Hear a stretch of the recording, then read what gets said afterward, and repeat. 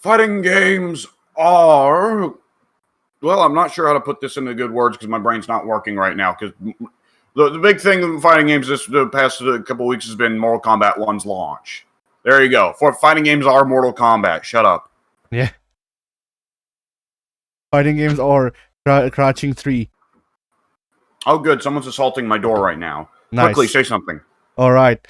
Well, speaking of Crouching 3, I have seen people already complaining about the some of the sweeps in Mortal Kombat 12. But the thing there, though, is that at least to me, maybe they lack a bit of force, but at the same time, I don't see what the problem is with them. Like, the stance overall doesn't seem all that like unrealistic or goofy.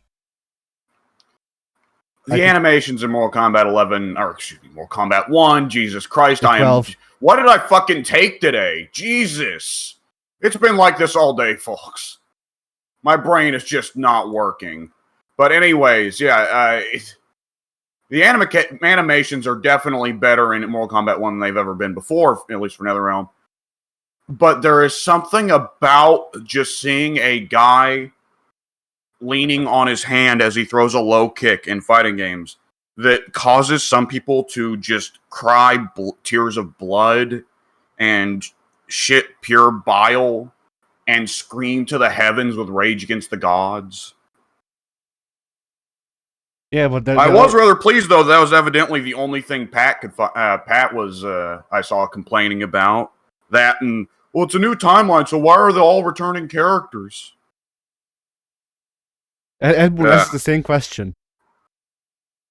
Pat of Super Best Friends, folks, a channel that I really loved when it was running, and now I find Pat endlessly fucking annoying. Anyways, yeah, Ed. Yeah, Ed, I think asks that question every time they bring in a new character. Anytime they bring in, like, okay, we're thinking we're gonna bring in Jax. Ed's like, well, why don't we just rename? Why don't we just like keep all of Jax's moves, but reskin him to a different dude, and then rename him to like Bob? But he still has all of Jax's moves and animations, and even his role in the story. But now he's Bob. And they say, okay, Ed, back in the box. Yeah. But yeah, like, once again, like, I saw the one that I saw people complain about was Smoke's crouching kick, and like, once again, like, maybe it can like a bit of force, like I could see that happening, but like even then, if it's a fast enough thing, it seems fine. Yeah. You don't spend very long looking at the crouching kick. Like, the crouching kicks are the fastest they've ever been in this game. Like, there was definitely a little bit of stank in Mortal Kombat X and 11 when the crouching kicks were rather slow and jailed for a long time, but weren't combo tools. Yeah. But that's not so much the case anymore. Crouching jab is still the quote-unquote jailing tool. Crouching kick is now more or less the same thing that's been in Street Fighter, which, boy, that's going to be a recurring theme for the discussion of this game. Yeah. Where it is really just a low poke to get the opponent to keep on their toes about lows and not just ignoring them.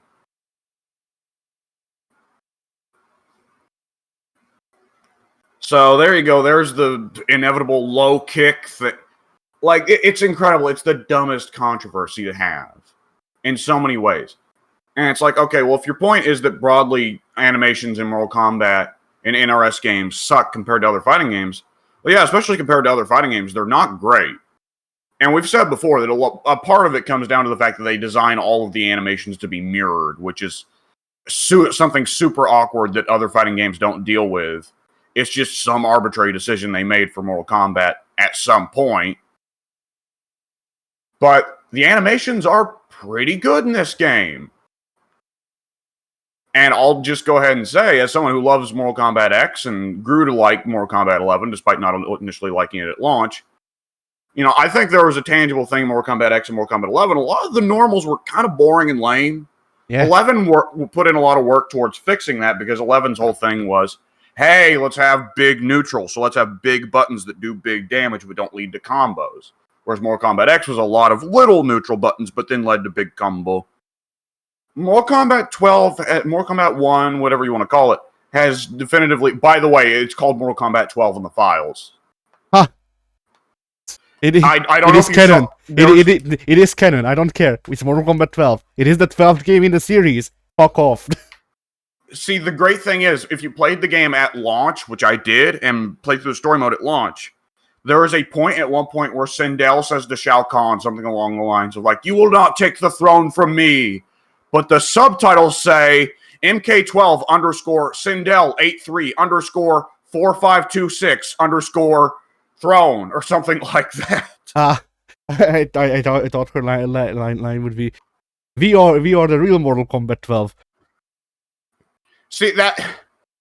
As much of a fucking parade of heroes as you form in Mortal Kombat 12 story mode, that wouldn't be too far off either. Like, who would even be in the Mortal Kombat 12?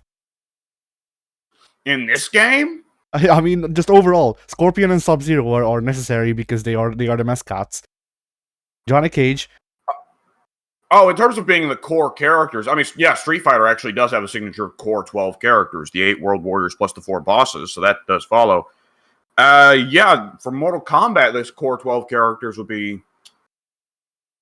let's see, the 7 playable characters from MK1, I would say, would all make it in. Arguable on Kano's case. No, Kano's been in most of the games. So yeah, I would say the core 7, the 7 from Mortal Kombat 12. Then I would realistically say you throw in Reptile, Kitana, Mileena, Baraka, Jax. There you go. There's the core 12 characters of Mortal Kombat. Because, like, Shang Tsung, Goro, and Shao Kahn are all iconic for Mortal Kombat 1 and 2 as well, but they miss out on several games, at least partly because they're boss characters, and NRS was... Oh, NRS has always been slower to let you play boss characters than Capcom. Yeah. There still has never been a game where you can play as the real Motaro. I mean, wasn't Motaro in Trilogy? I forget. Oh no, you're right. You're right. My brain wasn't working. Yeah, I forgot. He can work in a sprite game, but none of the games with 3D models have allowed you to play Motaro or the real Motaro, because real Motaro doesn't work with most fatalities.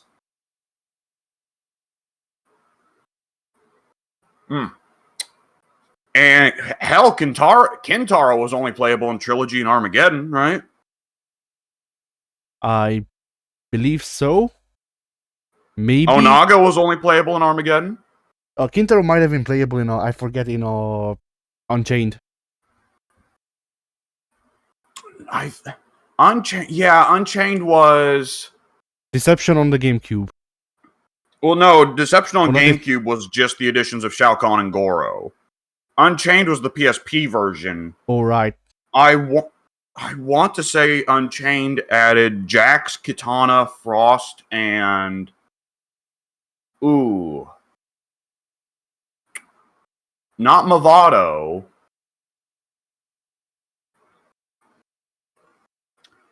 Not Serena. Serena was a Deadly Alliance edition at one point. There's something goofy with Deadly Alliance as well. Like, there's the Game Boy Advance version of Deadly Alliance is the only one that got Sector for some reason. The Game Boy version of Deadly Alliance was surprisingly good. It's kind of a wonder, yeah.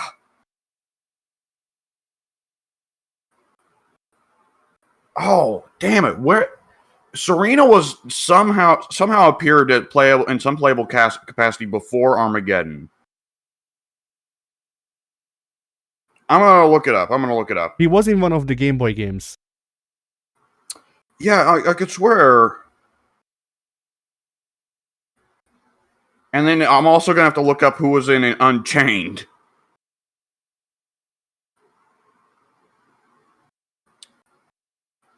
Mortal Kombat Tournament Edition, which was Deadly Alliance for the Game Boy Advance. Yeah. Okay, yeah, the Game Boy Advance version of Mortal Kombat Deadly Alliance added Sector, Serena, and Noob? Really? Sure, why not? I mean, Noob's probably the simplest of the characters to add. take a in a 2D sprite game like that. Excuse me, let me change that. Take Kano. Reduce whatchamacallit, like luminosity to 0. Yeah. There you have it. I like a game where we still have Sub-Zero was on the base roster, nonetheless, Kano. Yeah. Okay, and now I'm looking at Mortal Kombat Unchained. Katana, Jax, Frost, and Blaze? That's the roster. Yeah. This must have been... Hang on. Unchained was released in November of 2006. So when did Mortal Kombat Armageddon release? Because I know Blaze was a secret character in Deadly Alliance, so that wasn't Blaze's first playable appearance. Mortal Kombat Armageddon dropped in October of 2006, a month earlier. Okay. Because apparently Blaze's story in Unchained is that he was held back as long as Onaga was in the egg. When Onaga was released from the egg, he started preparing Armageddon. So Unchained tries to link Deception to Armageddon by having a skinny Blaze come out, and he's not yet got the pyramid up, so he's not yet become Big Blaze. Yeah.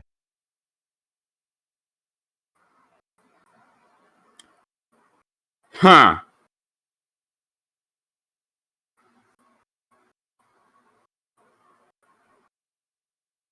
That is curious. That's strange to me, just that Unchained is a highly specific PSP version, and I don't know if it's got any huge bugs. I don't know that much about Unchained. I've just always found it odd that unless there are some big bugs, by all means, Unchained seems to be the best version of Mortal Kombat Deception. Yeah. Though I do wonder now, did Blaze have a fatality in Deadly Alliance? I don't know. I don't think he did, because I've seen Mortal Kombat Deadly Alliance's fatality compilations. I would have remembered if Mocap had a fatality, right? Yeah. At the same time, maybe I'm misremembering, because I could see Mocap getting just a lame Ermac fatality, right? Yeah. Okay, I'm pulling up Blaze's page on the Mortal Kombat wiki. If he's got a fatality, they'll have it there.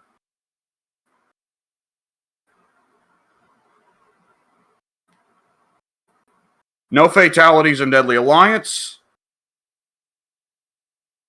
No fatalities in Unchained. Okay, Blaze never had a fatality. And presumably neither did Mocap.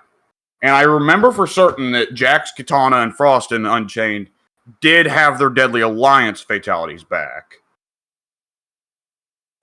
Which is actually quite nice for Katana, because Katana had one of the best fatalities in Deadly Alliance. She had the version of the old Kiss of Death, but rather than them blowing up immediately, they get the weird version where they inflate for a second and they go, "Oh God!" and then they turn back to normal for a second. They're like, "Wait!" They inflate again, back to normal. Then they pop. It's funny, they're never going to bring the proper Kiss of Death back in the modern games because the inflated versions of the Mortal Kombat characters would look so weird and also probably be fetish material for somebody. Yeah. I mean, you say that, but then look at what they did with Reptile. Yeah. I don't think it becoming fetish material is something that they're really concerned about. Yeah, along similar lines, I suppose. Melina's fatality in MK1 is explicitly her slurping up the opponent's brain like a noodle. Yeah. And let me tell you, that's the crazy thing about that fatality when you do it a bunch, because I love Melina, and Melina's awesome in Mortal Kombat 1. But when you do it a bunch, you notice she not only slurps up their brain, the eyes go with it. And you see the opponent's eyes leave their socket as she slurps up the brain. It's fucking wild. Which, yeah, that's one thing to hit with MK1. I don't know if we want to reserve a special time slot in the podcast for talking about MK1. But do we want to get the news out of the way first? Sure, I mean, we don't have a lot of news. The news are as follows. Duo Alone. Might have come out, I forget, for KOF 15. He's still got the stanky leg. Did you notice that? Yeah. And then with Duo Alone, or before Duo Alone technically, but yeah, the KOF got a huge list of patch notes. And then, yeah, but anything noteworthy? Not that I could tell. Well, not anything that seems noteworthy to the outside, as people who don't really play KOF 15. Yeah, I do have a copy right here. It's just kind of fell by the wayside. On some level, I'm just kind of like, well, for one thing, I'm partly waiting for the DLCs to wrap up, but also I'm partly just waiting to have a good reason to play it. Yeah. I just haven't had the money to pick it up. So yeah. Yeah, I didn't mean saying I was waiting on you. But yeah, if memory serves, they did fix the matchmaking at least. Oh yeah, that thing, yeah. Well, that's good because I heard that was a big problem for a lot of people. Yeah. But yeah, those are our news. MK12. Yeah. Okay. So if you don't want spoilers, leave. Yeah, because a lot of this is going to be us joking about plot goofery. Because a while ago, when we were discussing the plot of the game, the perspective plot of the game, we were joking like, man, wouldn't it be funny if, like, this happened and that happened, and then this happened, and then that happened. Yeah, Mortal Kombat 12 proves that Ed Boon is among the 5 people listening to this podcast. Thanks, Ed. We appreciate it. Yeah. We don't know why you're doing this to yourself, but nonetheless. Like, okay, Mortal Kombat 1's story starts off with deliberately having a very simple basis. It's just, okay, hey, Mortal Kombat tournament, except now this time around, Liu Kang's changed it. It's no longer for the Fate of the Realms. It's just for fun. And on top of that, rather than it being Outworld dominates for several centuries until Liu Kang gets the underdog win, it's been back and forth. You know, we get a win, they get a win. It's kind of, you know. Yeah. And it plays the plot very simply, and it has fun with it. And it's really just like, Earthrealm shows up, Raiden whoops ass because he's the new Liu Kang, and they go home. And Raiden actually just kind of checks out of the story after that. Yep. Like that, I was really surprised by that. Which, I mean, I guess it makes sense. Ed Boon doesn't like the standard heroic protagonist character. He hates Liu Kang. He hates Superman. If you're a standard protagonist who saves the day, Ed Boon doesn't fucking like you. But it really surprised me. Like, you really have playable sections as Johnny and Kung Lao, and Johnny's plot doesn't really start there. The meat of Johnny's plot in MK1 is his bromance with Kenshi. Yeah. And yeah, but there is a point where the story goes off the fucking rails in all the best ways, and it increasingly turns into, are we doing this? Oh, we're doing this. I see. And yeah, like I was wondering, like, okay, well, Shang Tsung's there. Okay, so we have 2 timelines. There's no way they'd have the balls to say, no, wait, actually. But then they said, no, wait, actually. Yeah. And after Mortal Kombat 9 had some pretty fun arcade endings, none of which mattered. Mortal Kombat X had a couple fun arcade endings and a lot of lame ones, like Ermac just showing up and getting his soul sucked. Fuck you for playing Ermac. And that was canon. And that was canon. A lot of Mortal Kombat X's arcade endings were non-canon, but that one was. Mortal Kombat 11, like, okay, I guess it's neat that there's arcade endings where each of the characters becomes a god, but you're not really paying attention because you know it doesn't matter. And then Mortal Kombat 1 comes out and like, no, actually, for the first time ever in Mortal Kombat series history, all of the arcade endings of Mortal Kombat 11 were canon. Yeah. There was at least one universe where Rambo fucking won, and push the hourglass into the ocean.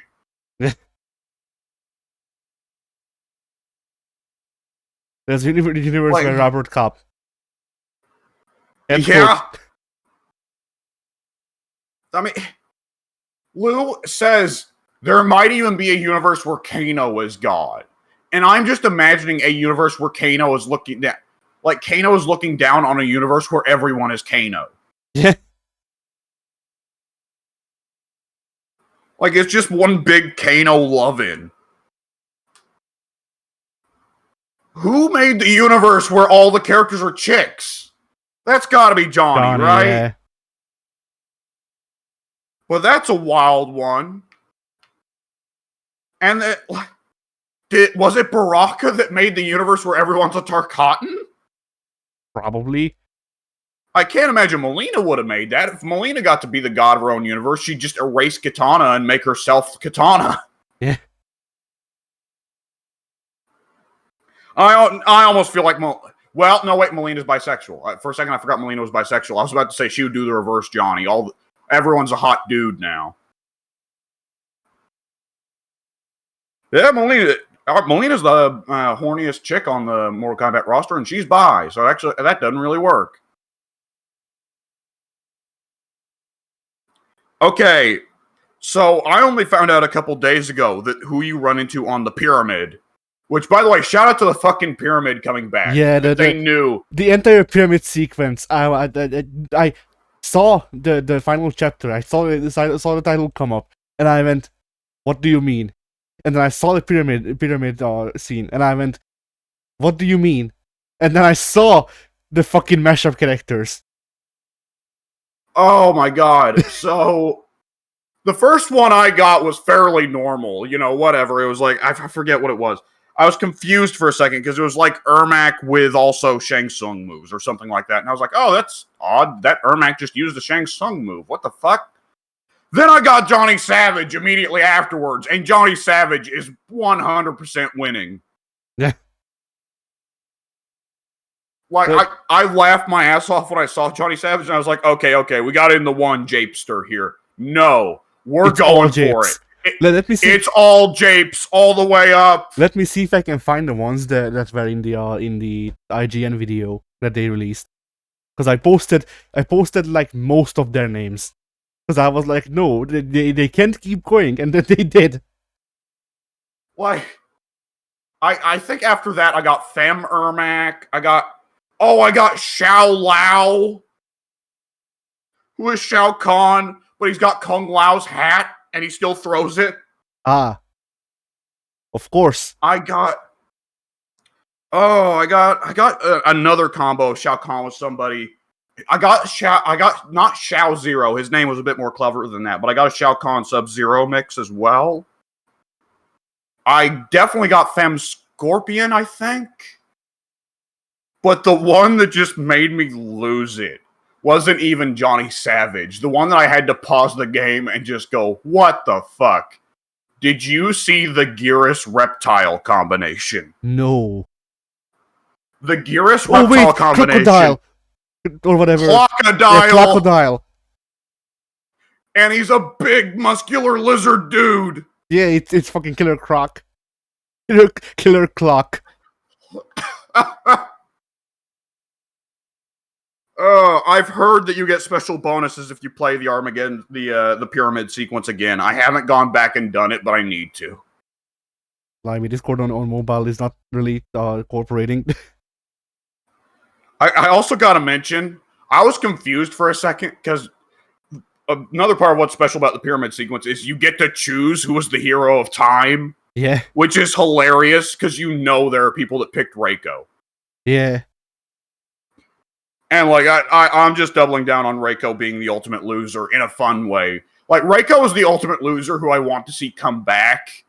Like, Su Hao is the ultimate loser that I want to see routinely get his shit pushed in. You know? Yeah. But, like, I obviously picked Melina. Melina's my girl. There you go. So I was very confused by the sequence where you were attacked by 3 other Melinas and get a special cutscene for it. I was like, wait a second. Do you get attacked by 3 copies of yourself each time you pick a character? No, it's just that you get attacked by 3 Melinas. But since I picked Melina, I got real fucking mixed up. Yeah. Alright, let's see. Oh, yeah. Yeah, Shao Zero was a thing. Quan Li. Quan Li? Yeah. Oh! Li Mei Quan Chi. Right, I think I definitely got a Quan Chi combination in there somewhere. But I don't think it was Quan Li.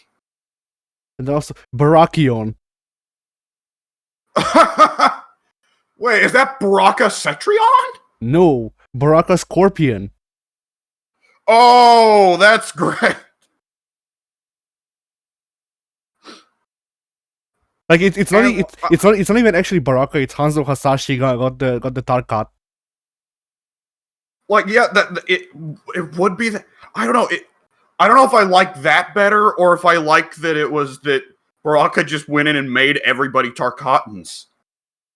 But also, I guess something to note: Hanzo Hasashi doesn't exist.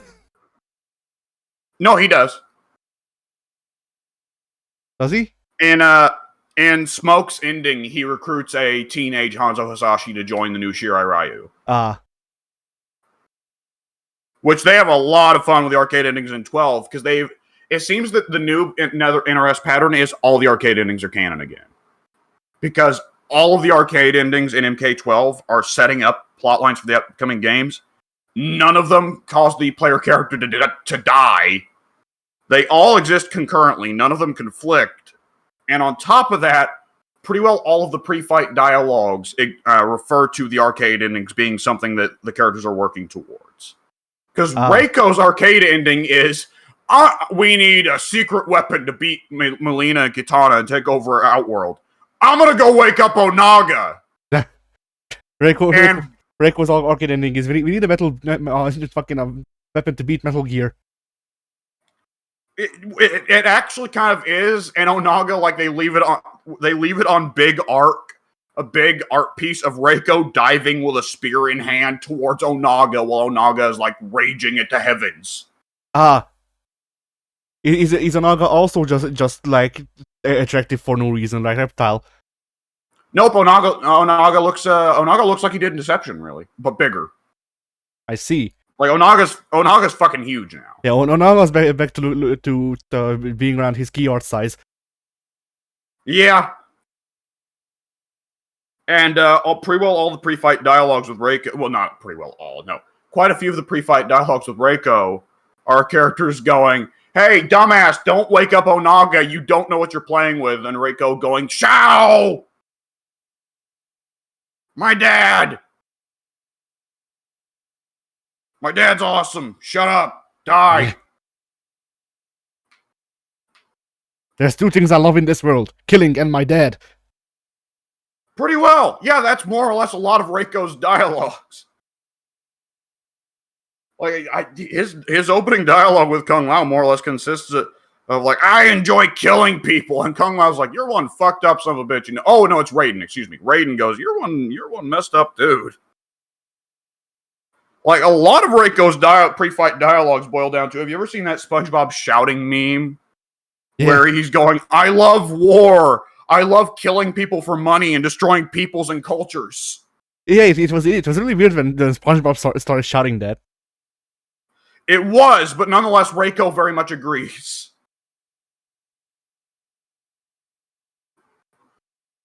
Natara just went through similarly odd changes. Natara is now just, I love eating people. Which she is a vampire. Yeah.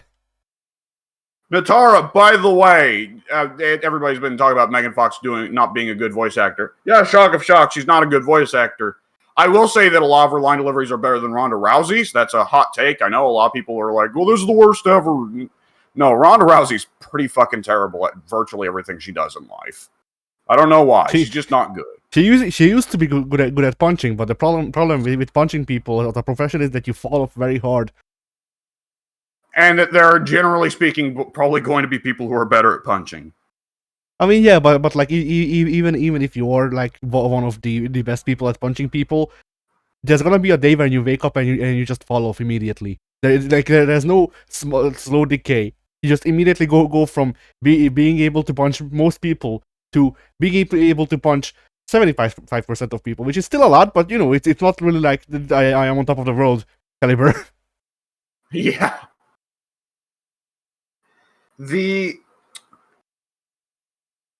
By the way, little thing I noticed. So Reptile, good old classic Reptile.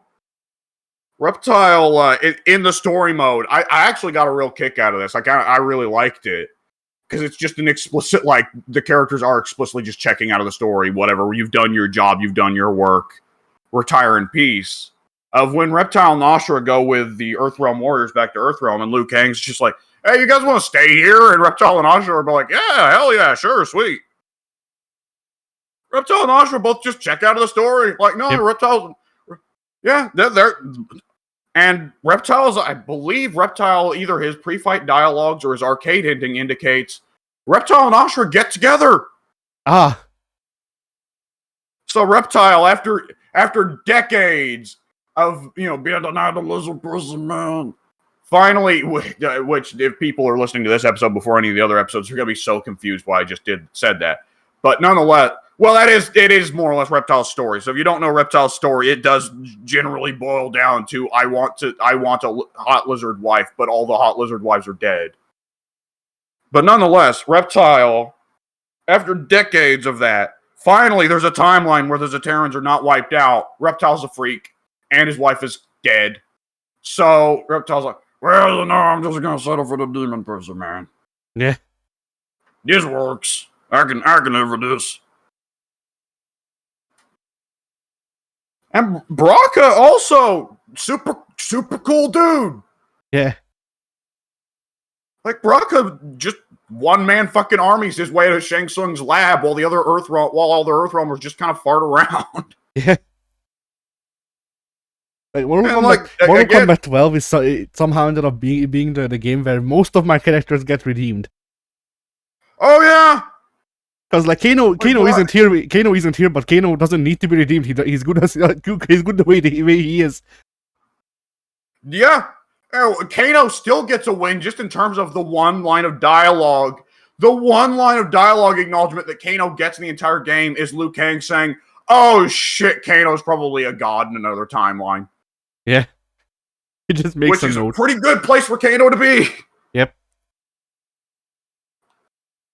And also, like, I feel like Kano is like, I don't even know how to put it, but Kano isn't really like an evil guy. He's evil by normal standards, but we're not talking about normal standards. We're talking about like Quan Chi and Shang Tsung.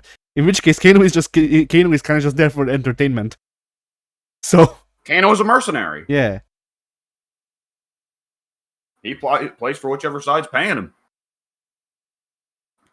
It is curious, what the hell does Kano and Lu's universe look like? Because Lu went to so much trouble to try and make everyone better, except Shang and Quan Chi, who either they were just so fucked that they couldn't be fixed, or Lu was just like, you know what, fuck these guys. I'm not sure which is funnier, honestly. Lu held a grudge because they snapped his neck one time. I mean, the moment someone tells him that Shang and Quan Chi are both up to something, Lu actually goes, "Oh, fuck!" Like I've seen the scene, so I know it doesn't happen. But I like imagining like he says that. Meanwhile, just Lu, Shang and Quan's hands are slowly coming in from off screen. Yeah, to break his neck again. Well, General Shao has to also be like, I don't feel so good about this. Yeah. Shao just walks it off in deception, though. It doesn't matter.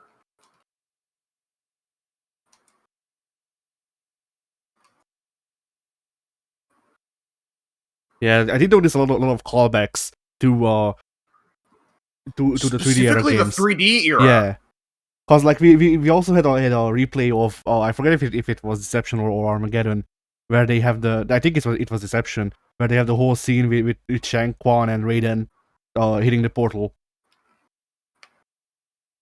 Yeah, that was very much a reenactment of the Onaga fight from the Deception intro. And it was strange to see, especially because this is not the Raiden that was there, you know? Yeah. I mean, it's not any of the people that were there. Yeah, that's true. I mean, Shang and Quan Chi are still not great people in Liu Kang's timeline, but admittedly, they have a much better reason to not be not good people now. Yeah. Like, by the way, shout out to the fact that Liu made some mistakes, but Liu did not fuck the pooch nearly as bad as Raiden did several times. Yeah. Although, you know, with Shang's current get up, someone pointed out in the, I think, the YouTube comments, or I forget where I was watching people talk about the story mode, and they pointed out, you know, Shang would fit into the Red Dead gang. Like Shang would be connected to Dutch. Yeah, you're not wrong at all. Come to think of it, his new snake oil salesman job. Yeah, and Quan Chi got stuck as a minor. Sure. Lou ran out of ideas. Yeah, Lou's just like, what's the shittest job I can think of? Whatever, you get that, Quan. Fuck you. Yeah.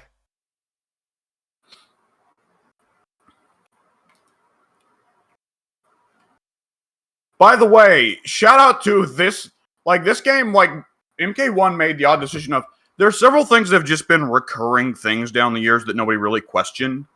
And Mortal Kombat 1 starts giving them explanations. Like, why is Quan Chi so pale? Like, the dude is literally white. Like, there's white, and then there's white, and then there's fucking white. Quan Chi is fucking white. And we all just kind of moved on. You're like, yeah, he's that way, I guess, whatever. Like, honestly, for a long time, I assumed it was body paint. No, he's just Irish. Yeah. Well, I'm not, some fucking expert at recognizing facial features, but Mortal Kombat 1, Quan Chi facially looks like kind of a middle-aged Indian dude, which I thought was a bit of a surprise. But they actually give the explanation for why he is fucking white. Ermac gave him the suck, but didn't complete the suck. Yeah.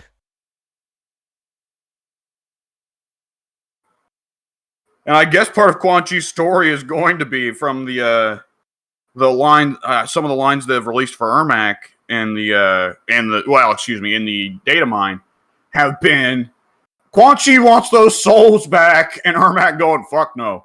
Yeah. Although, with the way that Ermac's character changed, how do you reckon they'll have him rip Jax's arms off? Ermac comes very close to ripping off someone else's arms. I forget who. They kind of like play at it like, hey, we recognize, you remember what Ermac did. So what was it? Who was it?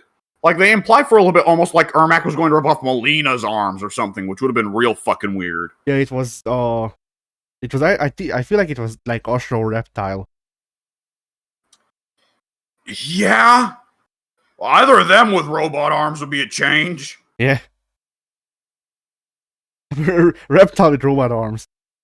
He changes form, but the arms stay the same. In Jax's timeline, does everyone have robot arms? Yes.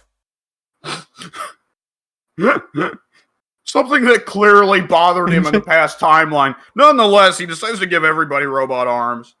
No, wait, Jax's timeline is the one where he solved racism. Yeah.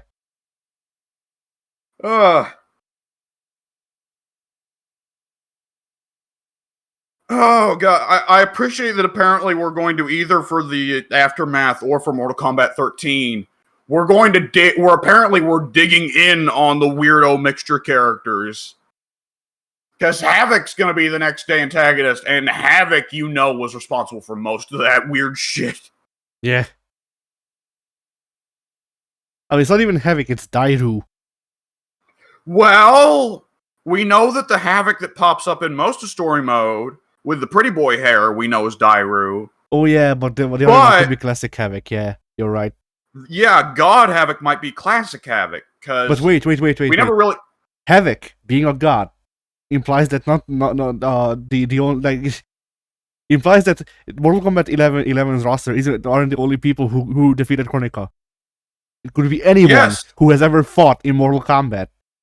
Which means that Moloch is a god in a universe. Well, Suhao is a god in a universe. Mocap is a god in a universe. Yeah, I mean, I could swear for certain you see a god Astra at some point during the Armageddon battle. And she definitely wasn't there for 11. Like, Jesus Christ. What? I mean, God Suhao.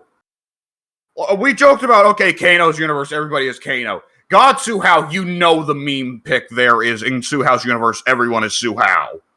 Yeah. It's the one universe where Suhao can't lose. Oh no, wait, they all lose.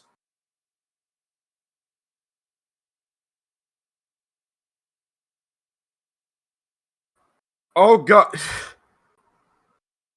Yeah, the universe where Moloch is God. I have to imagine, like, Moloch's universe is the universe of an idiot god, right? Yeah. That or everybody is weird blue gorilla men. I don't. What would Mocap's universe be? It's just the mocap software. Well, it's either that or it's just one gigantic NetherRealm studio. Yeah.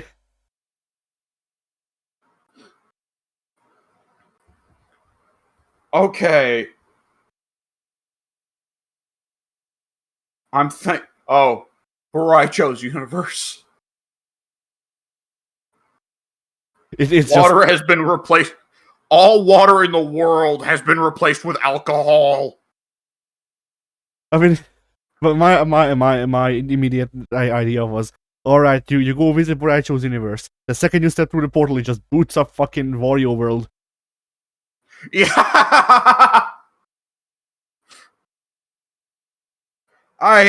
Oh no. Well, not only is Baraicho's universe, not only is everybody drunk all the fucking time, but they'd also make sure to make everyone at least overweight, possibly obese. Which, come to think of it, Pink's missing out. That's Pink's Mortal Kombat world. But, like, I am now imagining the most forbidden combination. Like, what? Forbidden combinations, plural. Kano from Baraicho's universe. Meat from Baraicho's universe. Oh, Lord. Like, meat from Baraicho's universe is not meat. Meat from Baraicho's universe is cellulite.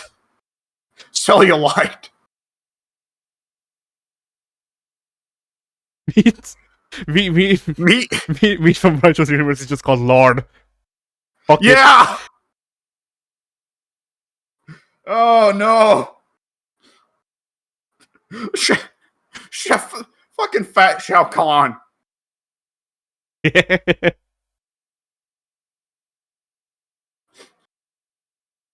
Fat Melina, like Melina from Baraicho's universe can't move. She's eaten too many people. Shao Kahn's guards have to move her around, roll her around the room. Yeah. In Baraicho's universe, does Jax's robot arms also get fat? No, he has the regular sized robot arms, but he's morbidly obese. He's got he can't reach past his. Oh god. Well, okay. Raiden as a god, okay, god of lightning. Liu Kang as a god, fire god. Is Baraicho god of alcohol? Fart god. Oh god. See, I would have preferred that Mortal Kombat X not bring that element of Baraicho back. Yeah. But they did. Is Baraka in his universe god of having swords for arms? Yeah. Baraka, god of bad ideas.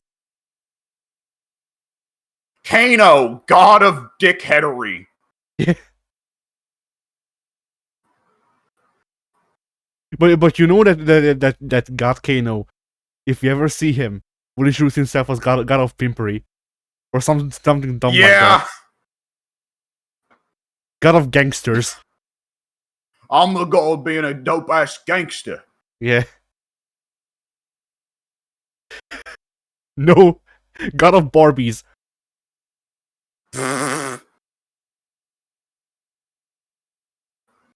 Oh no! In Kano's universe, the entire world is Australia.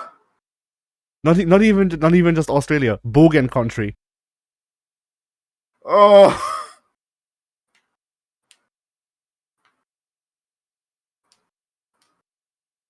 Oh. Oh.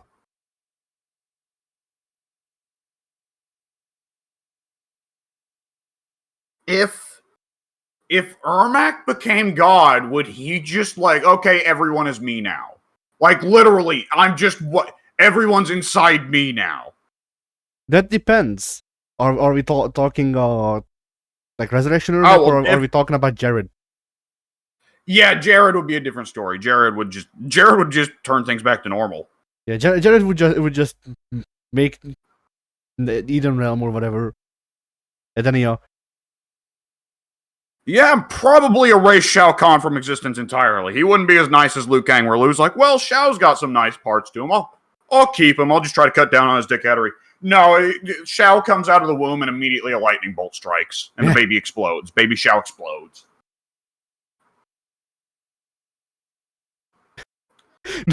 Not even that. Baby Shao is born. Right after he is born, an apparition picks him up by the neck and starts strangling him.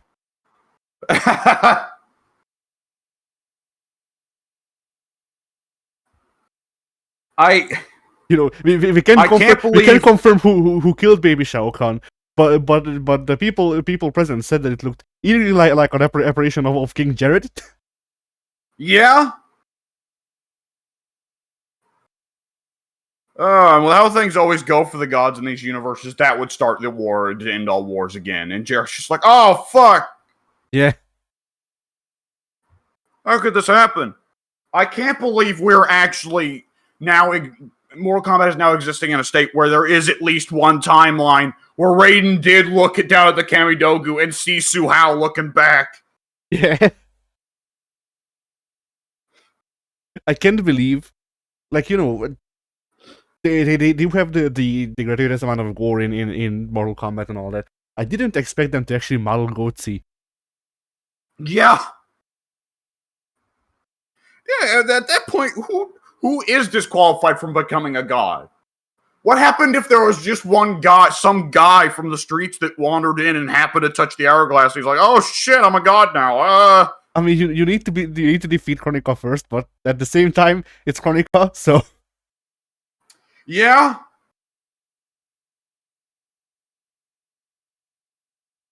In a way, Shang Tsung fighting Liu Kang over the hourglass is the best thing that could have happened to the timelines. Yeah. It gave us all of this material. Yeah. Okay, I would love to see a Goro universe where everybody has 4 arms. I don't know for certain if that would be the case. Goro perhaps strikes me as too intelligent of a guy to just go like, ah, fuck it, they all look like me. It's definitely more accurate to say that Kano or Baraka would try that. But nonetheless, that at least someone in one of the multiverses started mixing it up where there's like Shokan Kung Lao. Yeah. And nobody acknowledges it. Yeah. I mean, for Mortal Kombat, the way Mortal Kombat 12 ends implies that Liu is going to start going around trying to gather all the more good gods and their various peoples. You know they could do a wacky lineup shot of the heroes. And it's like, okay, we've got a fairly normal Johnny Cage and Kenshi here. Oh, that's Kung Lao with 4 arms. Oh, hang on, is that Lizard? Is that a fucking lizard version of Kano? Why is he a good guy now? Oh, that's Reptile with a gun? Not even anything special. It's just normal ass off the roster Reptile with a Glock. Yeah. I come from the gun universe. We all got guns, man. That's the fucking timeline where that's the timeline where Jackie won, where Jackie beat Kronika. Yeah.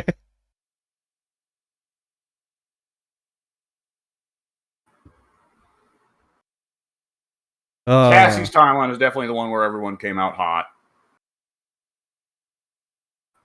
Cassie probably was the one that did the reverse of Johnny. Cassie's probably the timeline where everyone got turned into hot dudes. By the way, shout out to the fact I like the Kombat kids, so I wasn't super pleased with this, but I nonetheless understood what they were going for, and I appreciated that it was them trying to make amends for what people were displeased with X and 11. But shout out to the way the pyramid ends being, oh, Kitana just dunks all 4 of the Kombat kids without breaking a fucking sweat. See, like people talk about that. I didn't even notice the Kombat kids while I was watching the story mode. Oh, well, they do have all different designs than usual. That's probably why then. Yeah, they don't look quite the same, and you could get mixed up because they have the gender flip Johnny Cage as part of the big Liu Kang alliance going up the pyramid. Joan Cage, I think her name is, or Joni. And I got mixed up for a while, like, wait, is that just another Cassie? But no, it's actually... I figured her name would be Jenny Cage. JD Cage. Okay, who would make the one that's just straight up gender flipped? Not even like everyone's a chick now or everyone's a dude now. Who's the one that just like went, I'm just gonna flip the genders? Shinnok. Why? I don't know. He seems bored. Shinnok, yeah, you're not wrong. I would love for it to just be a really fucking weird pick. Like, it doesn't even make any sense. Like, oh yeah, that's Kenshi's alternate universe. Huh? He's still blind, by the way. Yeah. Kenshi makes sure to blind himself in his own timeline. Like, well, I guess I gotta live up to my stereotypes. Ah! Like, every time Kenshi goes blind, it's to a lamer method. Like, eventually some dust gets into his eyes and he goes blind. I don't remember how Kenshi got blinded in the original timeline. I don't think they ever said. I think he Did they ever explain I think he was just born that way. I don't think they ever explained how Kenshi lost his eyesight in the reboot timeline either, because in Mortal Kombat 9, he's just there and he can't see. Yeah.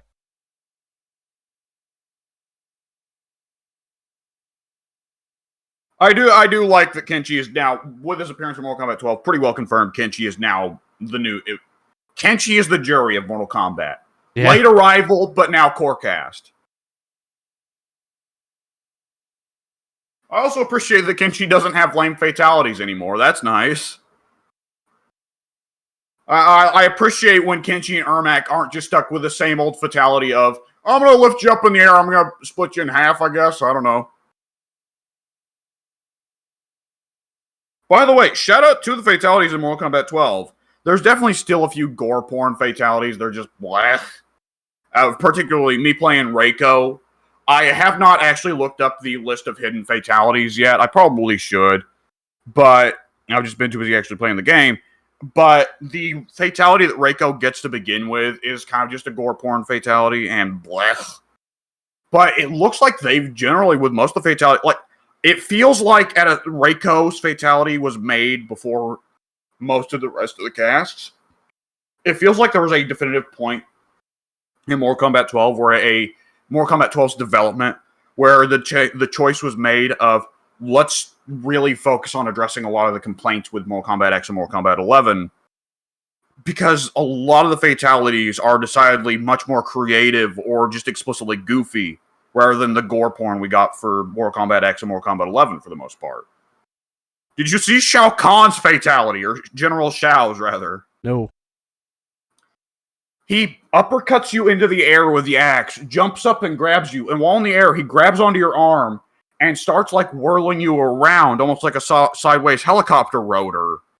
And he flies around like that for a while, whirling you around at such speeds that Shao is able to stay airborne. And it cuts to the character being whirled around going, oh, shit! Being whirled around at such a speed that they lose their skin and then their muscles, and they're just a skeleton. And then finally, Shao Kahn drops to the ground and your bones fall apart. Nice. That's a pretty good, like, more creative, back to the silliness fatality, I gotta say. Yeah.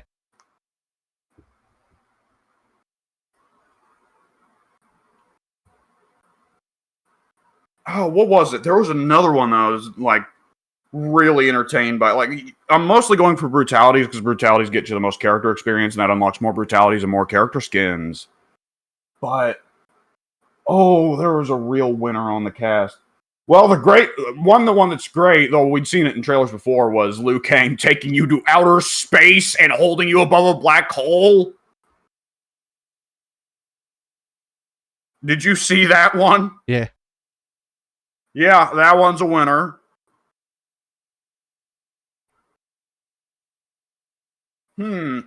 Okay, morbid but creative. I did see Baraka's hidden fatality pop up on Twitter, which is he hangs you up in front of the other Tarkatans, and they just each take a limb and start going nom nom nom nom nom. Ah. Well, I think he even holds you above a campfire. And the great thing is, all the fatalities will have your cameo then pop in and do their like big win pose of like, yeah!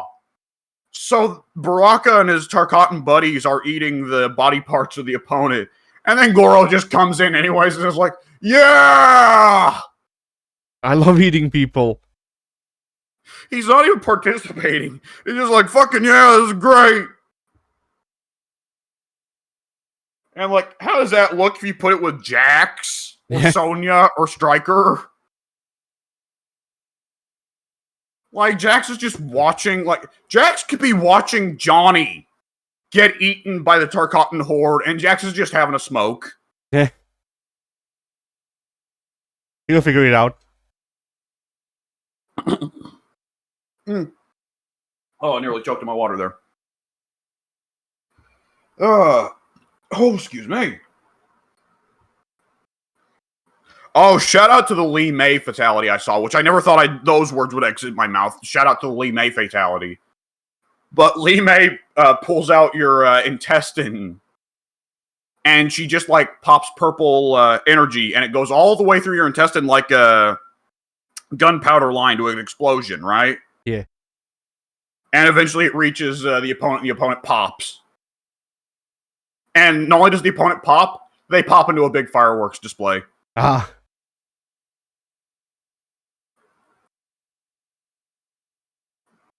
I love a lot of the classic cameo fatalities as well. They did good work with a lot of those. Cyrax's blow up the world fatality is still stupid and delightful, especially if you use it every match. Yeah. There's at least one timeline where Cyrax casually blew up the Earth, and whatever god was in charge went, "What the fuck? Why?" I had to do it to him. Yeah.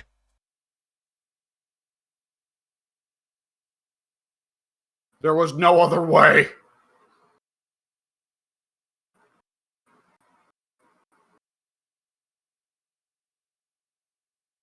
You know, I guess my one thing about the fatals is that, you know, like you said the universe fatal for Liu, and I don't like that one just because, like, I thought it would be funnier if they just go back to an MK1 with him, because he doesn't need to kill people anymore, so he can be a pacifist.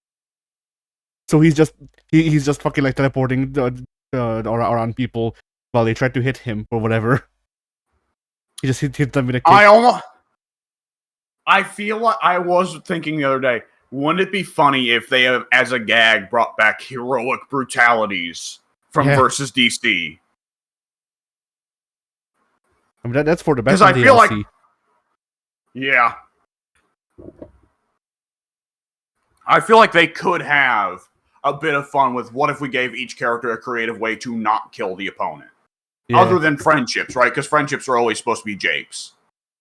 But you know what the one I would do with Liu Kang is? I wouldn't have him just do teleport and then teleport around him, ignoring the attacks, and then kick him. I would have Liu Kang just take him to space jail. They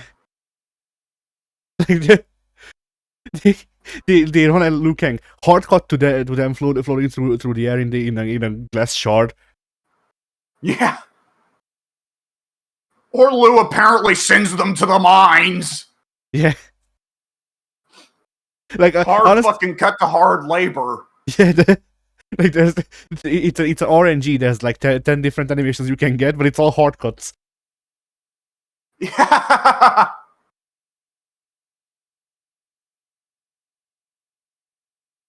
I feel like several of those would get a bit too brutal. Because I have to imagine that if Shang Tsung takes you alive, it's much worse than if he kills you. Yeah. Shang Tsung, like, you would have to call it something other than heroic brutality in many ways, just because if Shang Tsung takes you alive, you're going to the labs. It's a guarantee. Yeah.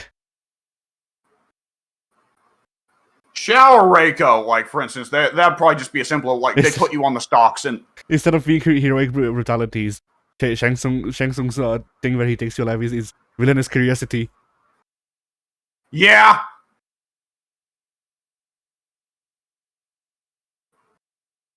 It almost... imagine it would be stupid as hell. Imagine if it was fate worse than death-ality. And then they have to get all of the announcers to say that. Yeah. Tell Megan Fox to record that. You know, she has a hard enough time delivering the lines that don't get weird. You know, I've always wanted to voice act in Mortal Kombat. You know, we all grew up with it. That's an actual quote. Yeah, I definitely remember seeing that because I wasn't watching that trailer for Megan Fox. I was watching it for the Natara gameplay. But yeah, by the way, Natara combo fiend in this game. Natara also noticeably has much less health than everybody else. She's kind of health-wise, she's the Akuma, and I noticed that, and I noticed conversely, Xiao has way more health than everybody else. Which he is the biggest and slowest dude in the game. But anyway, oh god. Well, see, now I want to go backwards, though, because now I just want to sit and think of more fate worse than deathalities. Yeah. Johnny Cage's fate worse than deathality. He gets you cast in a really shitty B movie. Yeah. You're his like double in Ninja Mime 4. Yeah. And like, Kung Lao's fate worse than deathality. You have to work overtime in Madame Bo's kitchen. Yeah, but I like to imagine for Johnny, you're his double in Ninja Mime. Every character, all of them have the Ninja Mime face paint. Even Quan Chi, his normal face paint hits through the Ninja Mime face paint. Yeah.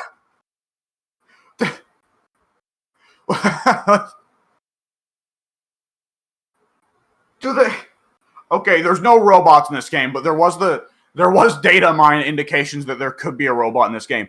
Does Cyrax or Sector just have it painted over their robot face? Yes. Just smeared on? Like, how would they even try that with Melina or Baraka? I mean, Melina has a normal mouth, usually. She does, and I guess they probably would make Melina docile in the fate worse than deathalities anyways, because otherwise she'd just start eating people, but... Baraka, do they just paint his, like, teeth red? Sure.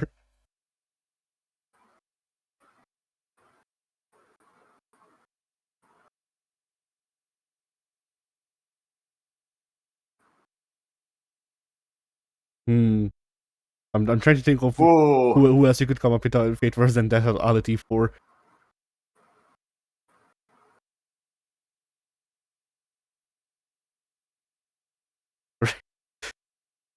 Reiko takes you to his room and talks about Shao Kahn. Yeah! You have to sit... Reiko makes you be the guy who has to sit there and list off all of Shao's titles. Yeah. General Shao, Destroyer of the Eternians, Crusher of the Zaterian Rebellion, Conqueror of the Seven Realms. Okay, Natara would probably have pretty close to the worst alongside Shang. Because did you get to hear about Natara's arcade ending? No. So Natara's whole thing in the story is the Vaternians need to eat, so we want to invade Earthrealm so we can eat all the humans. Natara's arcade ending is, hey, wait a second, I've got an idea. I'm going to go and kidnap just a few humans, and I'm going to force them all to have babies in Vaternis, and we're going to keep them as livestock. And it hard cuts to Natara has turned Vaternis into fucking cyberpunk, and Natara is running Human Meat Co. in Vaternis, where she has become like this super fucking evil corporate overlord that is farming people and selling them as meat to the Vaternians. I see. And Megan Fox is just going like, yeah! I see, regardless of how lame Megan Fox's portrayal is, I want Natara from Mortal Kombat 13, and she's wearing a suit and high heels and shoulder pads. Yeah. Like, she doesn't want to harvest Earthrealm for meat anymore. The problem is she's a villain because she's performing hostile corporate takeovers. Yeah. She's the only one who retains the striker system from this game. Her striker is hard-baked Vince McMahon. Yeah. I was thinking employee, like, overworked employees, right? Yeah. No, those are summons. Yeah. her locking animation is pulling at the guy.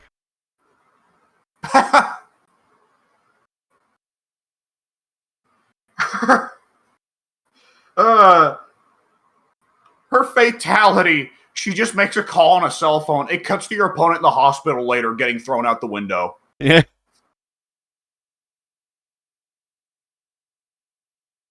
Alternatively, you see her on the phone. Got to Lars Alexanderson. Okay.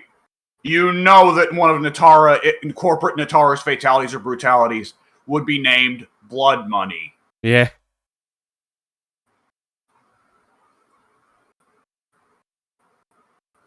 I gotta say, the question kind of became with Natara, how do we make Natara interesting beyond just she's a vampire? Corporate vampire would be a twist. Yeah.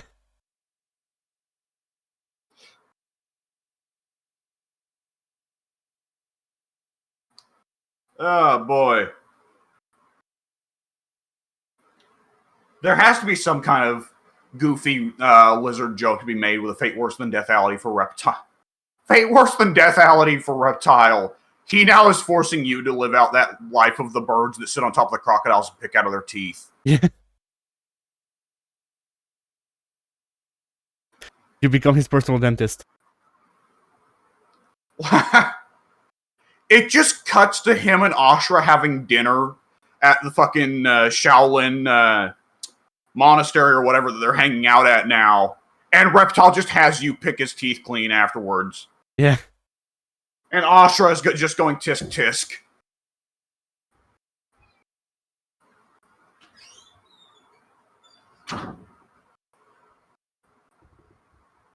Okay, fate worse than deathality for Raiden is he's just forcing you to go through the most obnoxious versions of like Karate Kid training ever. No. Raiden's fate worse than deathality is he takes you on a meeting with the other gods. Oh no! And like, there's no voice acting in the thing, but you see Raiden very violently gesticulate with his body. Yeah. While your character just like their shoulders slump and go, oh. Yeah.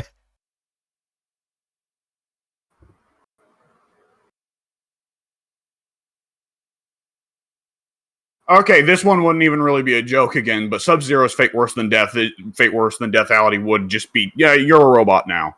Yeah. I mean, that depends on which Sub-Zero. Yeah, well, nowadays we don't have to worry about that because the one we used to say which Sub-Zero is now Scorpion. That's true. But I forget, was Bihan on board with the I forget the cyber link way. Well, the past two timelines, it happened after his death. Yeah, that's why I'm asking, because I feel like I remember Noob being like, the Cyberlink way sucks. Sucks that I'm dead, but the Cyberlink way also sucks. Yeah, it's difficult to say how much difference there is between the Bihan of past timelines and the Bihan of this timeline. The Bihan of past timelines was never really a nice dude, but he really waited until he died to let loose his true dickishness. Yeah. This Bihan is just open out and out, like, I'm a piece of shit. Here you go.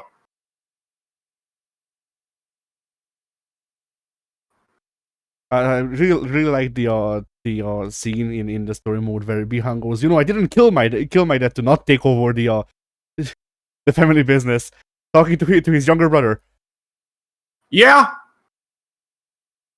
Well, he also earlier said to his adoptive brother, like, you're not my real brother. So evidently, Bihan's just like that, I guess. By the way, Reiko, who was otherwise a complete piece of shit in his character dialogues, nonetheless, when he runs into Sub-Zero, he's just like, you killed your own dad? Yeah! Oh, I fucking hate you. Die. So I guess he has some standards. I mean, he only has two things in life. War, dad. Yeah. Put the two together, and then you have the ultimate being. Yeah. We all know, we knew Reiko was the ultimate being before. He just never got to show it. Oh no, I'm talking about like the thing that Reiko would love the most is War Dad. Yeah, which Shao kind of is.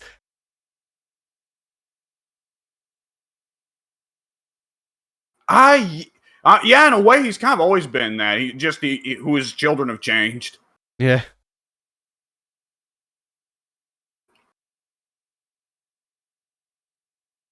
Oh boy! All right. Well, if we end up coming up with any more good ideas for Fate Worse Than Deathalities, they'll strike us as it goes on. Yeah.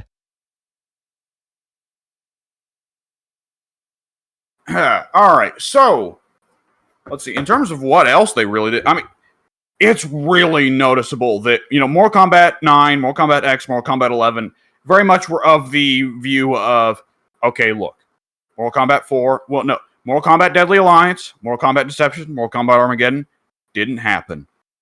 There are only 4 Mortal Kombat games.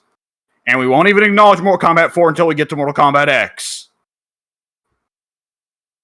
But yeah, there's always been some people, it's almost like the prequel trilogy of Star Wars, right?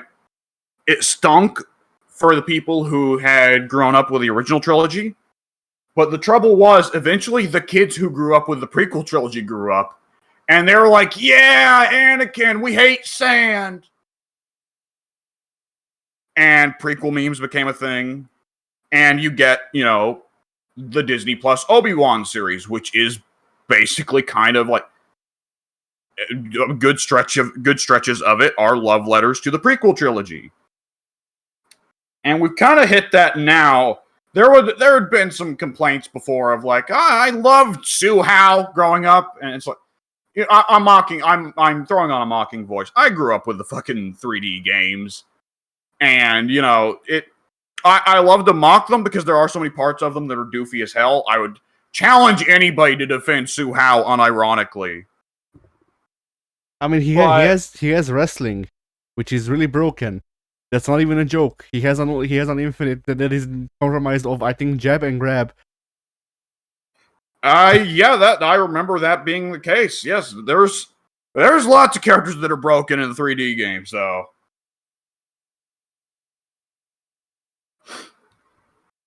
But yeah, Mortal Kombat 12 at several points feels like it is a love letter to Deadly Alliance, Deception, Armageddon. Yeah. Which I guess we should have guessed going by the fact that the roster is like, hey, you remember how Mortal Kombat 9, X, and 11 each tried to bring back one 3D era character? Because that was like a specifically noticeable thing. Like, okay, Mortal Kombat 9 brings back Kenshi, Mortal Kombat X brought back Baraicho, Mortal Kombat 11 brought back Frost. So they wanted to tamper with the idea, but they weren't bold enough to bring back more than one character in any given game. And really, out of those 3, Kenshi was a success, Boraicho, I think there's still a little bit too much of the fart humor, the toilet humor to him for him to really land with people. Though I do think Boraicho in Mortal Kombat X was way, way, way cooler than 3D era Boraicho. I actually liked MKX Boraicho, but I knew he still wasn't going to land, because still a vital combo tool for him was fart. Frost in MK11... was also on the roster, yes. Yeah, going with Cyborg Frost, I think, was a big mistake. Yeah. And you can tell, because Mortal Kombat 12 is very much, not only is Frost back to being human, but also she doesn't have really any of her Cyber Frost moves. She's gone back to having mostly her 3D era moves, so I think NRS recognizes Cyber Frost was a mistake. I mean, the best part of Cyber Frost is how her win animation was her killing herself. Yeah, that's true. She did get some... She had some winning fatalities and brutalities in the game. I do remember that. And also killing herself. Yeah, I'm not even talking about it. It wasn't her just like default win animation that she takes out her heart and crushes it. Yeah. Which you'd assume that it would be a vital part, considering it's one of the less like whatchamacallit, organic part of her. It's difficult to say, because isn't her match intro animation, her spine comes onto the stage and gets dropped into her robot body? It may be. You might be right. I don't think that's even her heart. I think she's just got a collection of human hearts that she smashes at the end of every match. Maybe. Which would still make sense for Cyber Frost.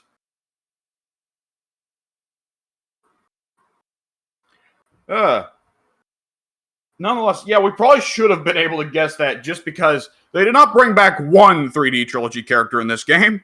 They brought back 5 if you count Kenshi, right? Not even counting cameos. Just 5 if you count Kenshi, right? Because well, let's see. Kenshi, Ashra, Nitara,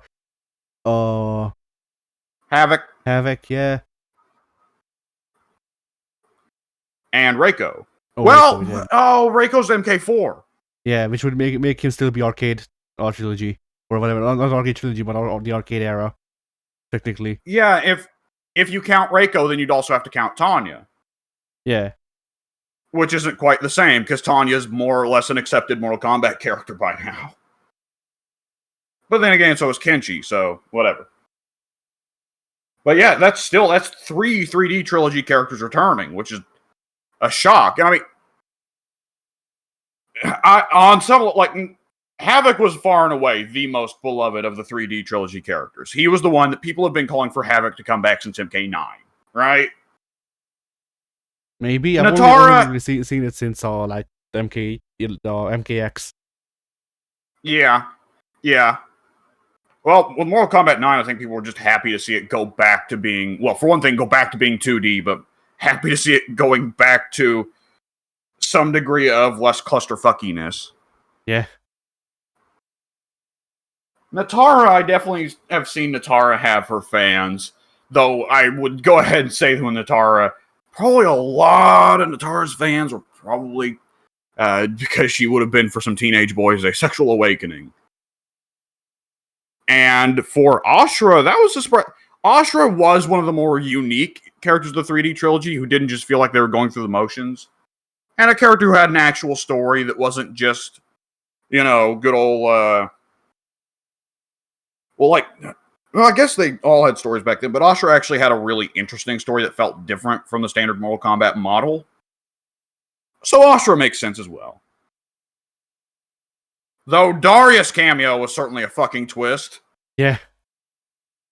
Because I think, I don't know if I've mentioned this before, but with the Order Realm, Chaos Realm stuff, there are really 4 Order Realm, Chaos Realm characters. Havoc, Hataru, Dairu, Darius. And out of those 4, Darius was easily the least interesting.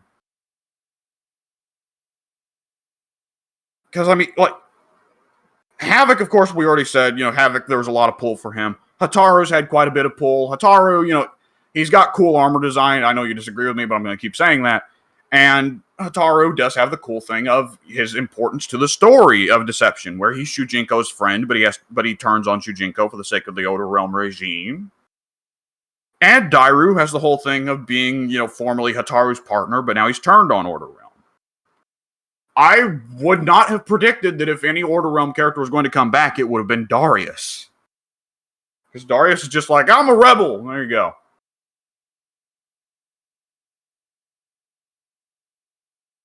It is interesting, though, if they're going to go into the Order Realm, Chaos Realm stuff again, more so in 13, that means Hataru is probably a guaranteed roster pick, isn't it?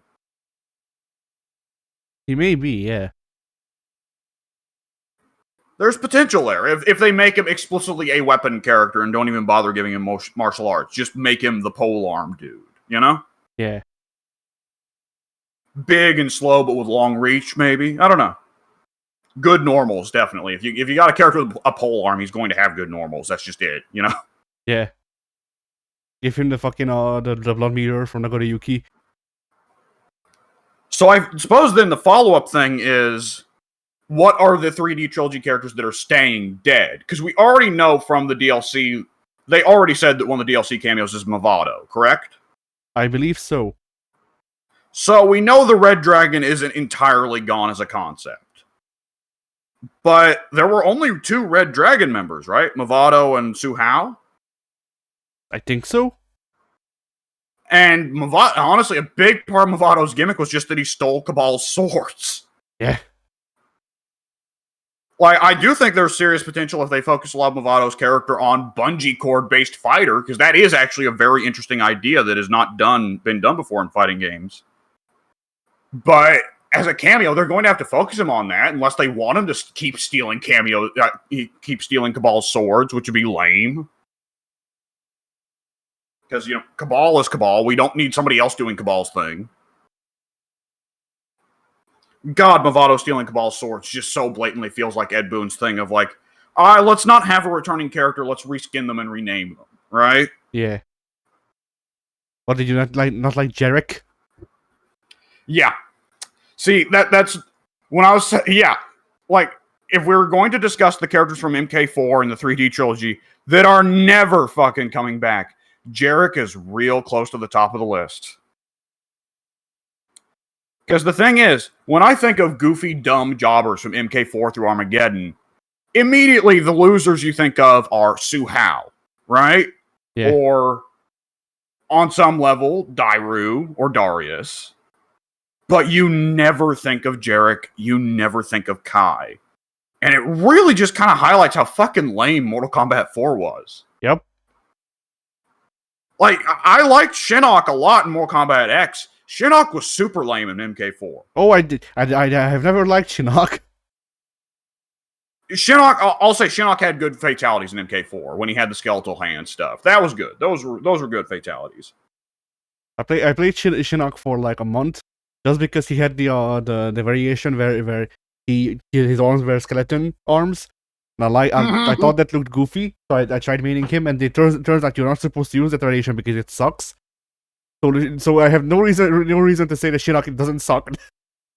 Exactly 0. Yeah, I liked Shinnok a lot. The Bone Shaper variation was definitely my least favorite.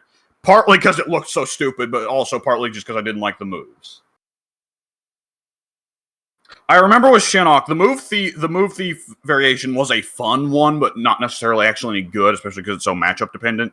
Shinnok, in memory serves, was one of those unfortunate characters for whom there was one great variation and 2 crap ones, so you really only played the one. Yeah. The weapon-based one, the polearm-based one, because it gave him good normals, and in MKX, most characters had T-Rex arms. I love MKX, because MKX does, make up for the T-Rex arms with crazy combos and shit, and stuff that's just blatantly broken, and loads of unblockable mix-up setups. But MKX is also sits alongside Street Fighter 5 and Street Fighter 2, honestly, as the 3 examples I can think of as the worst for T-Rex arms in fighting games. Nonetheless. So, yeah, that's do you think there is any way they could redeem Jarek or Kai? without just like maybe. fuck it, we're just Kai.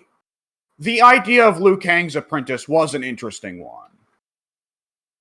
Yeah, like Jarek. On the other hand, I don't think they can redeem him because there's nothing to be redeemed. There is no character. It's just Kano, but younger and less interesting. I'm trying to remember, what did they give Jarek in Armageddon other than the lasso to separate him from Kano? Maybe an S stomp. He might have, got a stomp. Was he the one that had the weird stomp where, like, he then does a river dance on you? Maybe? I don't remember. It's been a while.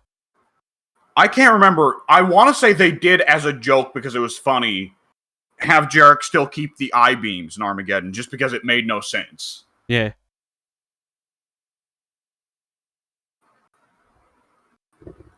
They might have even had it have the exact same animation as Kano's I-beam. The only difference was Jarek used both eyes rather than one. Yeah, Jarek, like, even Su Hao, if they announce Su Hao for Mortal Kombat 12 DLC or for Mortal Kombat 13, be it as a regular character or as a cameo, I would pop so fucking hard, right? Yeah. Because it's Su Hao. Like, if Su Hao earned a spot as the Dan Hibiki of Mortal Kombat, that would be perfect, right? Yeah, I'm imagining that Su Hao gets announced as whatever Combat Pack 3. There we go. He is the Combat Pack. He's both a character and a cameo. He gets that vaunted Kung Lao spot. Yeah. See, I noticed with the ones that share both a character and a cameo spot that they're using it to have their cake and eat it too. Because the cameos are classic Scorpion, classic Sub-Zero, and classic Kung Lao. Which means that the cameo Johnny is going to be classic Johnny. But with Su Hao, would they like fundamentally redesign him and the cameo is is classic Su Hao? Like classic Su Hao comes in, he does the infinite. That's it. It uses the entire meter. He does the infinite, but it does no damage. It does it does damage, but it only actually deals like 30% because of combo proration. Yeah, and Su Hao even gets the max damage thing where it kicks him out of the combo. Yeah.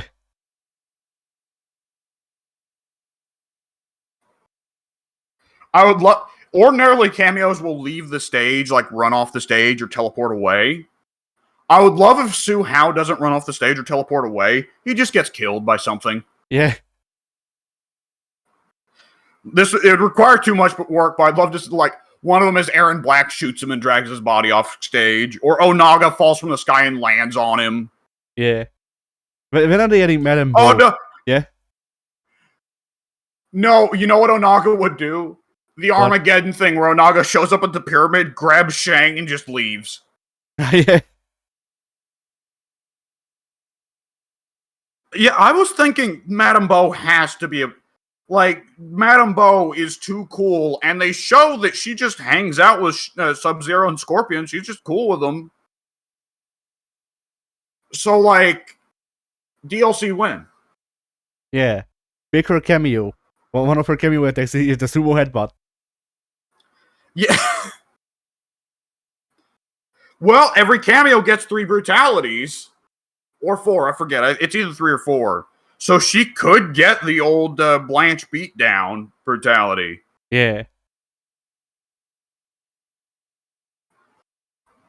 Ugh. I get that. Okay, here's a question. So the question earlier was, who are the characters that they just can't? There's nothing that can be done. Who would be your pick for next 3D trilogy character or MK4 character? Next fucking lame-o. There we go. Next Dark Era Dark Ages character to get a look. Who would be your pick?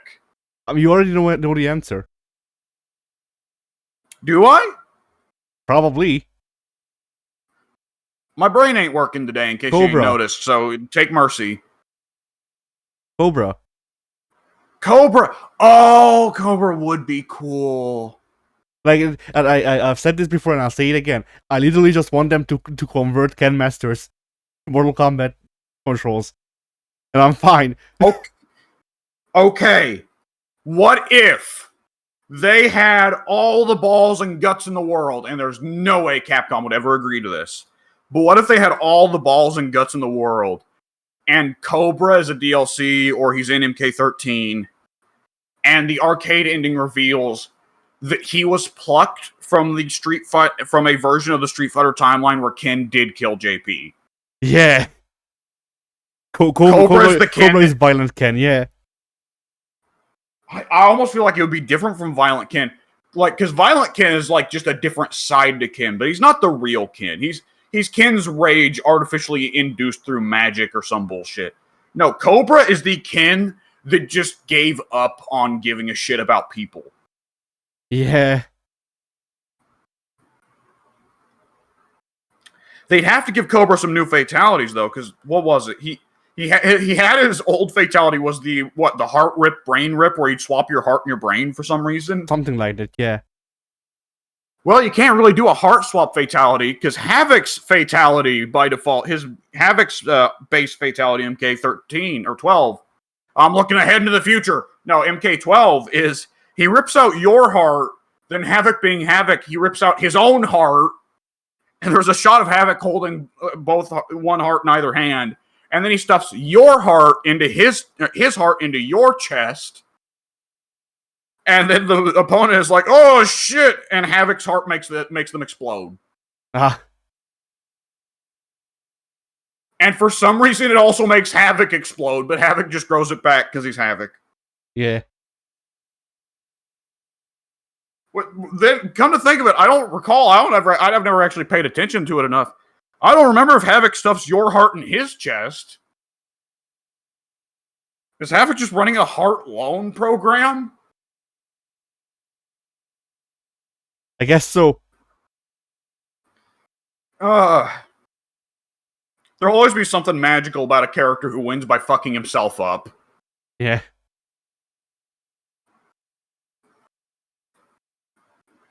Okay, with Cobra, if they did bring back Cobra, does he just stick to being a Shoto, or does he get some of the Eskrima sticks he got from the 3D trilogy?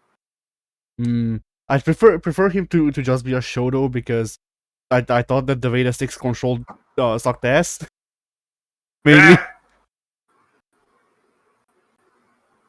But like I figure he wouldn't just be a straight Shoto. He would be a fireball-less Shoto. He'd be Sean. Did he have a fireball in the 3D trilogy? No. Not that I remember, at least. Oh, that would be interesting then, yeah. He either had no fireball, or he might have thrown a knife. But... that'd be too... I feel like that... No, Kira was the knife thrower of the Deception Black Dragon members.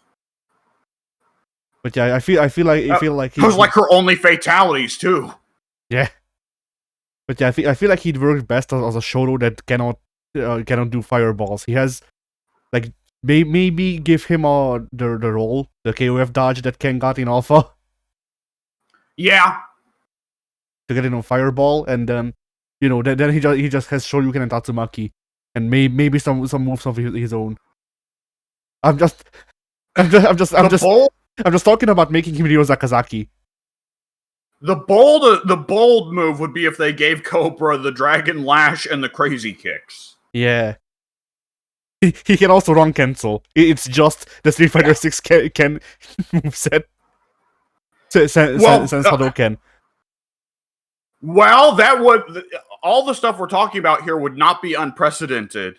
Because not only does now most of the Mortal Kombat cast have Shoryukens in Mortal Kombat 12, there are several characters who have run cancels. Reiko has a run cancel, and it's very good. Oh, and he also has a command grab, so it's a command grab character with a run cancel. Fuck you. Is it a real grab too? Yes. Nice. There are 3 characters in the game who have real grabs. Reiko, Geras, and Shao Kahn when Shao Kahn loses his axe. And out of those, Shao being dependent on losing his axe makes him weird. Shao's kind of a stance character. Yeah, which I never thought would happen. Yeah. Shang Tsung, also a stance character, by the way. Ah. Ashura, also kind of a stance character. Yeah, I remember them pointing that out. But, yeah, the most classically grappler out of the cast is definitely Geras. Geras has a command grab where he can side swap, a command grab where he can throw you farther away. His command grabs do the best damage, and generally speaking are the best combo enders. Geras is relatively slow, but he hits hard, and he has a lot of tools that are meant to scare you into sitting still and letting him grab you. And Geras' best air combos are ones that end in command grabs. Which, by the way, Geras has 4 different air grabs. He can choke slam you from the air, he can DDT you from the air, he can knee lift you from the air, and he can fucking Kawada driver you from the air. Nice. Yeah. Even his grounded command grab is he throws you across the screen, and then Geras being Geras, appears at the other side of the screen himself and lariats you out of the air. Shout out, by the way, Reiko has a geese parry. Oh. Where if you hit Reiko during his geese parry, he lariats you and you take a bump. But if you do the brutality version, he Stan Hansen lariats your head off your shoulders. Oh. By the way, I don't want to dwell on my boy Reiko too much, but man, I'm loving Reiko a lot in this game. I think I've actually wound up playing him more than Melina, which I never thought would happen. But Reiko, do you remember Reiko's goofy Mortal Kombat 4 fatality?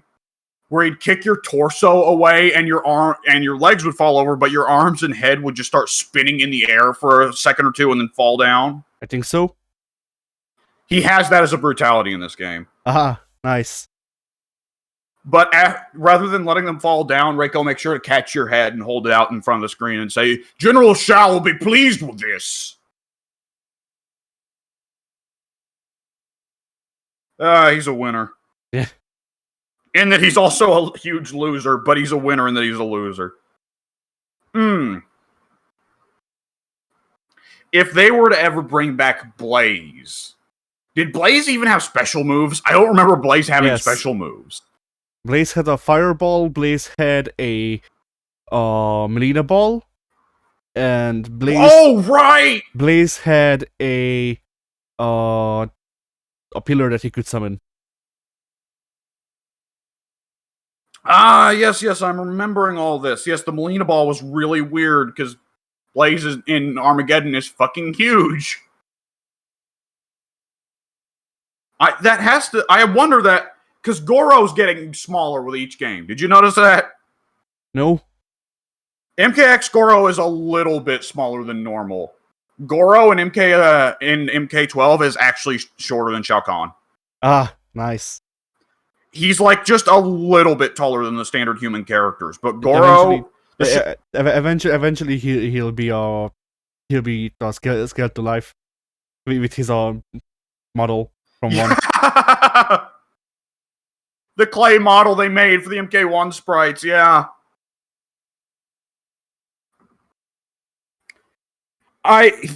Okay, Mini Goro would be great, but nonetheless. Well, you know what it makes me think of? On some level, I imagine what happened was somebody noticed that Shiva is way tinier than the other Shokan. And it's kind of like, well, how's this work? How do make Shokan baby when big size difference? Like if the female is larger, then it can still work. But when the male is that much larger, that causes problems. Shokan dick small. Well, there's not just that, but the baby. Yeah. If Shokan males are that huge, would that not cause big problems for Shokan females having to carry Shokan male babies? Good question. Anyways. Hold on. Go ahead. No, I just said good question. Yeah. By the way, the Outworld stage is loaded with Shokan NPCs, which is fun to see. They're just hanging out now. And they, the animators had a great time in Mortal Kombat 12. Every cutscene featuring background NPCs, every stage, the invasions boards are loaded with background NPCs that you don't notice immediately, but if you look at them, you'll notice they're doing really goofy stuff. Like, everybody noticed in the Madame Bo, the fight at the bar that starts the game, that there's one guy drinking at the bar who refuses to leave his beer, even with Sub-Zero and Kung Lao fighting around him. But, like, you'll see, like, I want to say you can at some point on one of the stages, either on the actual Tarkatan colony stage or on the invasions board, you can see a, like, Tarkatan trying to gnaw on, like, a big totem or something. And just every time he gets hurt and goes, ow, that was stupid. Oh, but what if I tried again? They had a lot of fun with the little touches in this game. Sounds like it. Now, okay. I don't want to keep talking about Mortal Kombat 12 forever. But there is one thing I know I gotta hit, which is, okay. So the standard practice with fighting games is, okay, the game's released, it's been out a week, okay, so we picked our character that we're bitching about. Now, Street Fighter 6, it's pretty quick. Okay, Street Fighter 6 has been out for a week or two, alright, commence the bitching about JP and Ken, right? Yeah. With Mortal Kombat 12, it is not. This speaks to the significance of the system. Nobody's really bitching about characters. What people are bitching about is fucking Serena cameo. Because her back cameo button is she comes out in demon form and she throws 2 little ring chakrams. They hit twice, and then they come back and they hit twice again. Oh yeah, I know one. Mm-hmm. So if the opponent is getting hit, then it is a very good combo extender. If the opponent is blocking, it causes loads of block pressure. Now, if your character has a reversal or any move that hits very, very quickly, you can prevent yourself from getting block pressed. But if you're new to the game, or you don't have a reversal, or you just don't know what the hell reversals do, or you're not very good with your reversal inputs, then it can be pretty oppressive. And it's one of the half-meter spending moves, so she can do it 2 times in a row. I see. Yeah. So, a lot of the talk has not been who is the strongest character. It has really been who is the strongest cameo. Because Serena has that, but Serena doesn't have much stanky stuff to her. But there are people showing the most stankety Jax unblockable ground pound setups, and the most stankety Goro unblockable Shokan stomp setups. And both of those characters, that's a big meter spending move. You only really get to do it once, but it's there. And Goro and Jax still have good stuff outside of that. Jax gives you an invincible reversal, and the backbreaker is a good combo extender. Goro has a command grab. And, like, Striker gives everybody instant 50-50 mix-ups. I'm not even, exaggerating here. Striker has 2 cameo moves. One, he comes out and he sweeps the leg with a nightstick. The other, he comes out and hits an overhead with a nightstick. They have more or less identical startups. So it is really just any character on, okay. Usual NRS tradition has been stankety mix-ups. Going back to 9, right? Yeah, I mean, the entire character of Smoke. Smoke is a pretty stankety mix-up character in most of his appearances. But, hey, it's not uniform anymore. It used to be that everyone had at least some stankety mix-ups. And in MK12, well, Shang Tsung, terrible fucking mix-up character. He has no mix-ups. Along similar lines, Ashra, not a very good mix-up character. She's not really got mix-ups. Geras, no fucking mix-ups whatsoever. Outside, like, he gets it, outside the standard things of overhead and lows and neutral. He doesn't get pressure strings leading into mix-ups. Once Geras starts his pressure, that's it. There are still a few characters in the game who are pretty mix-up heavy. Smoke and Melina are both horrible mix-up monsters.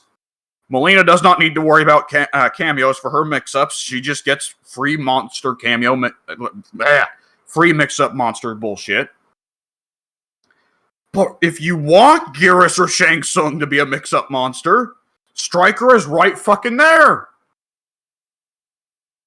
And he's just one cameo out of a roster of like 17 no, it's not 17. Is it 17? It's like 16 cameos. And they are all character redefining. Yeah, I'm surprised how the Kano cameo has fallen off, apparently. Yeah, the Kano cameo, yeah, that's one that everyone thought would be oppressive. The Kano cameo is super good. It's just that, like, it's whatever. It's basic good. Projectiles for added pressure. Okay, yeah, that's good. And the Kano ball having the delay. Hey, that pretty well forces the opponent to not move until Kano gets off the board.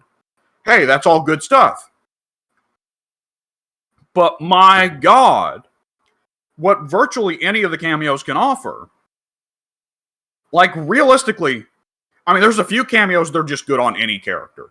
Serena is a good cameo on any character. She just offers good tools for everybody. Similarly, there's a few others that offer good tools for everybody. Cyrax is still a combo monster. All three of Cyrax's assists are amazing combo fuel. But then every character in the game really only has one or two cameos that aren't, really good. They're like, for instance, Melina doesn't benefit from Stryker so much. She's already got really good mix-ups, and she appreciates Stryker's grenades. But really, the only thing that's different for her from Stryker is Stryker having a restand, which Melina does not. She's never had a restand. That's not her style. And other than that, I struggle to think of any of the cameos that don't give Melina some tools she really likes. And, like, if you don't want to engage with the cameo system, if you don't want to think about the cameo system, by all means, just pick Kano and have Kano keep throwing knives. Or just pick Frost, because Frost doesn't have any ambush assists. All of her assists are summons. So really with Frost, if you take Frost, you could just take Frost as a cameo on all your characters, and it's just like, well, okay, I just now have a reversal and a freeze. And a set play bullshit. Yeah. By the way, not a lot of people talk about the Sub-Zero cameo. I've talked before about how NetherRealm has a pattern of, generally at launch, there will be some really strong zoning. And then when you know it, one of the initial DLC characters is a character who just pretty well turns off zoning altogether, right? Yeah. They didn't wait with this one. Why? It is an cameo Sub-Zero explicitly. He only has 3 assists. He only has 3 assists. They're all fucking winners, including one that is an ambush, so you can apply it at any time. Ice Armor makes it where projectiles just don't fucking work. Like, the game might as well play a sound effect anytime that you get hit by a projectile where you're wearing ice armor. It might as well just play a sound effect of someone going, no! Yeah, it's a recording of Ed Boon going, nah.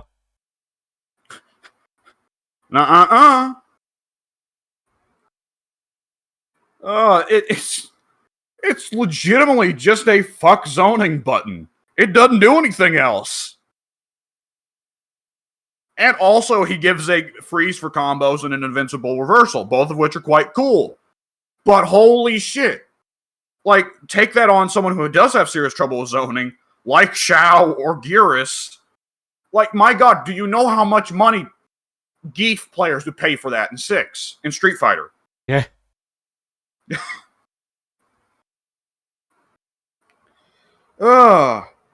If memory serves, it's not one of the expensive cameo moves. Oh. Holy shit. Shout out to fucking Darius, by the way. Have you seen what Darius can do? No. So Darius, if you put him out on the field, and if you hold on to the cameo button, Darius will just stick around. And what Darius does is he just sits behind the opponent, kind of similar, really, to like General Zod's little summonable goon from Injustice.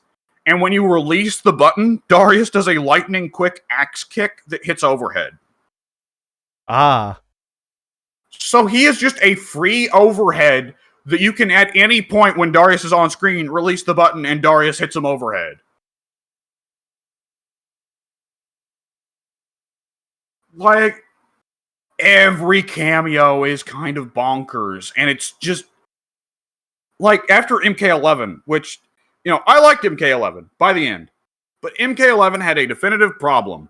It felt too safe.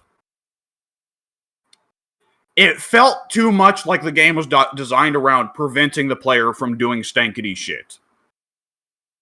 It felt too much like they were trying to create a truly tightly refined experience, which can be fun, but there has to be room for player expression, player creativity, and giving the player the feeling that they can create stankety shit.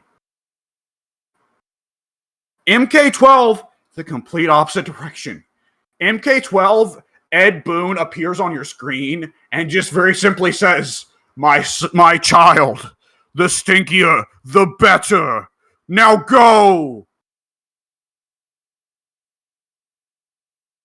Oh, all right, there we go. I think I've pretty well said everything I was going to say about Mortal Kombat 12. And Jesus Christ, did I take my time doing it. Do you have anything to add there? Because I know that in the latter part of that talk, I kind of got into gameplay stuff, which is where perhaps you could have less fun with the conversation. I mean, it's not even less fun. I just have less to add because I literally can't play the game. So yeah, and I can't. Darius's timeline. Everyone has sunglasses. Yeah, that's it. No. In Darius's timeline, the entire world is 80s disco. Yeah. Oh my god, he is just color vomit in this game. It's ridiculous.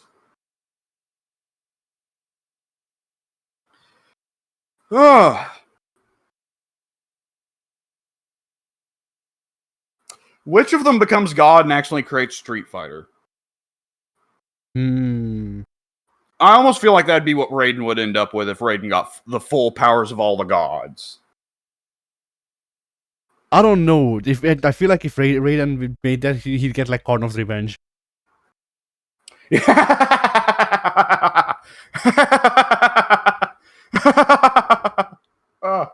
Oh shit. By the way, did you notice? What have you done, Raiden? And then you from the background, you just hear balloon. Oh no!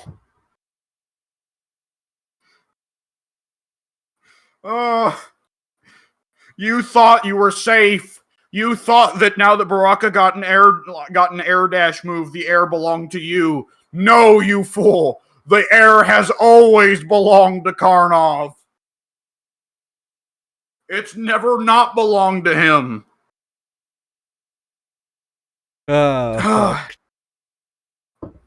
But did you notice when you were seeing the story mode that when Dark Raiden appears from Shang's timeline and when God Raiden appears from the timeline where Raiden won MK11, did you notice that not only does he have the old Raiden facial models, but they actually brought back the old Raiden voice actor? Yeah. That was a very, very nice touch. Yeah. There's still seven. Like, in a way, it's very secure for NetherRealm to do this because anytime you make big changes with a reboot, people are going to be like, "But I missed the old character," right? Yeah.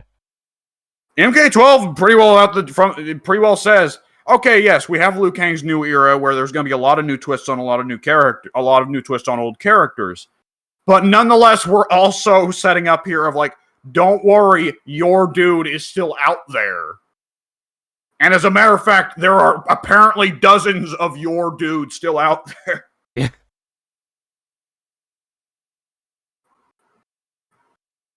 the way, we joke about, this John, Kano makes a timeline where everybody is Kano. Kung Lao more or less says he made a timeline where everyone is Kung Lao. He does. I must have missed that. Yeah, he says that in his timeline, he has made it so that there are millions of Shaolin monks. That's part of what's great about Lao. I've never played Lao very much, but I do love Lao. And that Lao is hero dude. He is, the solid hero dude sidekick to Liu. But where Liu is, straight up hero dude, he's humble, he's good-natured, he's kind-hearted, he's hardworking. Lao is hero dude, but Lao's also a raging egomaniac. It just doesn't pop up too often. Yeah. When will we get old man Lao with a mustache back? Fucking porn/Lao. That's gonna be the big twist reveal in Mortal Kombat 13 that Lao eventually turns into Shujinko. Yeah. Okay, yeah. I don't think that there was a bigger shock on the MK12 roster than fucking Shujinko. Yeah. Did you see the way his cameo mechanics work?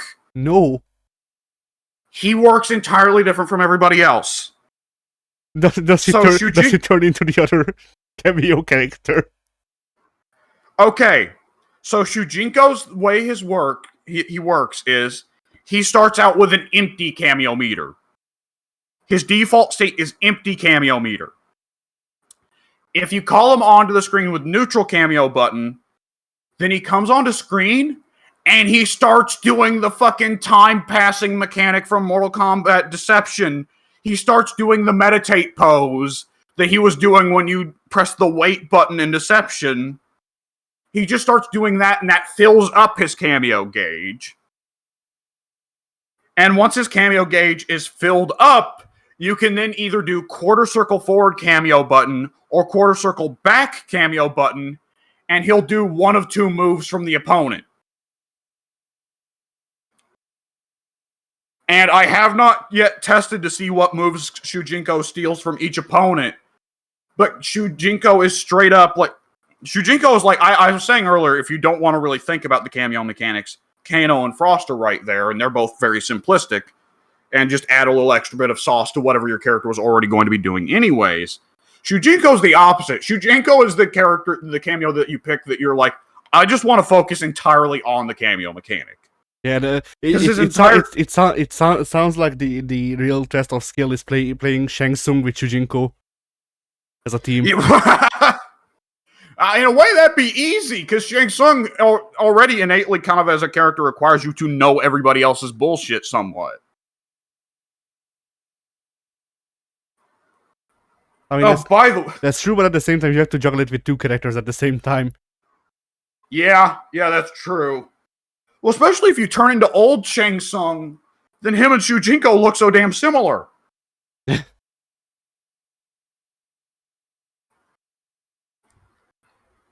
I also noticed Shujinko seems to be the only cameo with no unlockable brutalities, which makes me think, oh, so Shujinko just steals the opponent's brutalities, doesn't he? Probably. Which then makes me subsequently wonder, does Shujinko... Okay, wait, hang on. Because there's... Wait a second. So if Shujinko steals the other character's brutalities... There's got to be some stupidity there with some of those characters. Because I've already seen Shujinko steal stuff from Reptile, and like, hang on, no wait. You know what, fuck, hang on. I've got the game open right now. What I'm going to do is I'm going to open up practice mode, and I'm going to try and look for the dumbest Shujinko move steals. Because I want to see what Shujinko looks like when he steals moves from Reptile, now that Reptile turns into a lizard. Yeah. Yeah, give me a second. I'll be testing that up, and I'll be reporting back in just a moment. Because, I know that, Baraka and Melina and Reptile all have some brutalities where they, eat the opponent. Does Shujinko eat the opponent? Oh my god, okay, Shujinko turns into a lizard when he steals Reptile moves. Nice. His true form revealed. Oh god, okay, I need to actually just go through and see what moves Shujinko steals from everybody. Because forward Shujinko is acid spit, yada yada. Back Shujinko is fucking force ball. Oh. That's a winner. Wait a second. When Shujinko, hang on, I need to check what Shujinko does when he steals moves from Havoc. Shujinko did steal a move from Havoc and Deception, right? He did steal, like, Havoc's low fireball where he breaks his own legs, right? That and I feel like he also had the neck break. Oh, did he? That'd have been so fucking weird. Oh, yeah! Yeah! Oh, that's great! Okay, forward Shujinko against Havoc. Shujinko starts walking forward while his torso breaks. Okay, one of Havoc's moves is that his torso, he rips in half at the waist. And his lower half walks forward while his upper half just starts spinning and repeatedly clotheslining. Like, his upper half does the Zangief lariat, the Zangief double lariat. Yeah. Shujinko steals that on forwards. And on backwards, he steals a move that Havoc does, where Havoc rips his own head off, and a clot of blood comes out from the neck stump, and it seeks the opponent. So Shujinko just rips his own head off, and then the blood clot comes out. Nice. Shujinko, how? He can copy anyone and anything. Being that he hasn't copied Onaga yet. Okay, I'm going to test Natara. Does he suck Natara's blood? I hope he does, and Natara's just like, what am I supposed to do about this? I never thought about it this way. Oh, I'm gonna have to. Okay, he's got her Shoryuken. Okay, that's not quite the same. It would have been fucking hilarious. Well, if he did her blood suck, then that would be like super duper combo fuel because you could just go over and smack them while they're doing the animation. Yeah.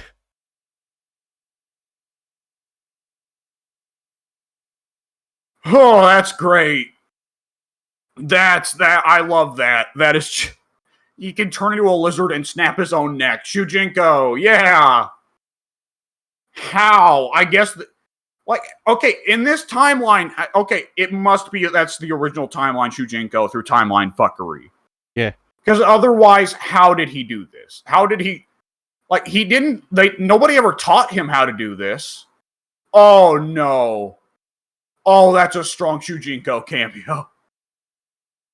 Back Shujinko against Geras, he does the time freeze. So if you have the Shujinko cameo... anyone can get Geras' time freeze. Nice. Oh, good lord.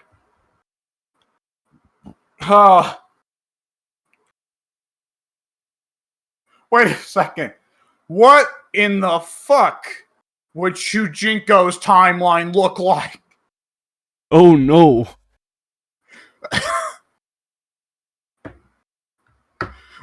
That would raise so many questions. It's just deception.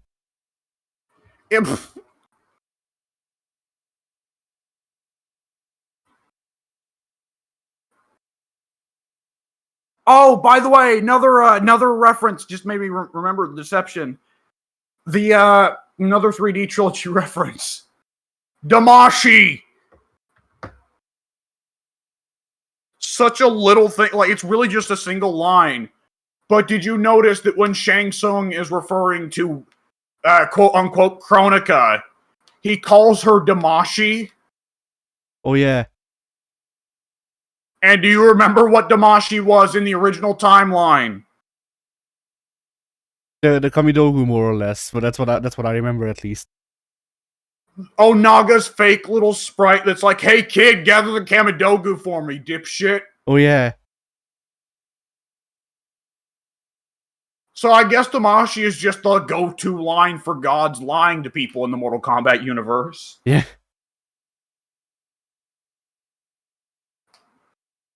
Oh, also, again, they have Katana dunk on the Kombat kids, but just to make sure that everybody knew they were listening, Kronika does not come back at all? Like, okay, oh, hey, here's Kronika. No, actually, no. And Kronika, like, not only do they make sure Kronika doesn't come back, they explicitly have Geras say Kronika is the one who can't come back. The only one. Geras explicitly says, for Kronika was the only one who got the forever death. It can't happen. Which is why Lou is so mixed up about Kronika appearing to Shang Tsung. He's like, well, what the fuck? Kronika had the forever death. Why is she here? Like, I don't think NetherRealm has ever doubled down so hard explicitly on, like, even Shinnok and Onaga were the boss characters that otherwise kind of wound up being forgotten. But nonetheless, NetherRealm, like, Shinnok has been, Shinnok got his minute in MKX, and who knows, maybe he'll get his minute again someday. And Onaga has been the WrestleMania sign they've been pointing at for 3 games now. Have you noticed that? Yeah. But Kronika is the one final boss character that Mortal Kombat that NRS is just saying, no, she's fucking lame. She's done. There you go. I mean, are they wrong, though? Yeah, I love Jennifer Hale. I think there could be a lot of fun around a time-based Zoner character.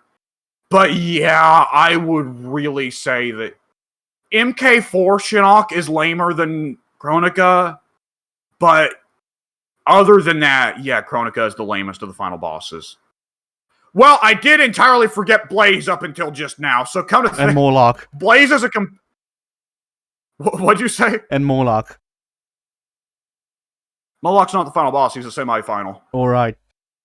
The final boss of that game was Deadly Alliance. Moloch's probably the lamest of the semi-final bosses. Shout out to MK4 not bothering to come up with a new semi-final boss, so just here's Goro again, I guess. Yeah. That's a big part of, I think, what was lame about MK4, among many other things that were lame in MK4, was just, Shinnok's here, but he's really just mostly picked up the whatever people were working with Shao Kahn have just, I guess, changed sides? I don't know. Yeah, and he just plays like Shang Tsung. Yeah. Like, I don't think Ed's ever explicitly stated that Shinnok was originally Shang Tsung, like he did explicitly state Jarek used to be Kano. But it really feels like Shinnok just used to be Shang Tsung. Yeah. And, like, to me, the best part of MK, do you know what the best part of MK4 is, other than Quan Chi's, like, beat fatality? The endings? Well, yes, the endings in general, but I love Baraka's ending in MK Gold, where he just goes to Quan Chi and he's like, well, we're rulers of the world, but everybody's dead, idiot. What's the fucking point of this? And Quan Chi's just like, no, you don't get it, though. Like that, in a way, that kind of set up from the beginning that Baraka's actually smarter than he lets on. He just needs to not be under a goon like Shao Kahn. Yeah. You know? Yeah.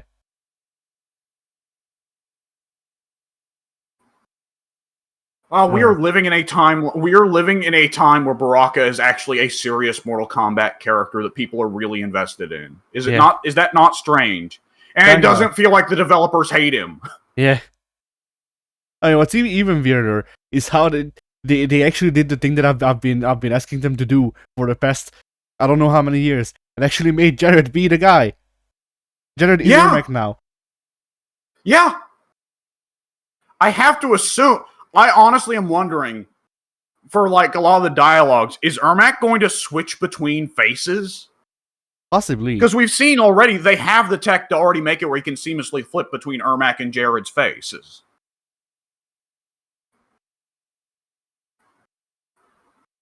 Is he...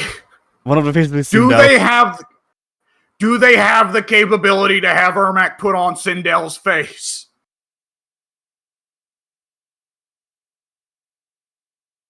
By the way, I've not beaten Sindel's story mode yet. But like I said, all the story modes are set as like epilogues to MK12's story mode. And that raises the question of like, okay, well, for the first time ever, everyone but one character survived the story. NRS, who ordinarily likes to have a big body count in their story modes because everybody went holy shit at Sindel back in MK9. In MK12, the only character that dies is Sindel, and amusingly enough, at the hands of another Sindel, because Jesus Christ, she can't be stopped. It's fine, and Ermac ate her. Like, wait. We talked about pointing at the WrestleMania sign for Onaga, but I feel like in Mortal Kombat, Sindel is far and away the most threatening character by now. No other character in Mortal Kombat history has collected the fucking body count that Sindel has. But anyways. I mean, yeah, she is Gaslight Gatekeeper boss, so. Yeah. Funnily enough, what I was about to say was, the Sindel's arcade ending is it shows that inside Ermac, her and Jared are keeping all the other souls in Ermac in line. And I guess she is being gatekeep gaslight girl boss to the other souls. But it's explicitly like, I guess that now, in a way, Sindel and Jared are back to being emperor and empress of their own little empire inside Ermac. Yeah.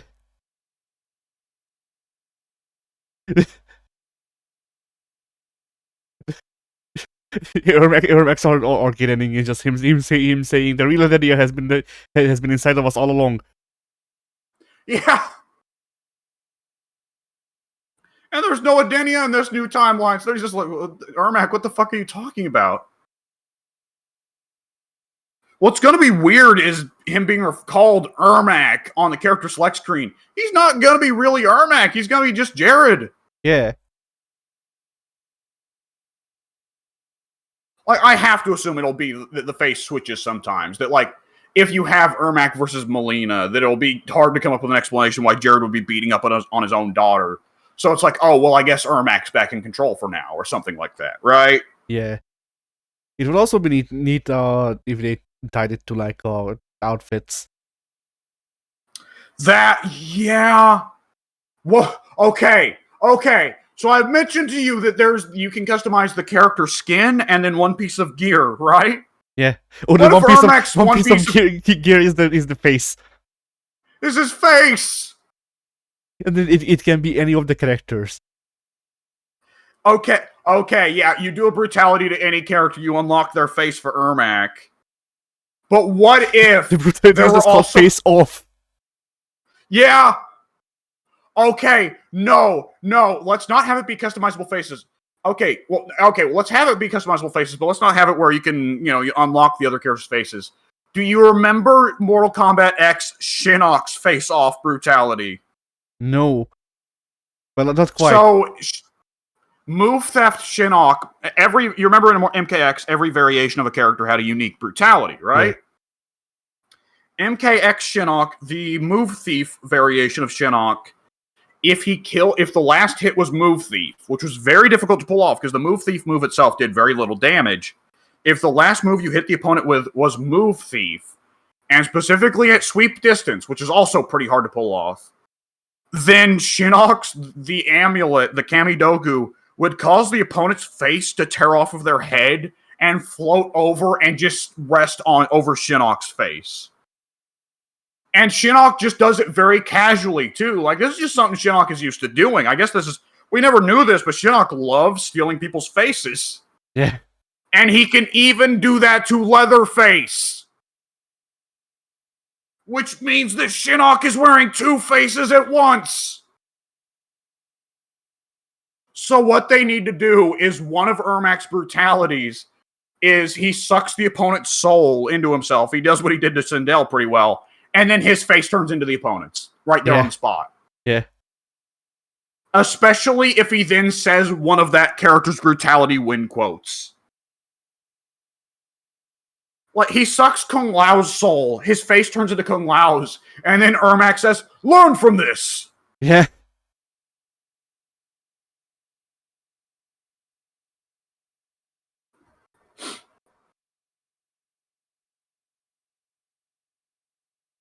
I have to imagine there was a god Ermac who was just fucking losing his shit at all times, just flipping between every face, right?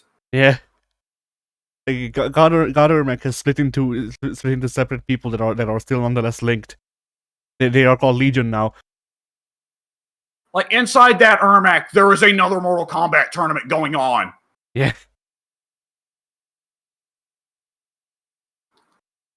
Oh god, if Ermac steals Havoc's face... Okay, if Ermac steals Havoc's face, does he get Dairu's or does he get the fucked up burned Havoc face?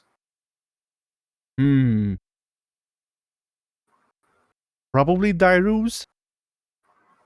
Because it would be his soul? Well, the issue is, I read in passing, I haven't actually seen Havoc's round intro dialogues or his arcade... I've seen his arcade ending, but I haven't seen Havoc's intro dialogues, but apparently in one of Havoc's intro dialogues, someone asks Havoc, like, dude, you can heal back any part of your body. Why have you not healed your face back?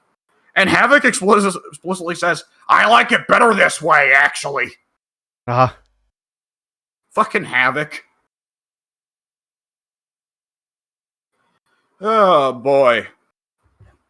Yeah, Mortal Kombat 1, much more pleasing than I think anyone really anticipated. More fun.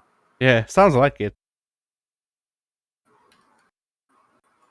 I mean, for me, my experience so far with it, having not played it, but whatever, has just been looking at the trailers that they were releasing pre-release and going, this looks promising. And since then, I've not really heard anything negative aside from Smoke's Crouching 3, which is like, once again, whatever. Doesn't look it doesn't look anywhere near as bad as like Terminator's Crouching 3. No, that one. So like, well, Terminator. The Crouching 3 thing didn't really start until kind of between MKX and MK11. There was one particular YouTuber who released a big video criticizing each animation frame by frame, and he started a big trend, and admittedly several other people started joining in on the trend, like, again, Pat from the Super Best Friends. But Jason had, like, more or less the same stanky Crouching 3 that T800 had, at least partly because, at the end of the day, Terminator was Jason. I see. Because I think, yeah, with Mortal Kombat and its crossover characters, there has been the routine question of, like, okay, but, like, with fighting games, people expect the characters to return in sequels. And to be able to play like that again. So what the hell are you going to do about the massive amount of crossover characters MKX has? And in MK11, we got the answer. Well, they'll come back. They'll just be different characters from different licenses. But they'll play the same. Because Terminator in MK11 is explicitly just Jason. Just swap out the machete toss for the shotgun. There you go. Which then makes me wonder, are we... Okay. Oh, I was about to say, will we see Robert Kopp again? No, actually, that one's real simple. Robert Kopp will probably just be Homelander or Peacemaker. Yeah. No. Peacemaker is Cena, right? Peacemaker is Cena, yeah. Yeah, Peacemaker will play like Alien.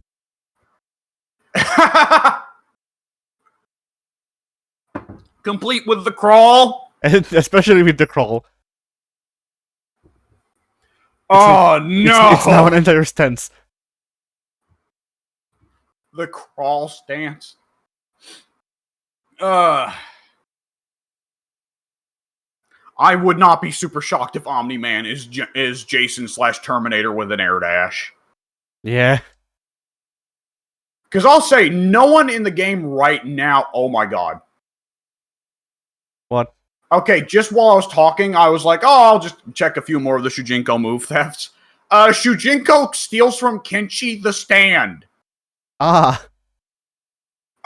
Yeah, everybody can get the Kenshi stand. What the fuck? Alright then. Anyways, yeah, I would not... Mortal Kombat 12 does not really feel like it has a proper grappler.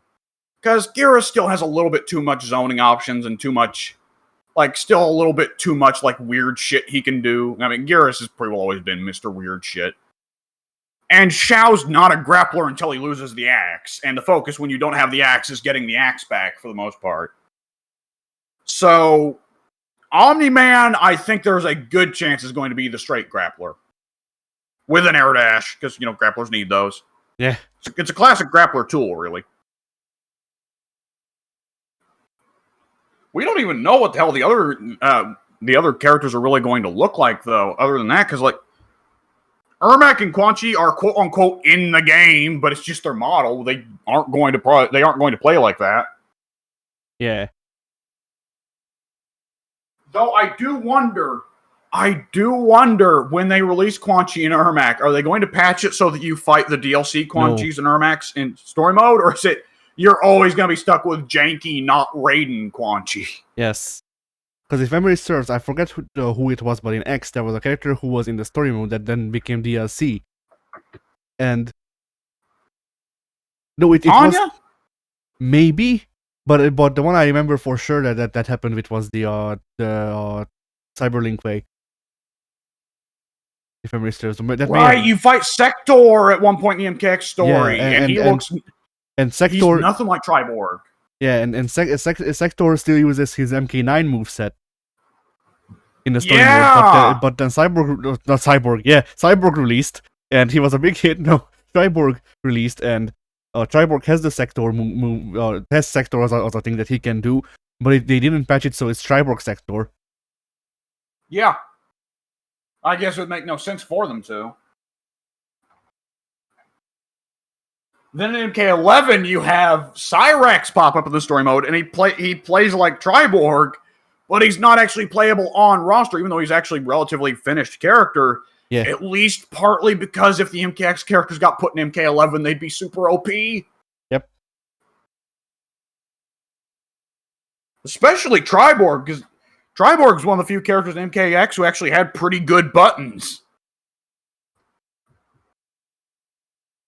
That's wacky. Yeah. You could... Oh, man. Who else was it? No. Anyways. I have to wonder, with Joker and Peacemaker both. It was MK11 Joker. Yeah. I have to wonder. It's a passing thought. Hell, even to a certain degree, MK11 Spawn. People have been floating the idea of, okay, Injustice 3, but all the characters have been wildly changed. It's no longer the old Injustice playstyle. But I have to wonder, on some level, if they'll bring back Joker's gameplay in some capacity. Simply because Joker was one of the most well-liked characters in MK11. I mean, who would you... Anyways. Yeah, well, there's not really anyone else I can think of who swings body bags around like that. Frank West. Yeah. Dude, if they added Frank to Mortal Kombat, I wouldn't play anybody else. Yeah, you'd do the thing that I did with Akuma in Tekken. Yeah. You know what? I like these Tekken characters. At the same time, Akuma. Yeah. I'm not even a good Frank player in the Marvel vs. Capcom. I just play him because he's Frank. Yeah.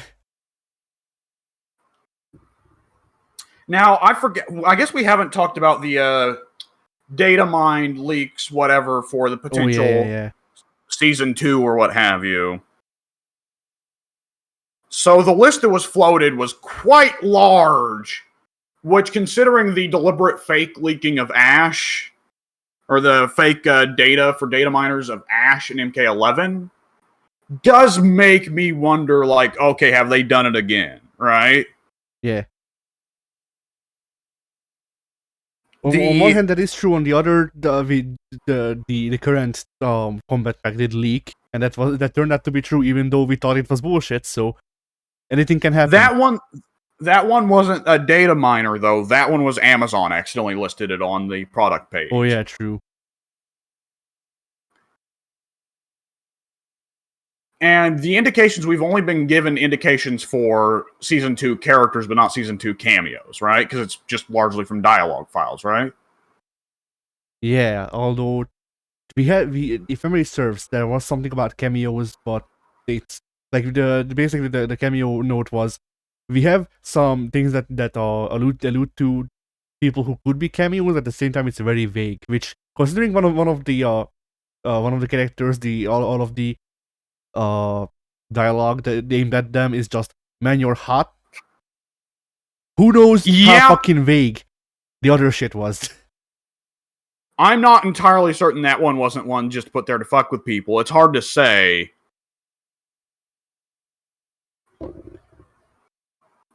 It's also a good question of like, okay, so let's see, what was it? Because the prospective proposed list for potential data mined characters was Conan, Noob, Noob, Sector, Cyrax, and Cyrax.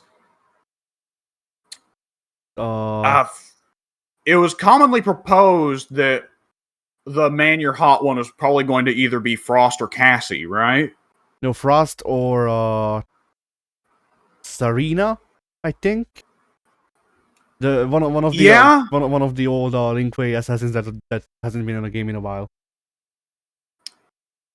And also Cassie and Kung Jin, right? Yeah, Cassie, Kung Jin, and I feel like someone else. Like maybe there was Sonya? There was at least two, possibly three more licensed characters, because I definitely remember that some of the lines indicated T-1000. Oh yeah. And specifically, that is indicated because not only do characters make reference to a strange robot, but also there is a file there's an audio file for John Cena saying, "Man, you look just like my dad." And apparently Robert Patrick, who played the T-1000 in Terminator 2 back in the day, plays Peacemaker's dad in the Peacemaker show. Which T-1000 would be an interesting one. Yeah. Because you could tell they worked hard on the liquid physics for Rain in this game. Rain's got liquid physics out the ass. So it makes one wonder, was Rain kind of the testing ground for doing T-1000? I don't know why, but I'm almost imagining the T-1000 gameplay where he's morphing constantly, but it's playing the fucking the Transformers transforming sound. That would be entirely incorrect, but nonetheless amusing. Yeah. I think the TX from Terminator 3 was closer to that. The T-1000... Okay, what if the T-1000 got Shang Tsung shit? Because the T-1000 would. But doesn't Shang already have Shang Tsung shit? What if there were two? I don't like it. It's too many Shang Tsungs. What if Shang Tsung does form steal on the T-1000, then does form steal again? Does he eventually revert from being the T-1000 to back to being the T-1000? Perhaps. Okay, it's never occurred to me. What happens in a Shang Tsung mirror match if the Shang Tsungs keep stealing each other's forms? I guess it doesn't matter, but still. Chaos. Most of the fatalities do not even work on T-1000.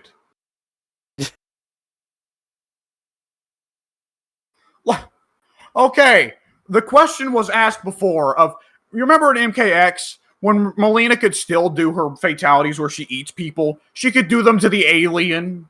Yeah.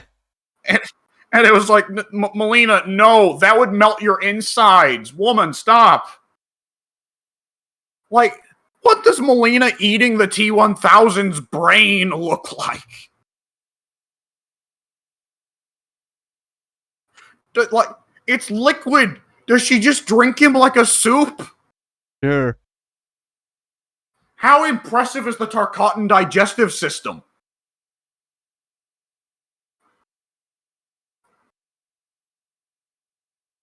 Okay, it actually would be a winner, though, for like the Liu Kang black hole fatality or the Shao flying through the air, causing your skin to fly off fatalities.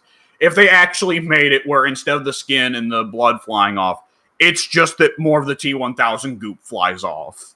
Yeah. I'm also thinking that actually could be somewhat of an effective way to kill the T-1000. Yeah. I'm also thinking of like how do they do Noob? Who is Noob? Cybot. Oh, yeah, because Bihan is very much alive. For now. What if Noob is their dad? Wait a second. If they could do that, but at the same time, I just remembered this is not a combat pack leak, which is why there are so many characters. It's a story expansion leak, supposedly. Well, in that case, yeah, it could still be Bihan. But then would you get Bihan mirror match between Sub-Zero and Noob? Yeah.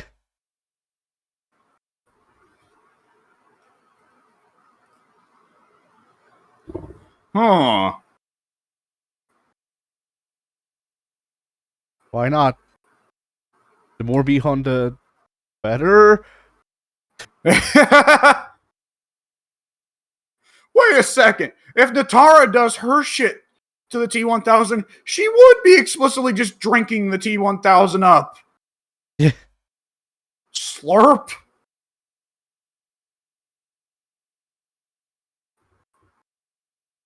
Who was the other crossover, the other supposed licensed character, though? Because I know there was stuff for Conan, stuff for the T-1000, but who else was there? It was those two. I could have swore there was 3 crossover licensed characters. You're thinking about how Conan, the person who brought the news, said that it's either Conan or He-Man or whatchamacallit, Ed Boon's punching bag. Multiversal punching bag. Kotal, yeah. Which, by the way, they do actually have a line. If you put Melina against Shao Kahn on the matchup screen, Melina says, "Hey, asshole, we gave your job to Kotal." And Shao's like, "Oh, fuck. So I guess he's General Kotal now."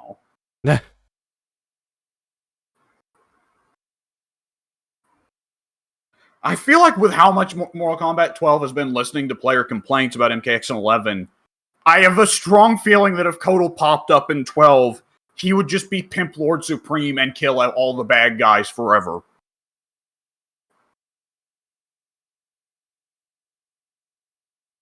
I mean, maybe.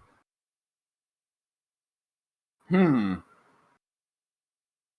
a weird DLC selection, nonetheless. Yeah. Like, it would be very weird for 3 out of the 4 combat kids to be DLC when the story explicitly goes out of its way to shit on the combat kids at some point. Yeah, also, like, I raised the question that I have raised while we were just talking about this normally. Why Kong Jin? Out of all of the combat kids, like, Jackie has no character, but at least she's not Kong Jin. Well, one very simple answer for why Kung Jin will stick around and not just go away into history like Jarek is that Kung Jin is gay representation. But better one.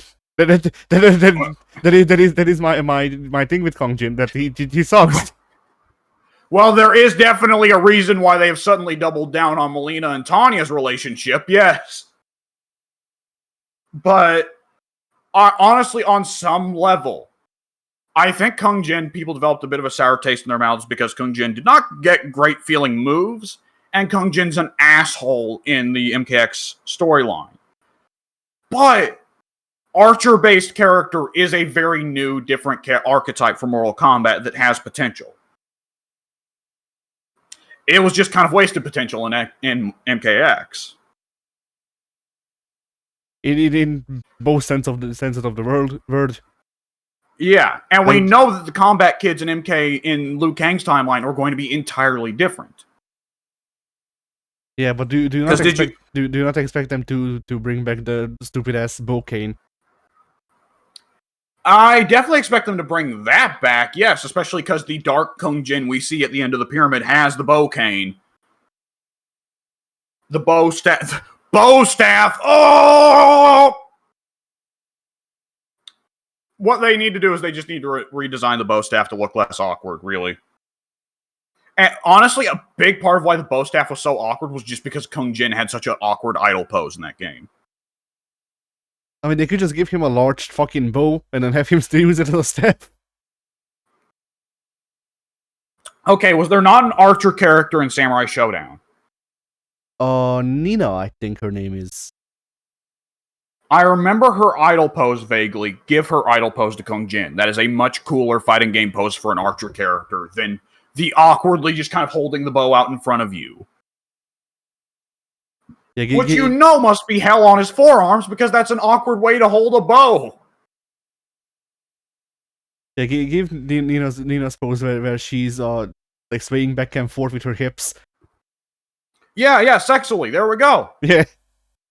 In case you didn't get that Kung Jin was gay. Yeah. Kung Jin comes with 2 costumes. Default, Fundoshi. Yeah, there you go.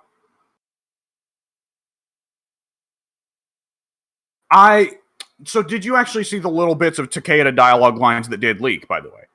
No. So in this timeline, Takeda is not Kenchi's son. Takeda is Kenchi's cousin. Ah. He is Kenchi's younger cousin. Apparently that was just a lighting thing that made Takeda's hair look gray. My god, could you imagine what a twist it would have been if Takeda was Kenchi's dad in this timeline instead? But Kenchi sent Takeda off to go learn, because Kenchi's whole storyline is, I want to get my family out of the Yakuza. That's his whole gimmick. Yeah. So Kenchi sent Takeda off to learn with the Shirai Ryu from Scorpion and Smoke, or rather from Kuai Liang and Tomos, if you want to refer to them by their real names. And that's Takeda's gimmick in this game, in 12. And that's also why, again, Kenchi and Scorpion are Takeda's 2 dads. Yeah.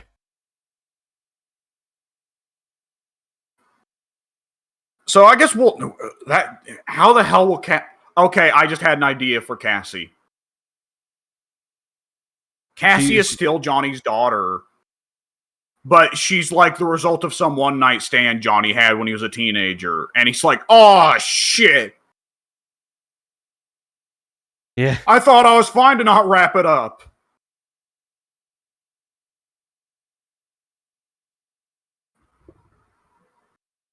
I mean, Kung Jin's the one that doesn't need any explanation at all. He's still Kung Lao's cousin. There you go. Yeah. No further work needed.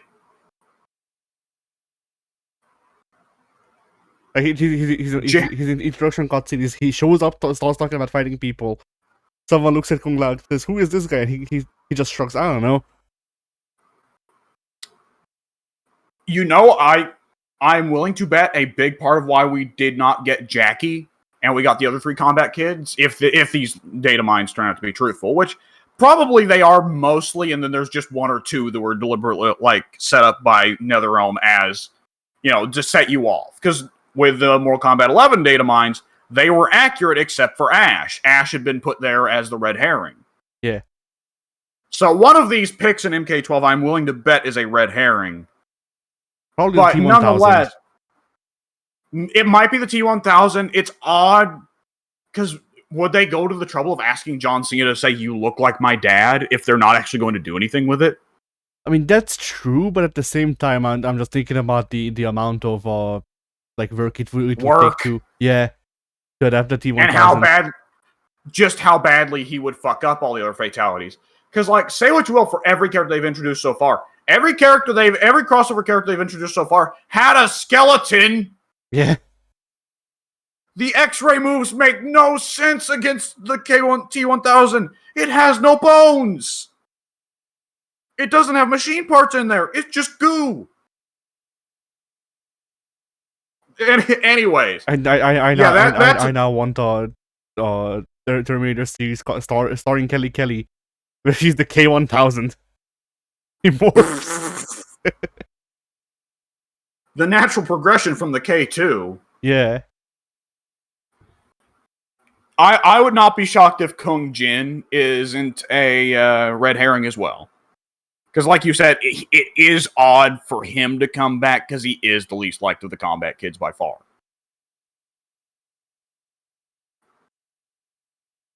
With all that said, it does occur to me there's probably a good reason why Jackie is the one out of the combat kids that isn't being floated that we won't get is how do you introduce Jackie before you introduce Jax? Yeah.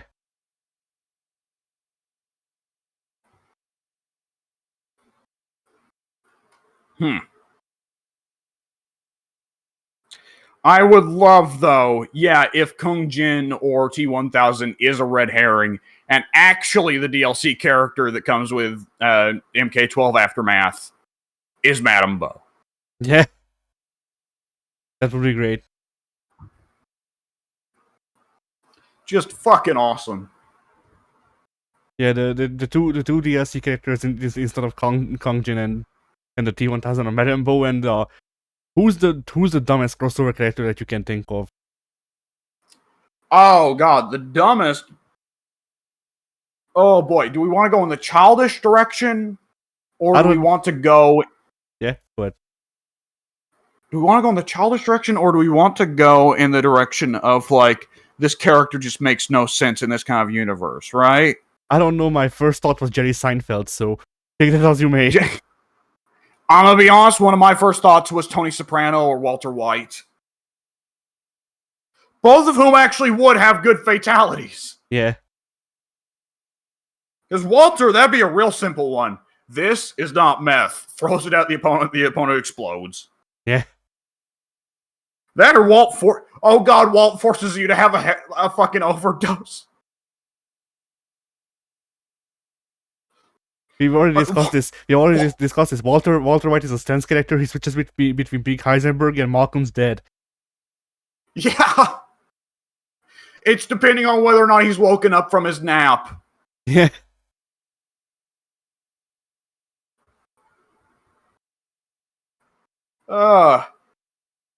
Okay, Walt's fatality of I do like the idea of somehow forcing Baraka to have a meth overdose. But like, what fatality would Hal have? He summons Sub-Zero because nobody can beat Sub-Zero. He says that as he brings in Sub-Zero. Yeah. Like he brings in Bihan or Kuai Liang Sub-Zero. Doesn't matter which. Although it would have been MK1, so I guess Bihan. So he brings in Bihan. He says nobody can beat Sub-Zero. Bihan freezes the enemy. He then speed walks over and pushes the statue over, and it breaks into a million pieces. Hal's other fatality would have to be an accident. Yeah. Like he roller skates into you and accidentally breaks your neck or something stupid. What would his brutality be? Well, Hal's moveset would be all Phoenix Wright stuff where he hits the opponent on complete accident. Yeah.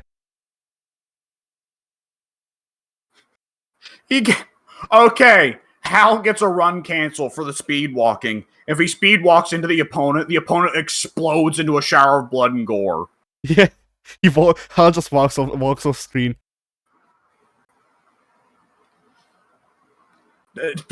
Hal gets a command grab where he just summons his poker buddies? Sure. Hal gets one where he summons the racist grandma and she beats you? If the enemy is Madame Bo, then it becomes a beam struggle. Yeah. We must smash the buttons to see who is the stronger grandma. What's Hal's win pose if he doesn't kill you? It has to be something where the cameo can still get involved. It's a hard cut to him waking up in bed. He looks to the side and it's his cameo partner. Which is especially great with Goro. Goro or Motaro, who would not fit in a human bed. He looks over in bed and he sees a centaur? I've heard of waking up with a horse's head in your bed, but damn. Oh my god, he looks over in bed. It's Jax who is still smoking. Yeah. You enjoy it as much as I did.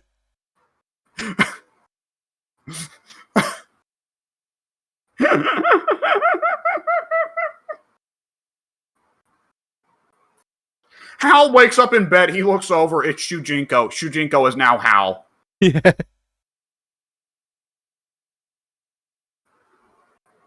Oh god, and the DLC's cameos for season 1 include Farah, who is presumably now Tor-sized, but nonetheless, again, Hal looks over in bed and sees giant Hulk woman. Yeah.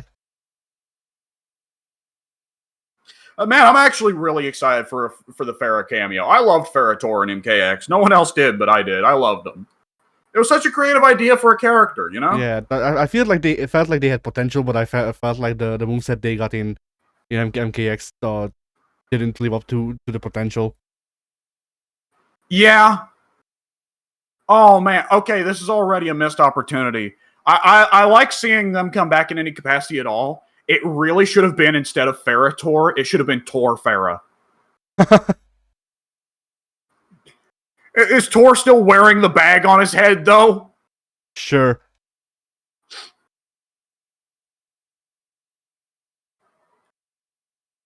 Oh no, you know what I just thought of? What? In the Farah cameo, you are the one on Farah's back.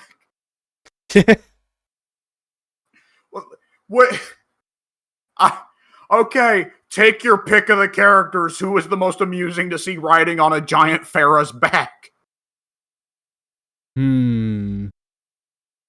I mean, this one I think may actually be true. We may joke about this. I think there's a very good chance this will actually be what Farah's cameo is about. I feel like who's the funniest on Farah's back depends on the animation. Because if they're just like full on like doing bull riding animations, then thanks song. Well, it's got to be Yoda, right? It's the Yoda climb on the back, right? It's a piggyback ride for all intents and purposes. Yeah. Like, Farah's probably got a harness on her back the same way Tor did, so you probably just hop into that. Well, like, yeah, onwards, my noble steed. Okay. If there's a story DLC, I want Shao's rebellion with Reiko to have a cavalry charge, but they're all riding Farahs.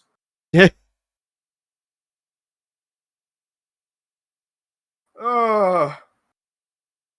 No, they're not riding them. You remember Farah Tor's charge move, their run move in MKX was Tor takes Farah off his shoulder and stuffs her under his arm like a football? Yeah. It's a horde of Farahs running at the heroes, and they're carrying Shao and his soldiers. Yeah. Shao's just limply under Farah's arm. Like, well, this is happening now. I don't know what's funnier, him just limply being under Farah's arm, or him being completely stiff. Yeah. Like he's in his idle animation.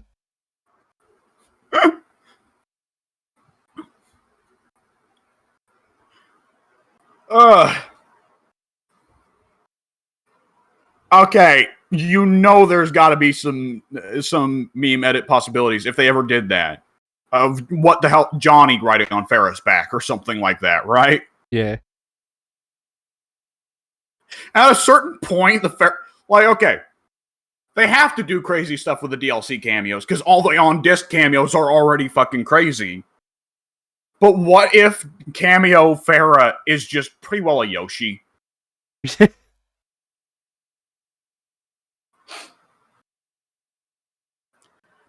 Like, even to the point that if you get smacked while you're on Farah like starts running around the screen all panicked and you have to jump on her again to get on. Oh, okay, now hang on. Let me pull up the list of DLC cameos, because there's Farah, there's Movado. Movado's got to be about stupid bungee cord bullshit. I feel like Movado, probably what they would want to do with Movado is make him the movement cameo. Yeah. Because have you seen some of the movement cameos that are in the game right now? No. So, both Motaro and Kung Lao will teleport you. Oh. So, hang on just a second. I'm pulling up the list of DLC characters as well. So, Motaro and Kung Lao both will just pop on screen, grab you, and then teleport you behind the opponent. And the difference there is that Lao, if you hold upwards then Lao won't drop you on the ground. Lao takes you up into the air with them, and you get to do a jump move. Nice. So you get it's more or less an instant jump in, which is whew. Scorpion is also a movement one, though in a very odd way. His back cameo button, he from the far end of the screen behind you spears you and pulls you off to the far side of the screen. So they've already got some movement cameos, but Movado, I have to imagine, for him to be Mr. Bungee Cord Man, right? Yeah. Okay, so the other DLC cameos, Farah, who we've already been talking about, Johnny cameo, that's a good question, because Johnny's actually one of the few characters in the game that I think of for a character who actually rather distinctively lost a move. Johnny no longer has his ball. He no longer has Force Ball. Or Shadow Ball. Johnny has no projectiles in this game. He is entirely an up-close rushdown character. Yeah, that's a big change. But you know that the cameo Johnny is going to be classic Johnny and get the up ball and low ball. Yeah. But the two remaining cameos, I'm kind of shocked I forgot about at least one of these, are Tremor, which we don't know what the fuck a Tremor cameo is going to look like, right? Yeah. Like maybe stuff around the different metallic elements he can do? I don't know. Probably. And Chameleon with a K! Oh. And she is already in the story, so yeah, she pops up several times in the story, which is bizarre because she is otherwise a character who has kind of just existed vaguely a little bit outside of canon for the entire series. I mean, this is the first time that Chameleon with a K is off of a Nintendo console. Oh, you're right. I completely forgot about that. Yeah, you're absolutely right. And that's I have to okay. You know what would be the wildest one for them to do with Chameleon? What? Chameleon still has the old thing she had where her color changes consistently, and depending on what color she's changed to at the moment, that's the female ninja move she gets. Yeah. But then arises the question, the last time we saw Chameleon, the only female ninjas were Katana, Melina, and Jade. Does Chameleon now also get Scarlet's moves? Maybe. And for that matter, are we still unsure about whether or not we count Tanya as a female ninja? Yeah.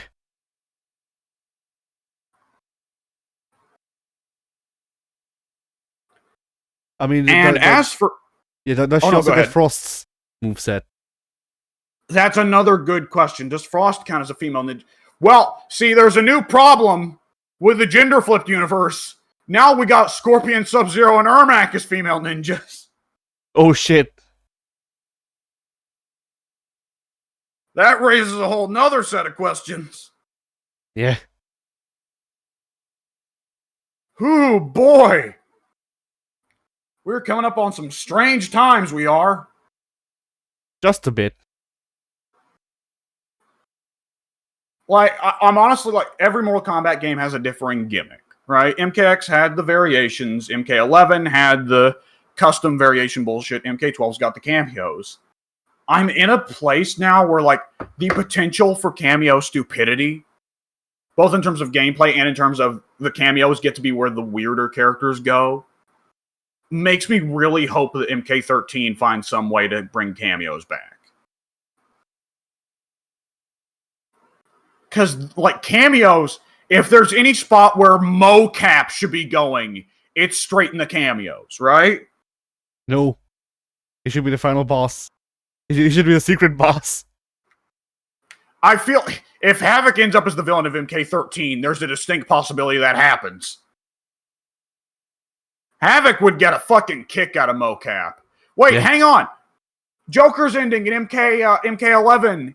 He uses the hourglass to create his ultimate chaotic team squad, whatever. And on his team is Havoc, Suhao, and mocap, I think.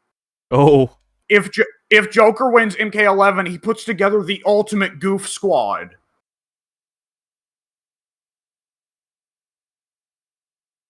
So Havoc is kind of canonically allied with Mocap and Su-Hao and Joker in a sense. The three faces of terror: Havoc, Mocap, Su-Hao. Yeah. That's the new Deadly Alliance. Oh my god.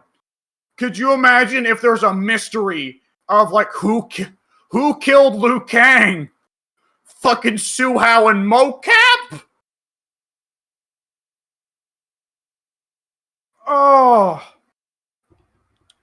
Oh man, you know what just occurred to me? What? Shujinko's gonna be stealing the moves of the DLC characters as well. You have a gun? Which is yeah, like Cassie, okay, Shujinko just pulls out a fucking Glock. Sure. Why not? He has trained for decades in the intricate kung fu art of gun. Yeah. Oh. What the hell would Shujinko imitating the T-1000 look like? Good question. Okay. Shujinko imitates Conan. For no adequate explanation, that is the only one where Shujinko also matches the outfit. Yeah.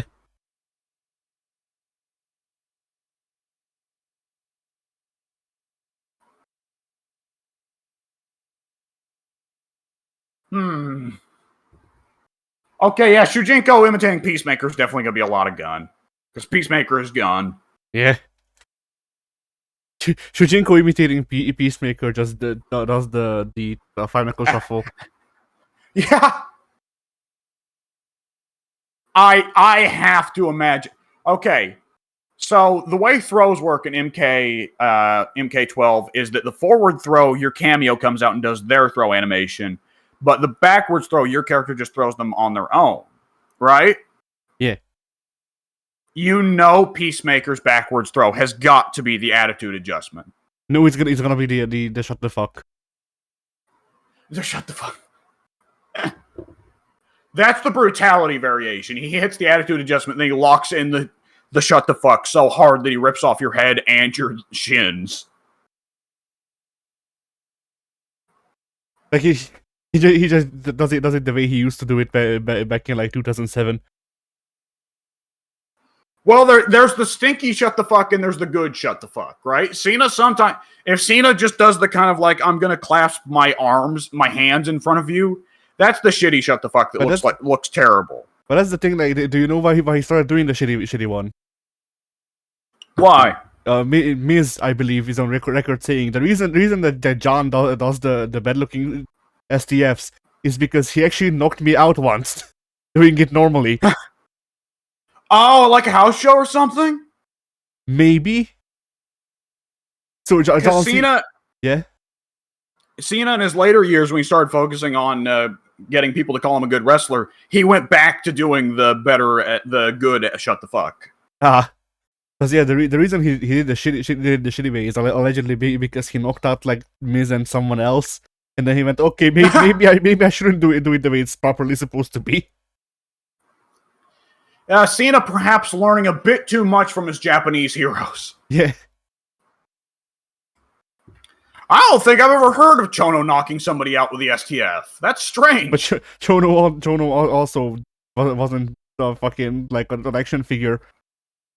That's true. Chono wasn't as big as Cena. Well, he was probably taller than Cena. Most people are actually taller than Cena in wrestling, but Chono wasn't as chunky as Cena. That much is for certain. Yeah, like what if memory serves, what Miz said was that just like because of how he didn't say it this way, but because of how guest ups John was and how Roshi's muscles were, if he wanted to lock it in properly, he actually had to genuinely cut off the circulation. Yeah. Jesus. Good to know. So there you go. There's Peacemaker's brutality. He just chokes you to fucking death. Yeah. He has two brutalities. One of them is dead. The other one is being chilling. No, that's one of his taunts. Yeah. He just starts talking fucking Mandarin at you. For how long did I say Mortal Kombat needed taunts? A while. Yeah.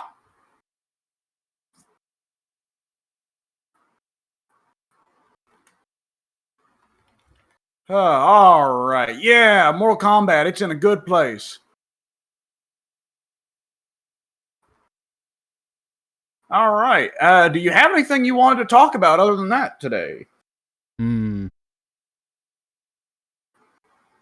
Let's see. I'm gonna check if there were any. Oh, there actually was a topic. What's that?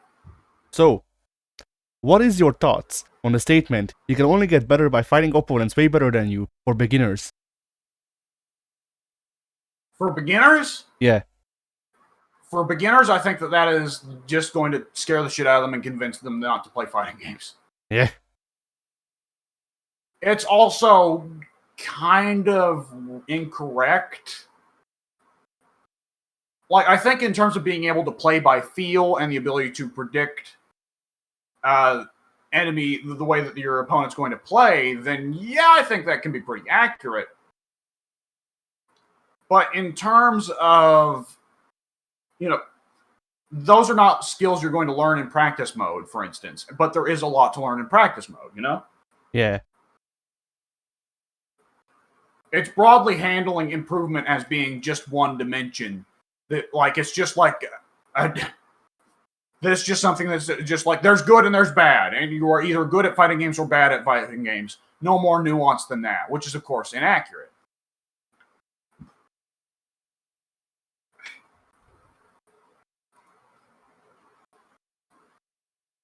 Now, what would you say about that?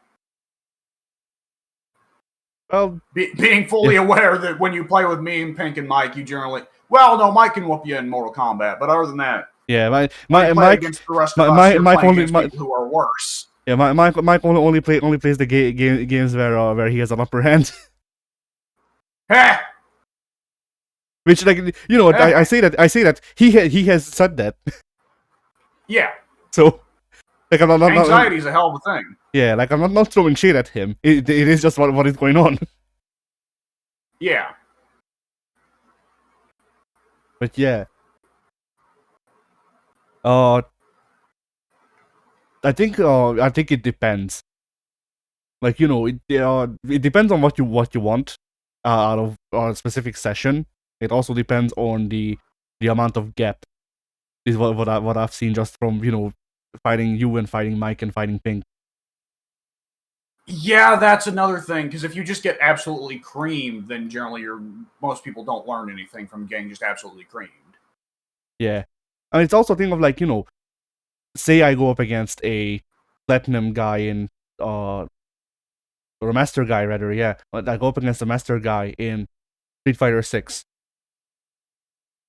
There's a 50-50 chance that it's a match where I can actually see something that I did wrong or whatever.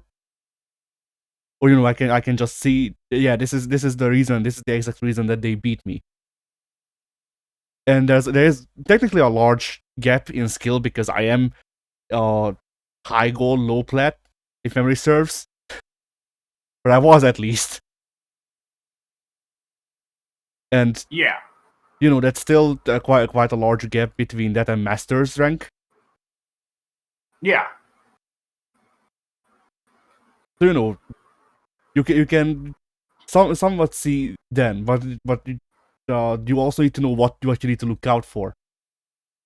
Like, when I say that I can see why a master player beat me, it's not because, like, I don't know, they did a combo and it featured moves that I didn't know existed. Sometimes that happens, yes, but it's more often than not, it's just, I can tell by your reaction time against each other that they knew that I would be going for the jab as well, and they just counteracted it better than I could counteract them going for the same thing. Stuff like that. Yeah. It's the minuscule things where you need to go into the fight going, all right, I'm gonna analyze this live. Yeah. And then you also need to look out. You need to know what you need to look out for. A beginner not only cannot but should not go into a match with the thoughts of I'm going to analyze this because they don't have the data to base their analysis on. And that's kind of the crux of it. Like they don't have the data. You need to make some base data. you need to play the game somehow, and then eventually, if you want to, you can get to the point where you can actually analyze the shit and improve based on that. But you need to play the game bad first before you can play the game good. Yeah. Which I think is what that sort of mindset misses. Because if everyone went into if everyone picked up a fighting game and went, I'm gonna become an Evo champion at this. Well, for one, they would be delusional, but yeah. But also that's not how things work. You cannot just expect to do one thing and get good at it, which is like we have different ways that we train in fighting games. You use the level a lot more. I vary the way that I do it because like I go into training mode as well, but most of the time if I want to try something I try to do it against the AI because it might not be an actual person, but it's as close to a live fire way to test it that isn't online that you can get. Yeah. And like the AI, which your whatchamacallit, your criticism of fighting the AI is usually that the AI tend to be dumb, which is true. But it's a thing of like, well, yes, you can set the training mode to the training mode to use the AI and jump around and shit. But the training mode doesn't have any stakes usually, which is to me the large difference maker there.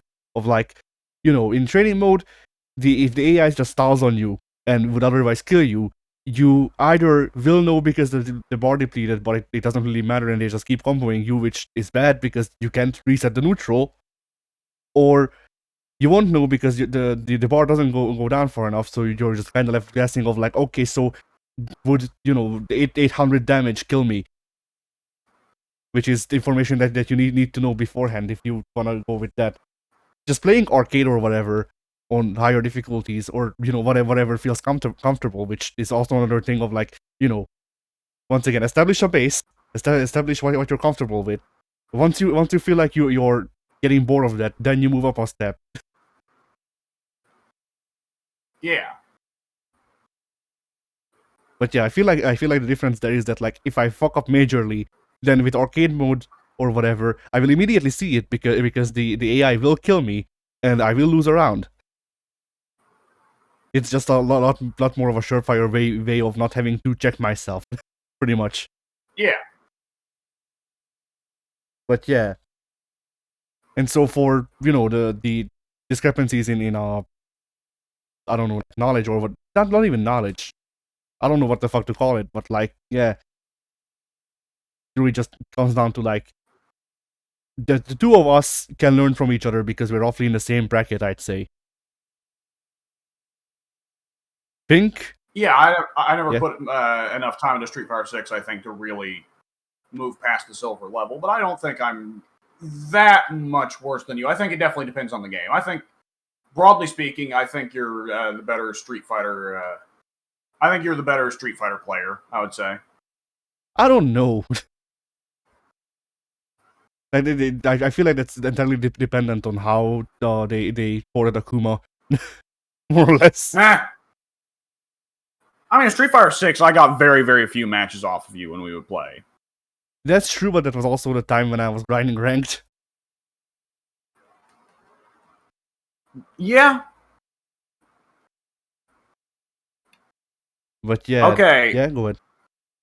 Let me mention this just while I'm thinking about it. Well, no, you get your thought out first because it's more important. And what I'm about to say might take a little bit. Oh, okay. Yeah, the thing I was gonna say is that just like, Pink on the other hand, like, I try to help Pink. I try not to like fucking I try not to just club Pink to death. every time. But it's a thing of like, well, I can try not to, I don't know, like do big combos, or I can try not to punish shit that I knew was coming, which I do a lot of times, but not a lot of times. Depends on the recording, honestly. But yeah,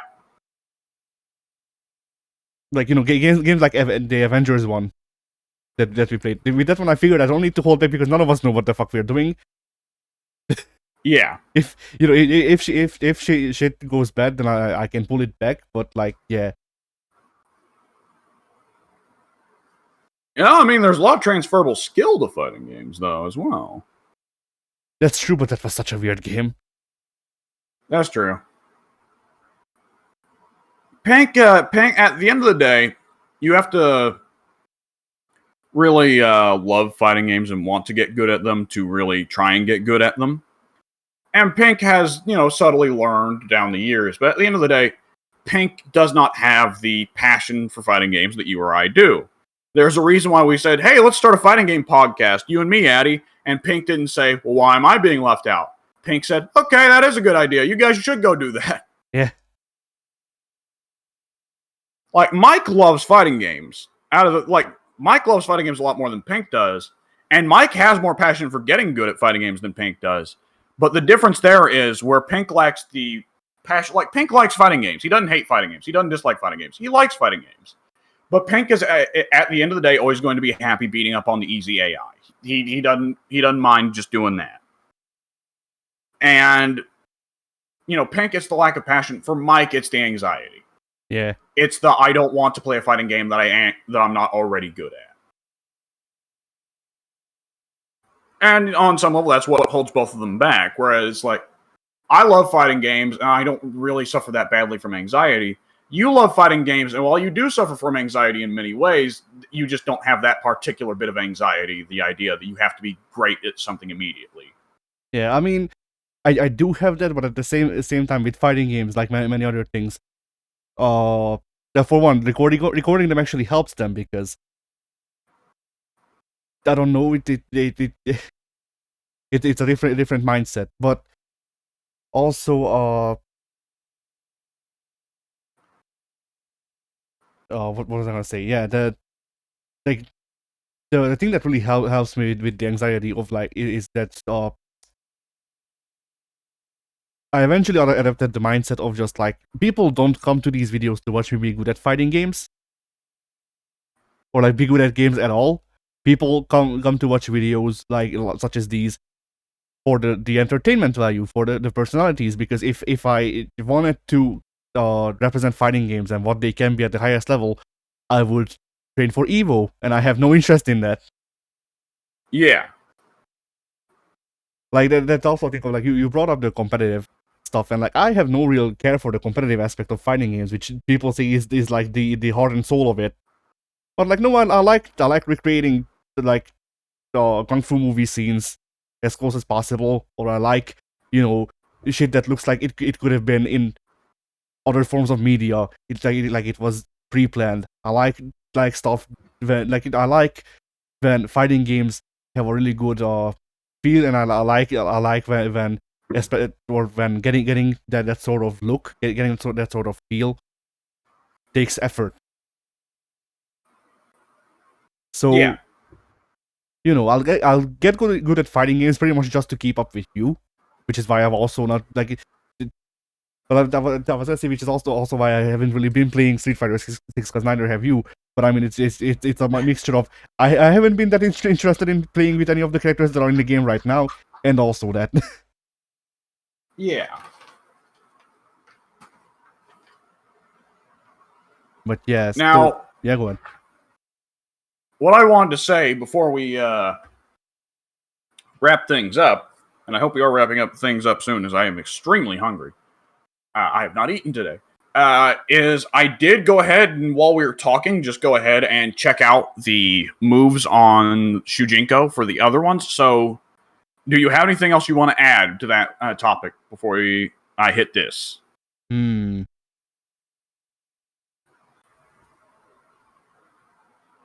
Not really. I mean, I think we've said everything of like, it really comes down to the amount of gap and the drive in the beginner of like, what they Yeah. want out of it. Like, do they want improvement out of it, or do they just want to punch?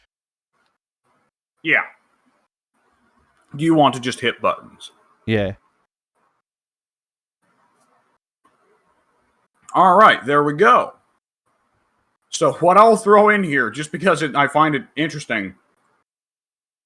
So, from Raiden, Shujinko can copy Raiden's teleport. And he takes you with him. From Reiko, Shujinko copies the geese parry. So anyone in a match against Reiko with Shujinko can get the geese parry. And against Shang Tsung, what Shujinko does, his quarter circle back cameo, is he does the Shang Tsung form imitate to Shang Tsung's cameo. Nice. That is the wildest shit I've ever seen. We're entering an era in fighting games, a different era in fighting games. I'm feeling it, Yeah. Things be changing. It was always, this too shall pass, this too shall pass, which, is an important thing to remember both during the bad times, this too shall pass. Eventually the good times will come again. It's also important to remember during the good times as well, this too shall pass. Have at least some kind of rainy day fund. And in gaming, that can be important to know as well, this too shall pass. So remember what are the classics of this time period and keep them around so that when when the bad times come and you feel like playing these games, just go back and play these games, yada yada. But I think on some level, like, it's really just like the oversimplified game design, the overly streamlined game design for fighting games was very much a trend that kind of really Strive was the last bit of it. Yeah, which I've seen people online claiming that Strive was the first one of the current wave, and no. No, see, Strive is more advanced than Street Fighter V. Well, yeah, but Strive is not a Street Fighter game. Yeah, exactly. That's the point. As I was just trying to, for their credit, we gotta keep in mind, you and I both gotta keep in mind, there's a lot of people, an absurd amount of people, for whom their first Guilty Gear game was Strive. Which is mind-boggling, because, X2 was one of the only good fighting games of the early to mid-2000s. So it's like, well, how did fighting game fans skip it? No, a lot of them did. A lot of people in the mid-2000s just either checked out of fighting games or were just playing Soul Cal and Tekken and Capcom vs. SNK. Which, by all means, all three of those are winners, but those were the only game in town.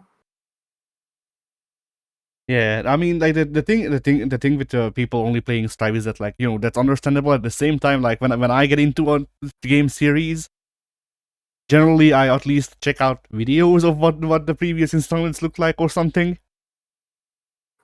If I don't come in with the first one.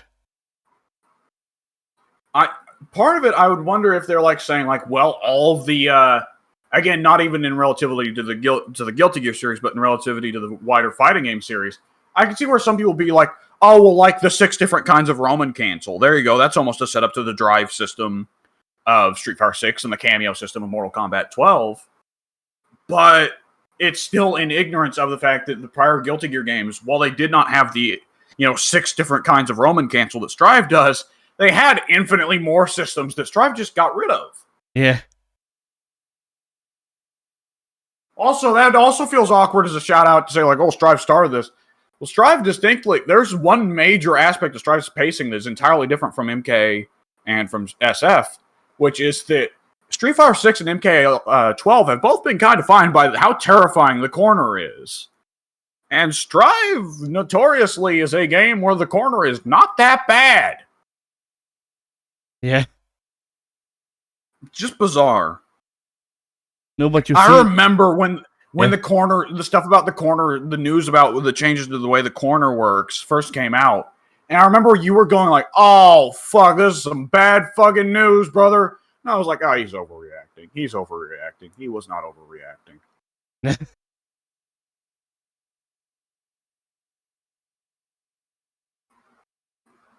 No, it's fine. You do two light jabs, and then it breaks the corner, and you go back to neutral. Hope you're ready for Bandit Bringer, fucker. Yeah. Guilty Gear is one. I almost feel like Guilty Gear is the one that closes eras in some way. You know? I mean, because in a way, Guilty Gear X2 came out kind of closing the bad video game era before moving into Street Fighter 4, right? Bringing back the momentary revival. Then the momentary revival was kind of closed by Exard. And then the simplified era was kind of closed by Strive.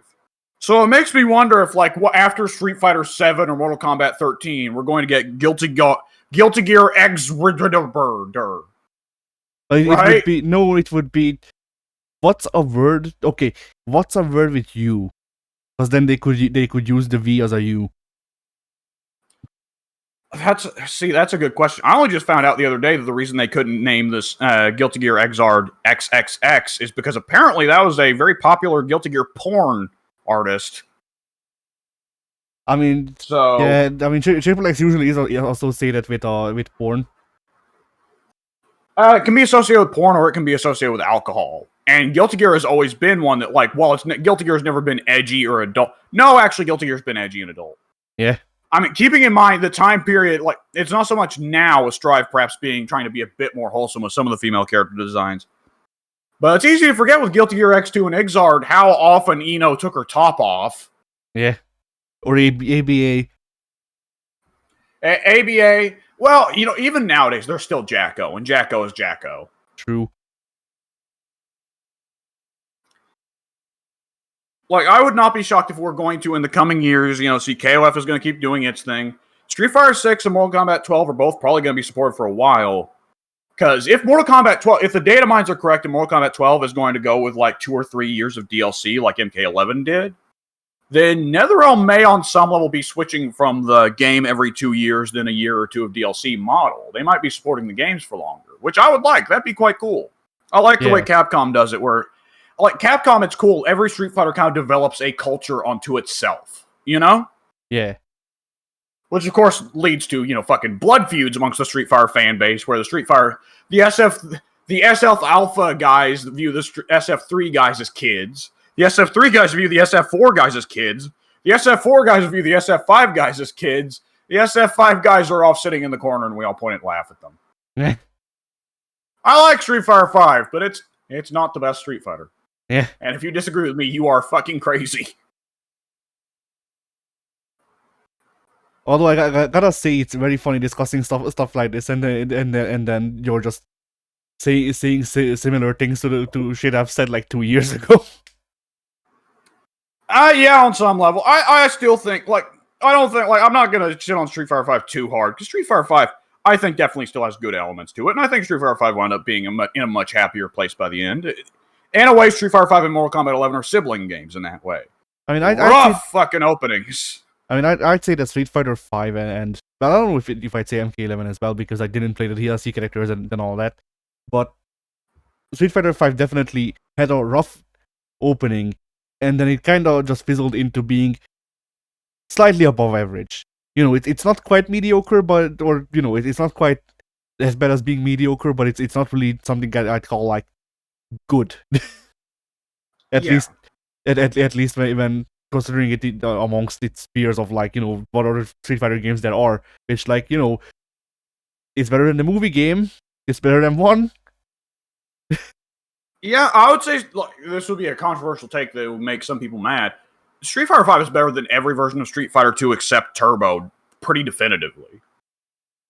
I mean, I disagree, just because Street Fighter 5, as fine as the latter seasons were, Street Fighter 5 as it is as a product now is very confused. You can feel that Oh No was in for half of it, and then Oh No was kicked out, and the new guys came in and actually tried to make it fun, and all of that permeates the game. Whereas Street Fighter 2 is aged, but at the same time it has a very clear idea of what it is. Yeah. If you play Dan and then play Ryu in Street Fighter 5, it's night and fucking day. Yeah. Street Fighter 6, on the other hand, I have a hard time seeing how, like, you could ever run into that, even if the later seasons did get somehow crazier, which, my god, I could not imagine it. Because, like, Ryu's the weakest character in Street Fighter 6, arguably. But Ryu still feels like he's got stuff. It's just that his stuff needs a bit of tuning up, you know? Yeah. Whereas Street Fighter 5 Ryu is just kind of like, well, yeah, he's got the donkey kick now. That's nice, but that doesn't change that there are characters on that roster with big tool sets, and Ryu's just got the regular Shoto stuff, and it's not even particularly good versions of the Shoto stuff. Yeah. I mean, that's a roster that also features G, who is running all kinds of games in his own bullshit. G, who is keeping track of 3 subsystems and shit like that. Yeah.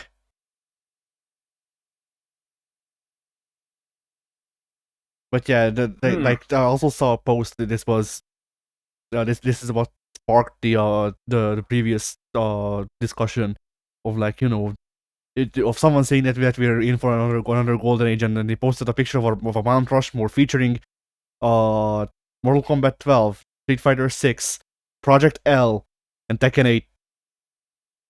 Oh, I'll admit I am getting more interested in Tekken 8 with time. I am thinking about that, asking for Christmas, but yeah, Project L, that is a bold prediction. Well, it's I think between the two of us that there is a big difference there. I think that there is a little bit of a difference just of fundamental interest in the game itself, but also there's a big difference there of, you know, I'm fine with League of Legends. I put my time into it back in the day, and when I say my time, I mean about a dozen hours, not hundreds and hundreds like most people.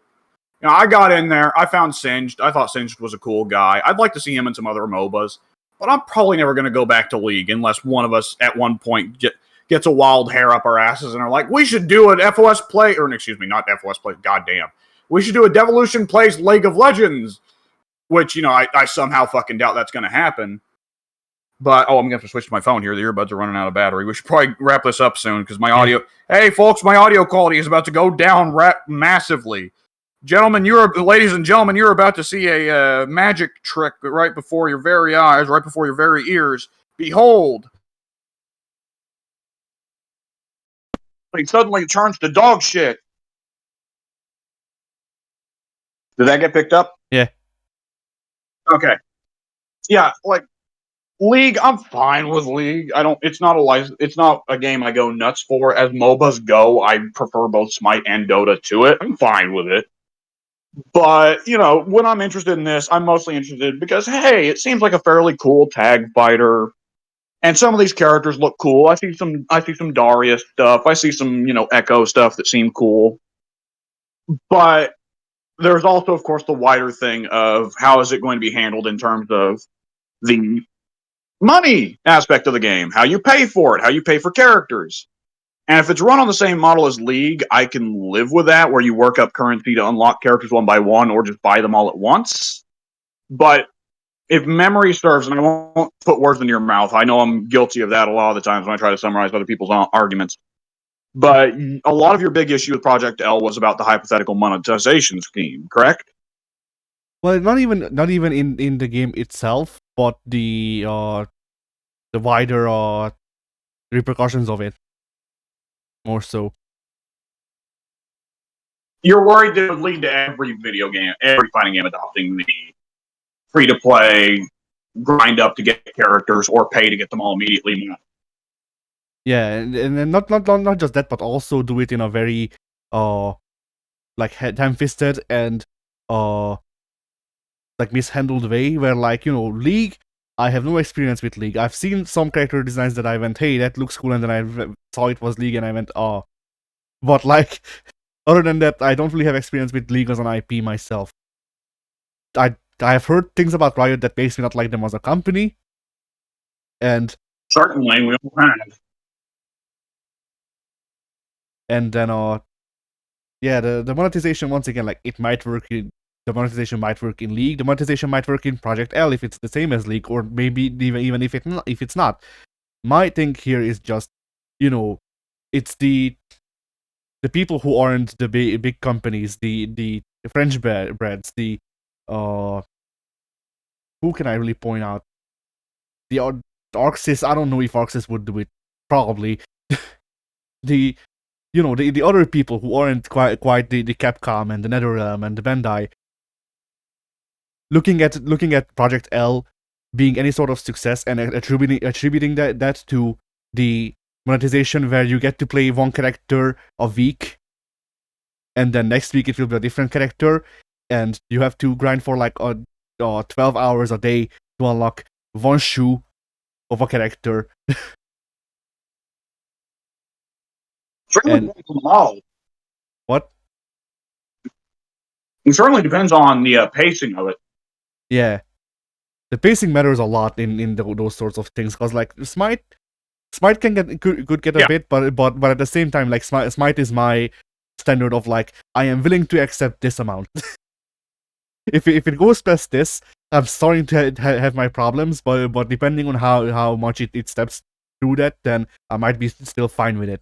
Like Street Fighter 6. Street Fighter 6 has the thing where you can only buy the season pass with real money. I don't like that. I like how Smite makes it so you have to choose which season pass you want to get, but you can get one every like 3 months, which, you know, it's not gonna net you all of the season passes, but you still get to interact with the season pass stuff while also being a free user.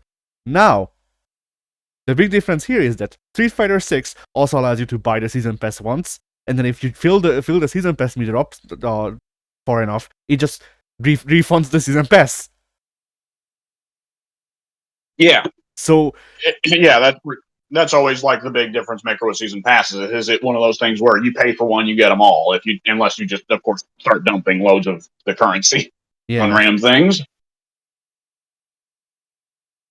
And so, like, you know, I'm also fine with the Street Fighter 6 way of doing it, because even though it does a thing that I don't like in not being able to get the season pass with you know, playing the game, at the same time, you can still work around it, and also the season pass doesn't cost an arm and a leg. Yeah. It's like, what, $7? So, I don't quite remember. It's definitely under 10, but regardless, like, my thing with League is that just like not League, but Project L, is that even if League doesn't end up being the thing that I fear it might be, I fear that people, the other companies will take the wrong lessons, and we get another like 5 to 10 years of people fucking up the shit that was like barely tolerable in Project L. Yeah, that is going to be. I think it's kind of inevitable that at least one fighting game will try. Well, one fighting game already has tried that model, KI 2013, and KI 2013 kind of hit the Smite territory very quickly. Of like, okay, yeah, I could hypothetically do all this, but I mean, the price isn't really that bad for me to just buy all the fighters from the jump. So then I just did that, and then KI was like any other fighting game where it's like, okay, I have all the characters, woohoo! Yeah. Which I think there's a distinct chance that happens with Project L as well, where it's going to be like, oh, here's the 10 characters. You can either grind up, play 30 matches for each character, or alternatively, just pay us $15 right now. It's like, all right, here's my $15. There you go. Yeah, because like Project L as a game in itself, like, like Smite, let me tell you, I was kicking myself for how much time I spent grinding with Smite when the one day I finally just shelled out the $30 for the All Gods pass, and I was like, oh, well, this is much more convenient. Yeah. I thought about getting the All Gods pass myself, but at the same time, like, we don't really play Smite anymore, and I don't see myself playing Smite alone, so no really use to it. That's the awkward. That's the really fucking awkward thing about that, is that I did not buy the All Gods pass until like the third to last session we played Smite. Yeah. Which I would not mind to go back and play Smite again sometime soon, but we'll have to talk that over with Pink. Yeah. But yeah, so like, yeah, the Project L as a game, I have no interest in it. I don't like the assist fighter setup. I don't like the simplified gameplay, and I don't have to like Project L. Like, that's the thing. It's a video game. I can ignore it. I worry about its larger repercussions, because once it starts invading other games, then I can't ignore it. Yeah, that's a good question. I mean, like, yeah, I think we've all got the games, the fighting game. Everyone's got a fighting game. They're just kind of like, I respect part of what they're doing, but meh. Fighter Z, Fighter Z exists off in the distance. Every time I try to play Fighter Z, I'm like, I just don't fucking get it. Yeah.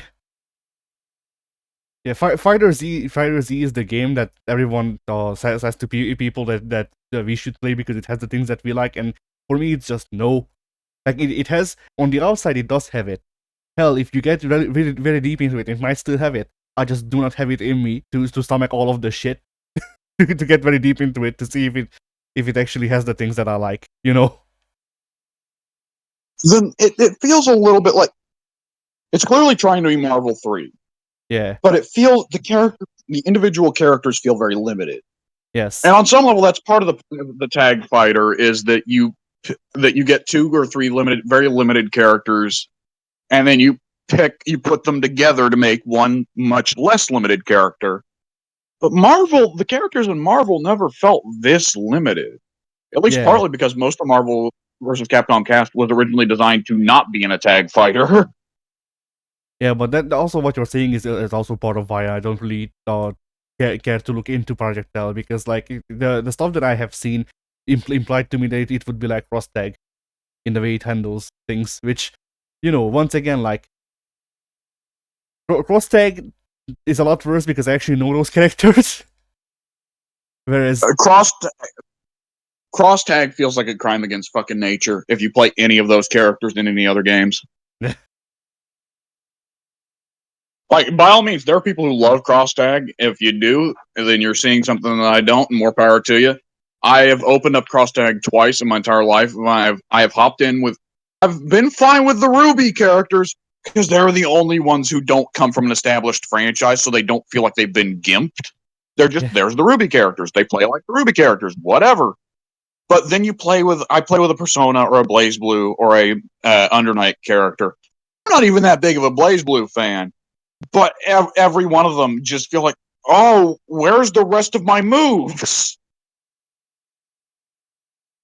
I could swear I remember. I don't think I ever got to touch Kanji in Persona. Kanji in Cross Tag, and thank God, because that would have made me cry tears. I would have sobbed uncontrollably if I'd have seen Cross Tag's Kanji. But I feel like I remember popping Azrael into Cross Tag, Azrael from BlazBlue, who is one of the few characters I like in BlazBlue, and just going like, oh, what's he even do with this? Yeah, cross tag was a game that I was going to get, but then you bought it on sale and went, no, run. Yeah, that game was probably the most emphatic. Like, I believe there was some game that I actually did say like, you're not going to like this, and then you picked it up and you're like, I like it. What game was that? Ooh, it might have been Under Night. On Under Night? Well, yeah, it might have been Under Night. There was definitely at least one. I remember when you told me, you asked me you didn't tell me shit. You asked me in the Street Fighter 6 beta to report back to me what are the characters you think I'll like. What I reported back was, I don't think you're going to like Ken, but I have a strong feeling you're going to be a Jamie fan or something. You're not going to like Jerry or Ken, but I have a strong feeling you're going to be a big Jamie fan. And the first report back you give me, Jamie sucks like Ken and Jerry. So I think on some level, I just don't understand what makes you like characters. I don't know, cause the stuff that you said about the Street Fighter 6 characters logically made sense because if memory serves, you didn't figure out all of the whatchamacallit, the wheel kicks that Juri has, which is a big part of what I use in her, and then you also just immediately went, Ken has a run stance, Eddie won't like him, which is fair because I genuinely do not use Ken's run stance, even though it's one of his like major tools. So yeah, which to be fair, in terms of stuff that covers a big distance, Ken also still has Dragon Lash. Yeah. So Dragon Lash is not quite nearly as good for combos as Run Stance is. Yeah, I was about to say, like, Run Stance seems necessary if you want to keep pressure, so I just don't. it's an easy way. It's an easy way to worry about pressure. But yeah. What other game would it have been where you told me that I wouldn't like it, but I did. I forget. I've definitely made the wrong call several times. I thought for certain you'd like Power Rangers. You did not fucking like Power Rangers. Yeah. Because like Power Rangers. Yeah. I think I somewhat made the wrong call on Skullgirls, but also didn't. I thought you would like the gameplay enough of Skullgirls to get past the visuals, but I knew that you wouldn't like the visuals. I definitely remember that. Yeah. I mean, Skullgirls gameplay wise is fine. It's the Killer Instinct problem. I don't like any of these characters, therefore I don't really have a reason to play the game. It's not even like I say it's the Killer Instinct problem because that's the one that immediately comes to mind. But like I'm having the same issue with Street Fighter 6 right now. Of like, I like Juri, I like Ken, but not enough to actually like put up with the bullshit. Yeah, and Jury was crap in 5, and you've never been a big Ken guy. Yeah.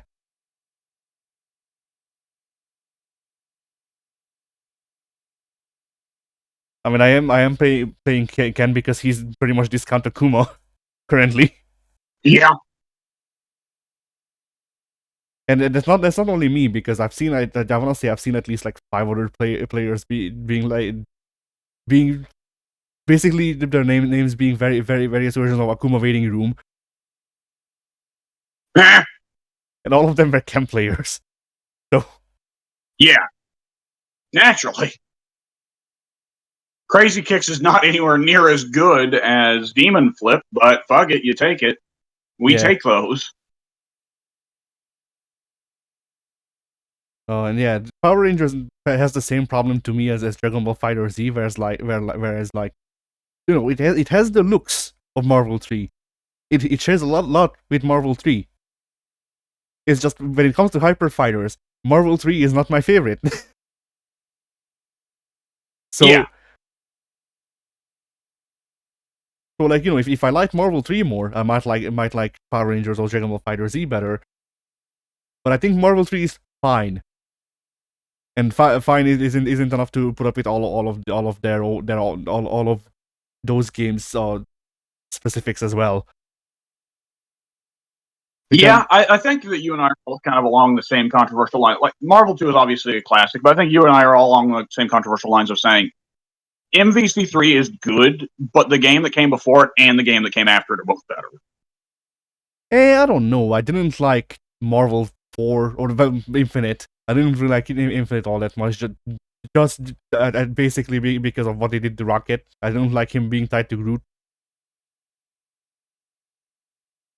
Right, I do remember that being an issue you had, and I found that really strange, and I still do.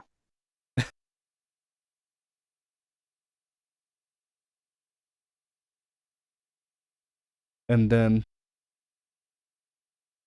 Marvel 2, I do have a lot more nostalgia for those characters, but also like Marvel as a whole. Like Hyper Fighters split off into two directions when after Darkstalkers. You got the anime fighters and you got the versus series.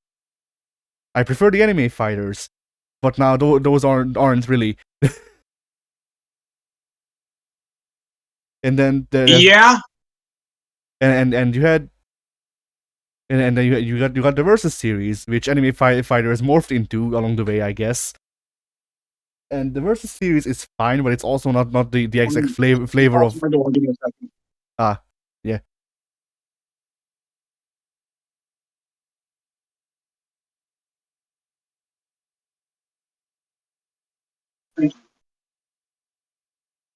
All right.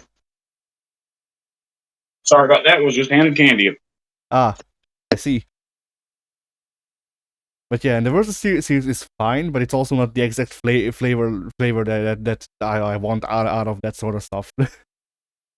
Like, what's the? I'm trying to think of a simile, because when it comes to the sudden shifting genres, there's always the burger simile of like of a place you you go to that makes good burgers, suddenly stops making burgers and starts making pancakes, and they might be good pancakes, but that's not what you went there for. Yeah. But I don't know what the exact simile would be for this. I guess I guess the similar simile for the genre thing with the Air Dashers and the Versus series would just be, what if you really liked a specific flavor of instant ramen, I guess, and then suddenly just stopped stocking that anywhere, and like the same company still makes instant ramen in different flavors, but none of them quite taste the same. Like you don't like those flavors quite as much as you do the one flavor that you used to like. Yeah. And that's basically where I am with Hyper Fighters, where like, Uni is there, Power Rangers is there, Schoolgirls is there, fucking Dragon Ball Fighter Z is there, but none of them quite have the exact flavor that I want out of my Hyper Fighters, so I don't like them quite as much. Yeah.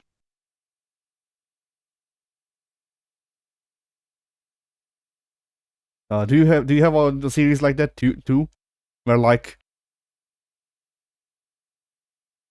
I don't know. I have definitely got. I mean, in terms of like a favorite fighting game franchise that just doesn't exist anymore, there's certainly fucking Soul Calibur, but Yeah. that's more childhood than really anything. In terms of as an adult fighting game franchises where I'd like to see a sequel and there ain't a sequel, there's a distinct chance that this will happen. Well, I guess we'll see. But I do often wonder, what about KI3? Or what was there ever a KI2? Yes. I guess KI Gold kind of was KI2, wasn't it? No, there was a KI1, there was a KI2, there was KI Gold, which was KI2 but enhanced. And then there was another version of it for something I forget, but I remember that there was like this one version that was that was relatively obscure, I guess. And then there was 2013 or whatever.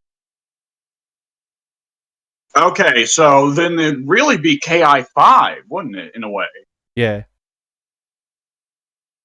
But yeah, that one's very much in the realm of possibility. I don't know. I'm trying to think then.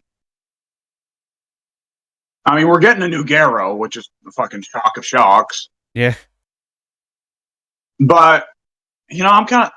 Okay, well, I don't know. I'm just kind of a basic bitch.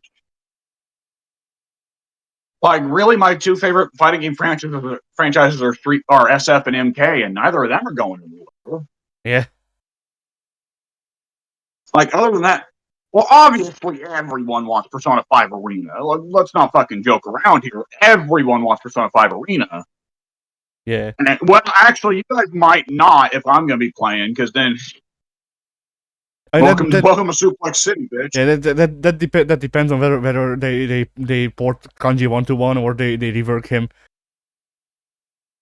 That's not really Japanese game development style to really change up a character the way that NRS would change a character in MK or Injustice. But yes, but at the same time, Strive. For the most part, Strive was a change, an entire change in philosophy. That's the question of is Izuatari now playing at controlling all of Arxis? I don't think so.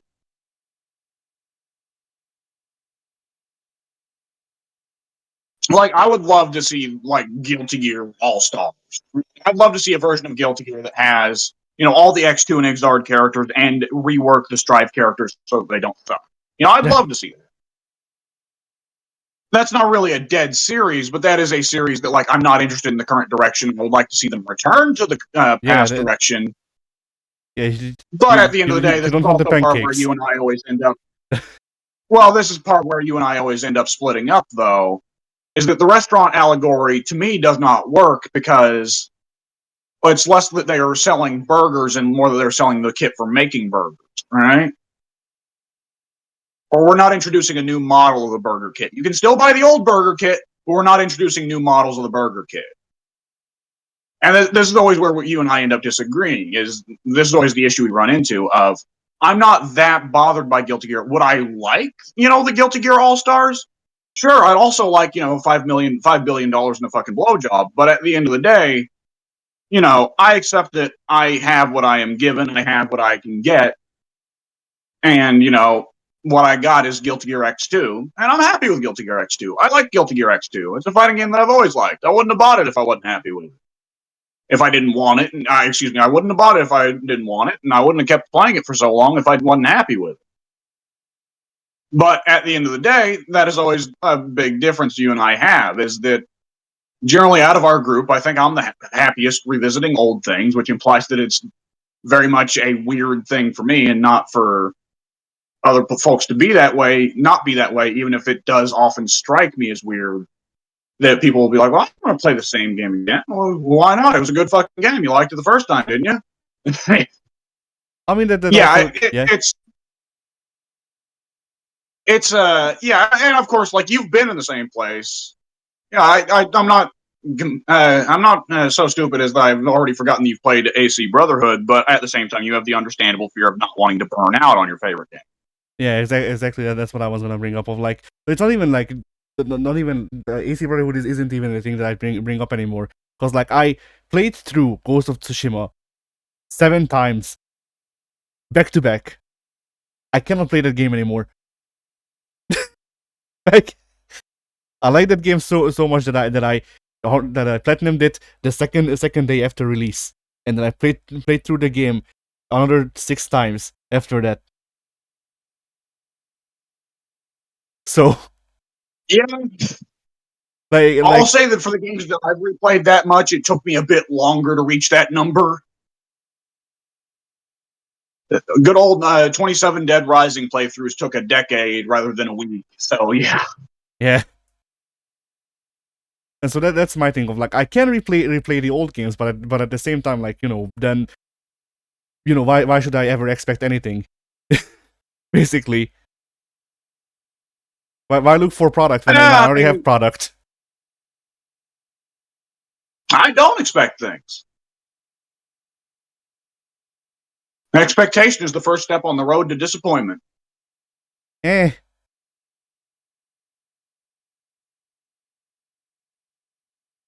Unless you expect disappointment. If you expect disappointment, then you can either get exactly what you expected, which isn't nearly as disappointing, or you don't get disappointed, in which case you're like, hey, what the fuck? Which, I'll be honest, kind of wound up being Mortal Kombat 12, because when that game got announced, and I was expecting disappointment, and no.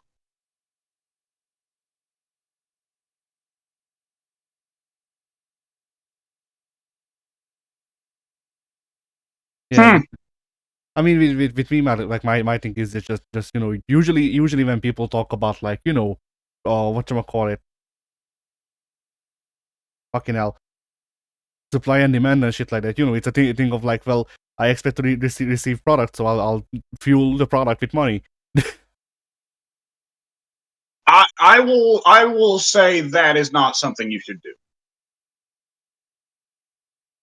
I think that for someone who has more liquid currency to throw around, by all means, but even then, I don't like. I'm not. I have a lot more money to throw around than you, and not like.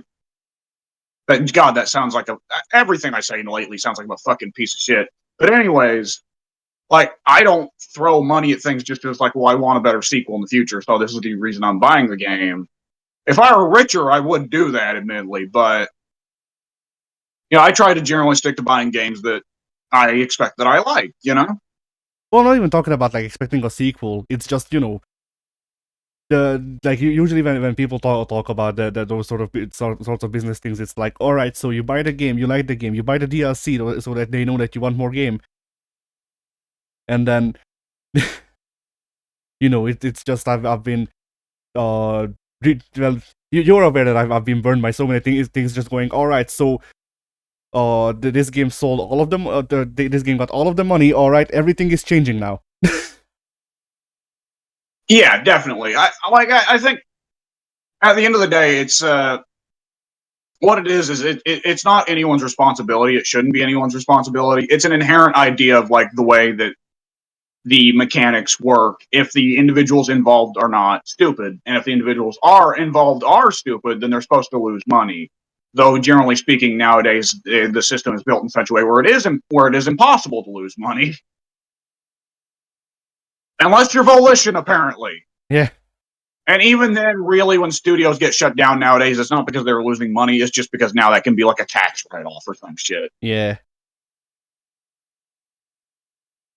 But and you know, this is the thing where like immediately my gut thing is just like, you know, but development costs, which I'm sure, like, you know, developing video games definitely takes a lot of money. But also, you know, the shit like this makes me think of, like, you know, how much of that money is mismanaged.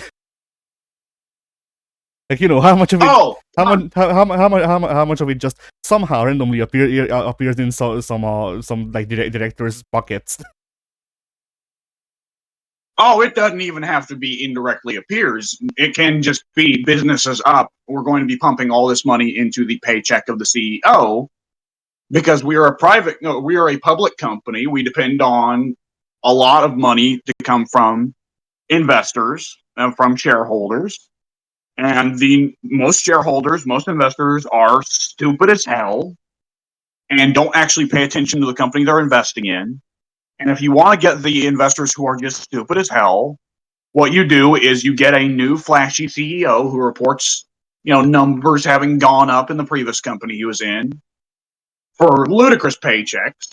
He does some stupid business strategy that reports and immediately numbers going up. He quits. And then suddenly numbers go down because his business strategy was actually quite bad. The shareholders pull out and the company starts to suddenly have to enter panic mode. Yes, Unity. At some level, that's kind of what happened with GameStop and why GameStop wound up blowing the massive amount of money they made from the short. Or rather, the stopped short. Yeah. But yeah, see, so like this is the reason why I'm so like cynical when it comes to like video game pricing and fucking monetization, all that, because, like, you know, I get that these things take money. At the same time, I am conditioned to think that 75% of the budget has been stolen. More or less. 75% is a lot, but as a general rule, anytime you have an office building, there is some guy at the top who's trying to take as much as he can. Yeah. I mean, on some level, the guy at the top taking money is, and so this is a crass comparison. It's going to only make me look like more of an elitist piece of shit than I already look like. But that guy doing that at the top is very similar to the guy at the bottom level who clocks into a shift and then spends the whole day in the bathroom or taking a smoke break, right? Yeah. And it's a lot more understandable when it's at the bottom than it is at the top, because the guy at the bottom has a lot less liquid money to play around with, whereas the guy at the top, it's like, do you really need any more money? Yeah, exactly. But it's broadly similar in terms of idea. It's a guy who shows up to work and will frequently lie about being good at their job and putting in hard work. But usually what they do is they just jerk off and take money from the company. Yeah. The guy in the bathroom might do it literally. Well, actually, the guy in the corporate office will do it literally as well, but he doesn't do it in the bathroom. He does it in front of the secretary. Yeah.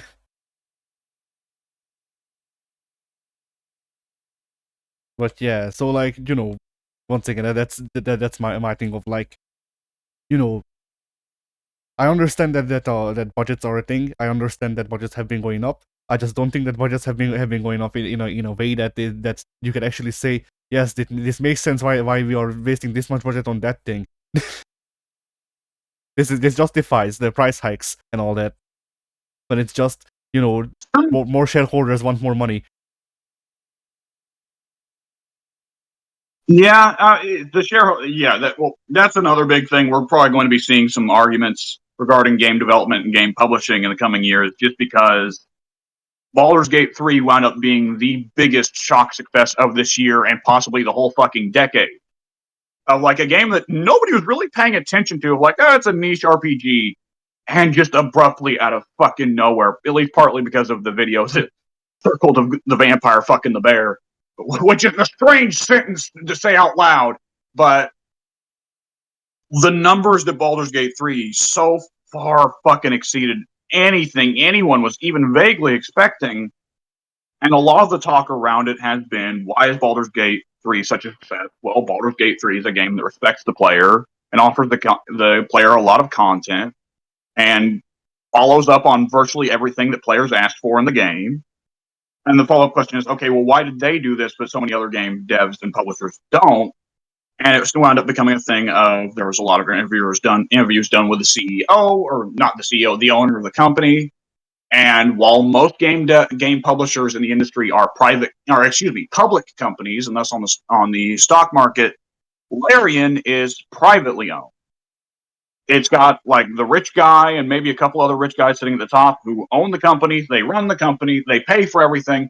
They get, the lion's share of the money in return, but they're the ones making the calls. And now it's getting into a thing of people saying, like, well, maybe a lot of the bad, dumb, exploitative monetization methods in gaming just come from from the company being public instead of private, because at the end of the day, the stock market is kind of an idiot god, right? Yeah. The stock market is a god in the economic sphere that can offer you, if you play your cards right, more money than you could imagine, but it's an idiot god. It is not an individual that thinks. It is a mass. It is a cacophony of thousands, if not millions, if not billions, of voices all screaming and shouting over each other. And some of them are paying attention and trying to play their cards right, but most of them aren't paying attention. They're just throwing money around. Up, up, down, down, down, up, down, invest, pull, invest. So there's an argument to be had there that is going to be a big argument, I think, in the general gaming sphere for a couple of years to come. I think it is going to become increasingly more popular for people to advocate for private developers and publishers instead of public ones. Anyways, yeah, the cacophony of voices generally tends to make less intelligent choices than a select few individuals. As you know, to quote a great line from a perhaps not too great movie, a person is smart. People are dumb, panicky animals. Anyways, there we go. That's my whole fucking economics rant. Yeah. See, this is how it always goes. At some point, monetization comes up because it is a big thing, and especially in fighting games, because it has been a serious question for a long time. That always leads to then the economics talk. Me, Mr. fucking sociologist, and then when we get to the end, it's just like I always end it with, and there's my economics talk, and then you let loose a little either amused sigh or depressed sigh. I mean, I can't really add to it because, like, I don't really see anything wrong with what you said, so I can't really argue with it, Yeah, I think on some level there's something to be said for private versus public in terms of specifically the creative sphere. Yeah, and we've all got some movies or TV shows or video games or works of art that we love that did come from a company that is public, that is run by, shareholders and boards and yada yada, and they got to do all this, that, and another. But at the same time, there's also a definitive argument to be made. You can't make art by committee. That when it has happened in public corporations, it's because there was simply one employee in the company who had such a definitive force of personality that he was able to make it happen.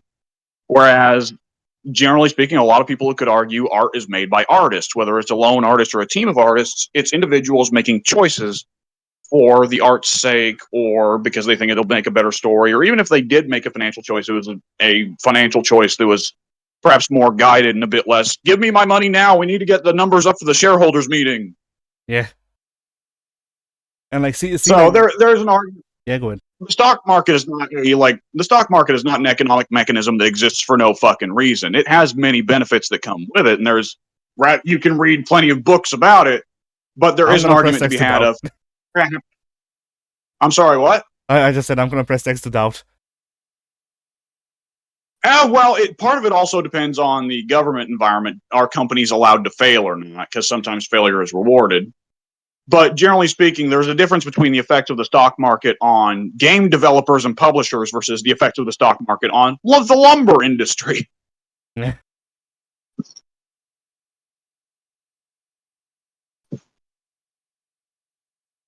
But what was I gonna say? I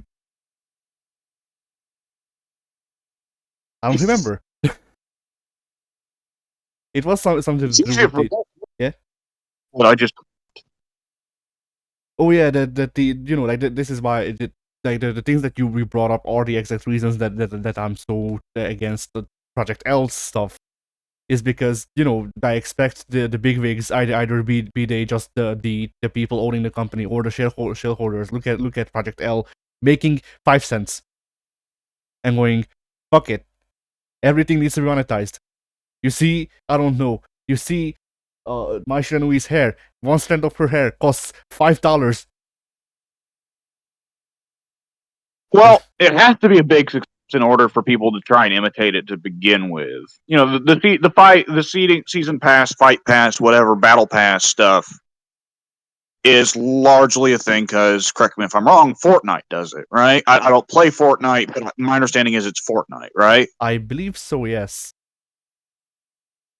There you go. It was a big success for Fortnite. So right now it's the trend to imitate it.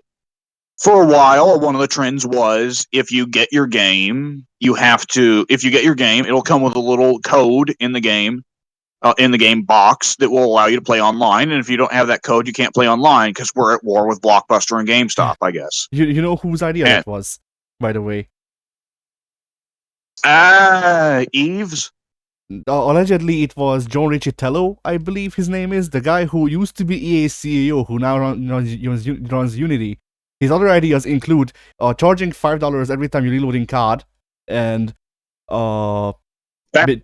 most recently making it so if someone downloads your Unity game, the publisher or developer, I forget which one, has to pay a fee. Yes, I saw all of that. Well, I saw all of that, except I did not remember that he was the one behind no online for used and rented games. Remember, for WWE, it was no community creations. You couldn't download other people's custom characters. Yeah, but allegedly he's the guy who came up with the idea originally. That sounds accurate, and yeah, that sounds accurate, and there has been a noticeable change in EA since he left. Yes. Like I saw. This sounds like almost certainly the same guy who would have been around would have been part of the team that made the call for the considerable changes to Dead Space 3. Yes, speaking of, like I edited the Dead Space 2 videos recently, and I was watching the credits, and it's a CEO, John Riccitello, and I went, oh no. Yeah. So, it's something funny in a way. Like, EA has not changed massively in many regards. EA still runs Sims 4, and Sims 4 is fucking nonsense in terms of their DLC practices. But at the same time, current EA also made stuff like Dead Space Remake, which is one of the most consumer-friendly games to have come out in several years. So it also kind of feels like EA almost has... EA kind of feels like the good, loving family man, loving husband, loving father to his kids, who every weekend goes out and has an affair, and he calls it a release, right? I was gonna say every weekend he gets drunk and beats the kids. See, no, I'm figuring it's probably not necessarily the same space. I'm figuring it's probably not the same player base between Dead Space and Sims, personally. So I'm figuring what it is that EA's scheme is, okay, we'll make the Dead Space remakes for the hardcore player base because they like it that way. And then on the weekends, we just filch everything we can out of the casuals that play Sims. I mean, that makes sense, but at the same time, to me, it just seems like, based on the stuff that we know about The Sims 5, because they have actually said things about the monetization of The Sims 5 specifically. But yeah, to me, it seems like their thing right now is just making games by committee, which is The Sims, and games that you actually want to make, which is Dead Space Remake, and the Star Wars games that they've been making, although the director for that just left. Well, was it the same director that oversaw the first couple saw the first Battlefield or Battlefront? I don't know. It's the same guy who oversaw We probably should Last Order. have cut the recording a while ago. By the way, whatever. People might be interested in this. I mean, it can still tie to fighting games because monetization. Like, you know, just we're examining monetization in other games because it can, you know. Yep. Talking EA now, and come to think of it, the last fighting game EA probably made was Marvel Nemesis Imperfect. Oh no. Yeah. Oh, what a great blunder. Yeah. They really thought they were making a new team of superheroes with that one. Hope y'all are ready for Brigade. Yeah. Who here loves Johnny Home?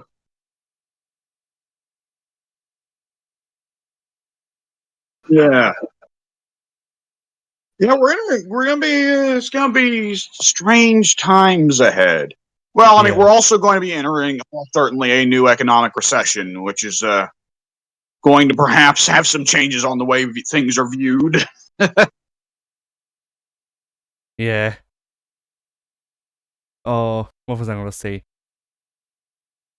So yeah, to go back to the to Project L and its success and all that, like, you know, I just expect that Project L will be a success by some merit. Like, if it doesn't take over the FGC, because I can't tell that, but I expect Project L to at least be a moderate success because Riot will fund the game's own tournaments and shit. So like, people will come because there's money in it. Yeah, I mean, if Riot does something, Korea will support it. That's a guarantee. So like, you know, that's once again why I'm really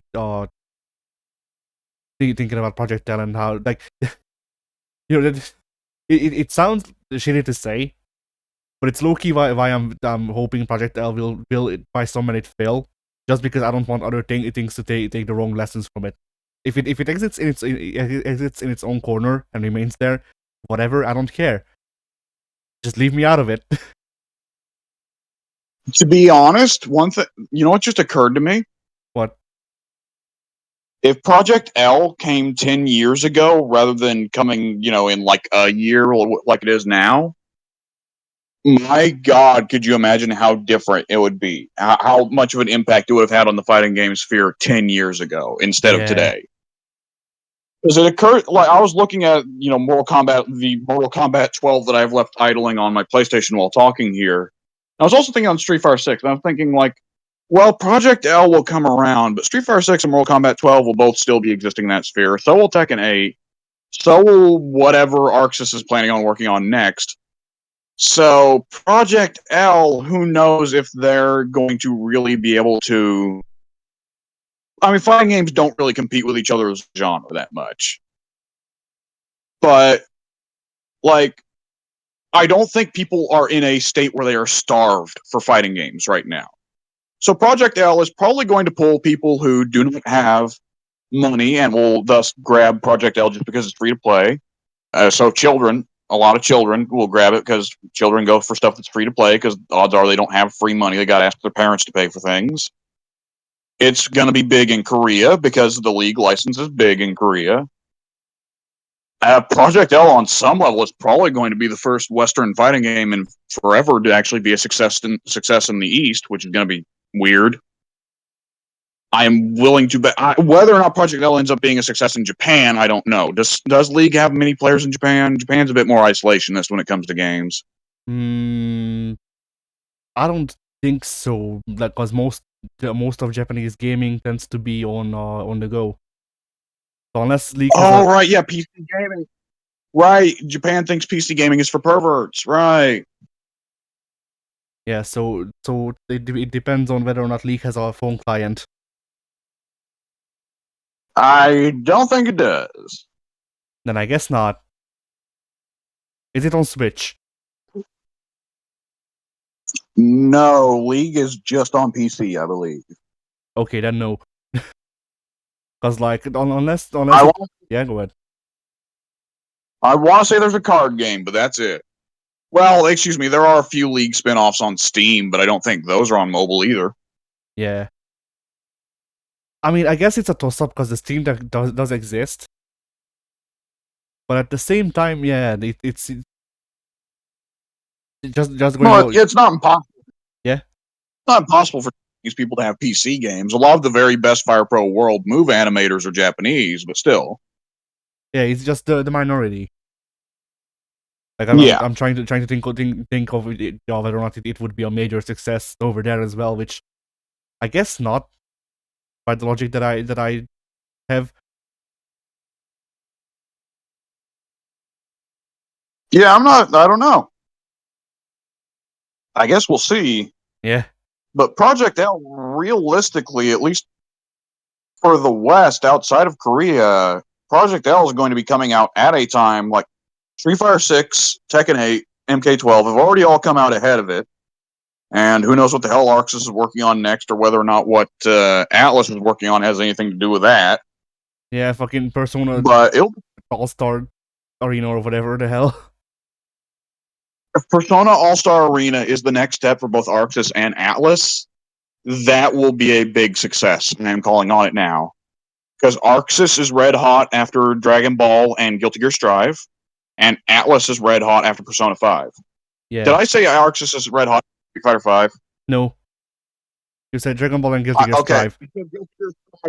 My brain only heard... My own ears only heard the last syllable that I said. I only heard myself say I've.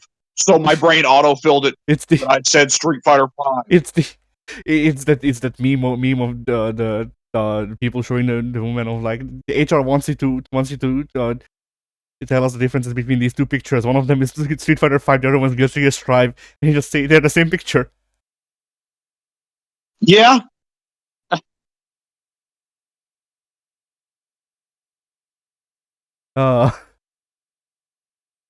Oh, that would be so fucking weird if there. Yeah, if there was an All-Star Arena. I forget what else was on the docket for this, the massive leaked docket of Capcom games. Because Street Fighter 6 was on there. Were there any other fighting games on there? Because I remember there were some weird ones on there. No, I don't believe there were. There was I think a Code Veronica remake. Was the weird one that I remember. I remember Code Veronica remake. I remember there was something about giving Hunk his own spin-off in Resident Evil as well. Yeah. Like it was all Resident There's Evil. No way the list. Yeah, go ahead. There's no way the list didn't have Mega Man 12. I don't think it did. It had something to do with Mega Man, although really? I think so.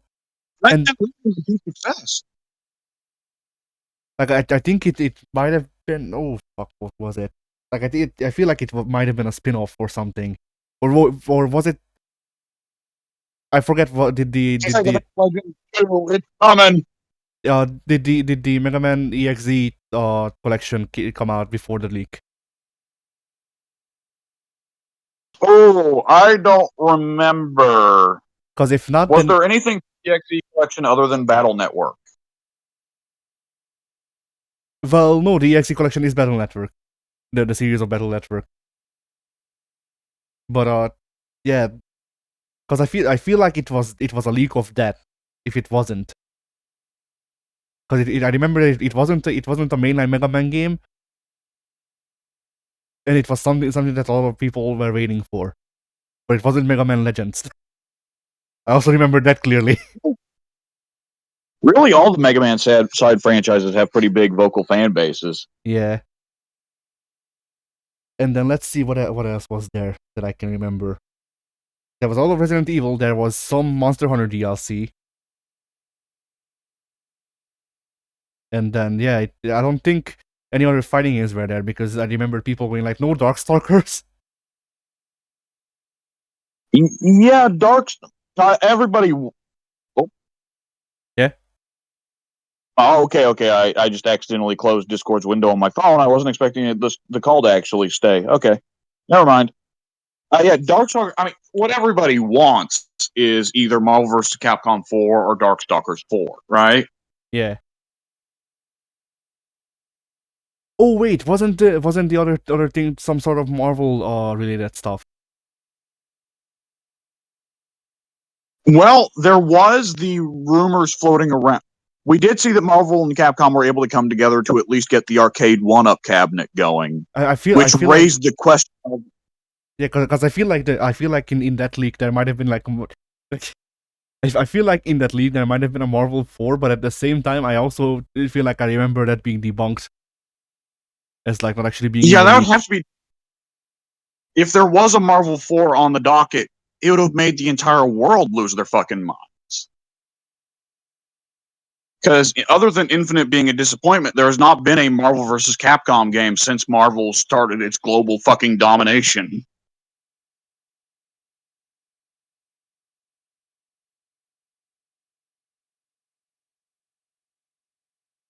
So yeah, there's you know, I don't know. I remember stuff on the Capcom docket that I was almost for a moment thinking like, what the fuck? Am I going to look at this list and see Power Stone 3? Yeah. Plasma Sword 3. We need to pop in. At some point, we need to pop in Fightcade and play Power Stone. If my PC can run it, sure. Yeah.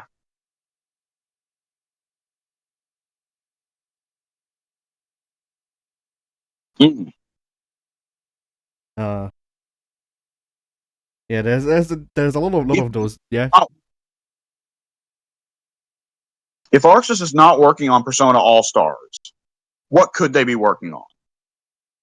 Because I mean, there's a maybe if yeah, we would have never predicted Fighter Z, but at the same time, Fighter Z 2 is quite predictable.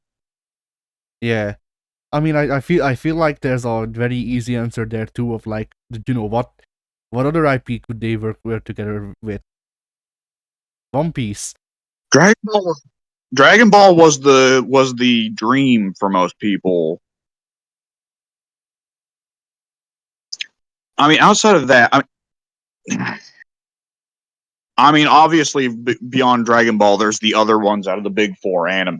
Like, we could still just as easily say Naruto, One Piece, Bleach, right? Yeah. I don't know shit about Bleach would probably still fit, right? Yeah, Bleach would definitely fit. I mean, Bleach's whole gimmick as a series was introducing more and more cool characters who will never get used ever again. Shit, that sounds like most of those fucking anime. Yep. Like, I'm fine with Goku, but like Naruto, for instance, is an example of a story where it's like, okay, this story is going to spend the entirety of its runtime following the lamest character in the fucking cast. Yeah, I mean, with Bleach, Ichigo was actually kind of cool at the start, and then the pacing just fell off by the time that I quit, and then apparently eventually it just became a thing of like, oh, Ichigo is actually in every like royal bloodline. He has all of the superpowers, all of them at the same time, but he refuses to use any of them. He just does big slash, and that's it. Yep. A One Piece Arxis fighting game, I would lose my shit. Yeah, I wouldn't really care for it because yeah. I feel like that one would be an interesting one, at least just partially because One Piece is the rare one out of the big four where it's not all about the main protag. Yeah. On some level, I kind of wonder if that's part of why I don't like it so much in Dragon Ball and Naruto. That's just Goku, just Naruto. Is because One Piece is about the crew, and Luffy's definitely the main one out of them. But everyone gets their spot, and everyone's got at least one or two big fights that they pretty cleanly win without Luffy doing fucking anything. Yeah. I mean, you know, See, go ahead. The issue with the One Piece fighting game is I don't know who the hell I'd pick for my main. Yeah. Not Sanji. I don't know. Sanji's actually pretty cool. Well, yes, but at the same time, he does not deal damage to female characters, and I'm gonna assume that there's gonna be female characters. That's right. Yeah. Well, yeah, that's a good question. Do they actually follow through on that? I feel like there could be some more interesting way of doing that than just straight up Sanji doesn't do damage. Yeah. But yeah, that actually would be an entire big matchup thing. Like, I can't think of how has. There's got to be at least one other instance of a fighting game explicitly making one character completely useless in one specific matchup, and not as a like accident like Luthor versus Zod, but 100% intentional. I'm sorry, what did you say? Honda Zangief, that one version of Street Fighter 2. Well, I said I said not accidental like Luthor Zod. I know. Like the developers 100% did. Okay. I mean, for real answers, let's see. It must have happened at some point, but I can't think of it.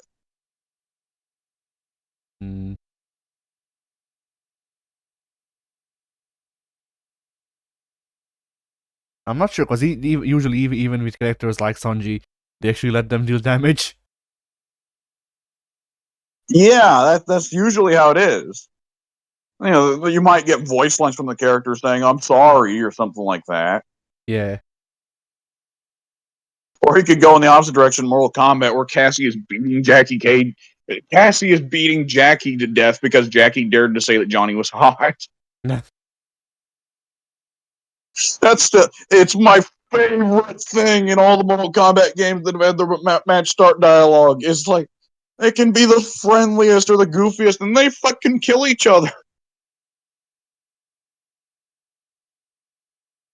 You can have Melina versus Kenshi in MK12, and the match start dialogue will be Melina saying, "Kenshi, I am so sorry. I blinded you. I don't think I can live with this."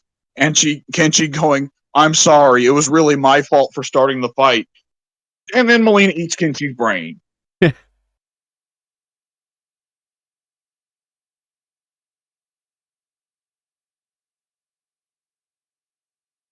I mean, the real weird one for Arxis to go with would be JoJo.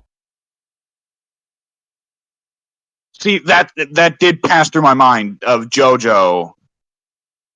Well, JoJo's really a weird one because by now they've got two fighting games by two very different developers that are nonetheless both pretty well liked, though for very different reasons.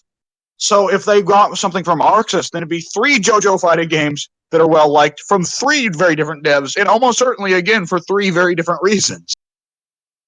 And at the same time, Arxis would continue the thing that CyberConnect set up, where they just mimic a lot of what Heritage for the Future did. Probably, yes. Like, genuinely, the All-Star Battle R is kind of just a modernized Heritage for the Future with less.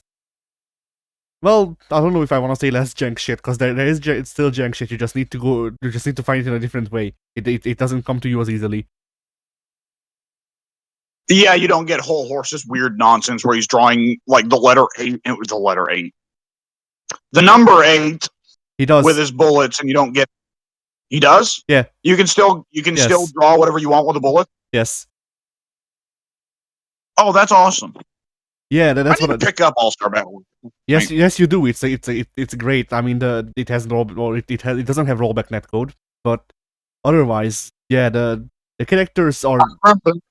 Yeah. I remember that pretty clearly. Yeah. But yeah, like the characters returning from Heritage for the Future either have references to their moveset or from Heritage for the Future, or just have their moveset from Heritage for the Future, more or less. Like it's a thing of for example, you remember how Joseph used to have his grab with his stand in Heritage for the Future that you said was very annoying. It worked like Omega Red. Vaguely, yes.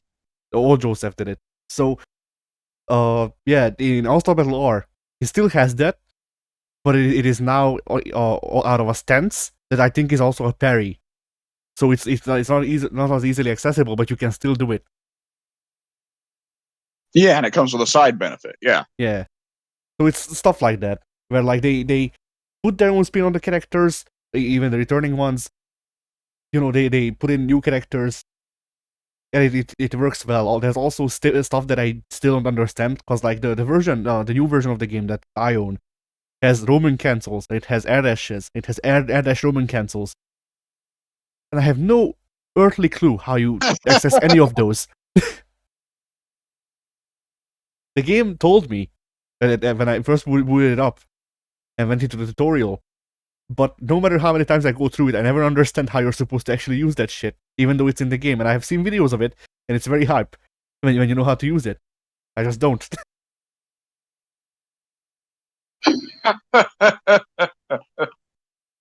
So yeah, the All-Star Battle Lore is great. There's also two seasons of DLC now. Of people you won't know, more or less. I'm gonna assume I don't recognize any of the names that are gonna happen. Be there. Well, let's see. Which one of them would you recognize? There's in the first DLC season, the last DLC character they released was Dio, but it's horseback Dio, but he doesn't turn into a raptor. Logically, yes. Because normal horseback Dio turns into a raptor. That's his stand. I see. These are sentences, aren't they? Yes, they are. But yeah, the first guy that they introduced or they revealed for the next season pass is a guy whose power is rewinding time. But not like another guy who can rewind time. He has Right? he what? He deletes the past, right? Oh no, that's another guy. He's already in the game. He's in the base game. No, this guy. Oh, okay.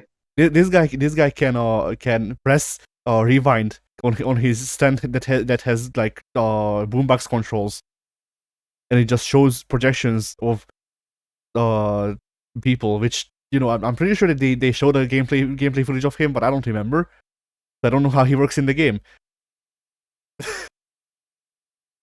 Yeah.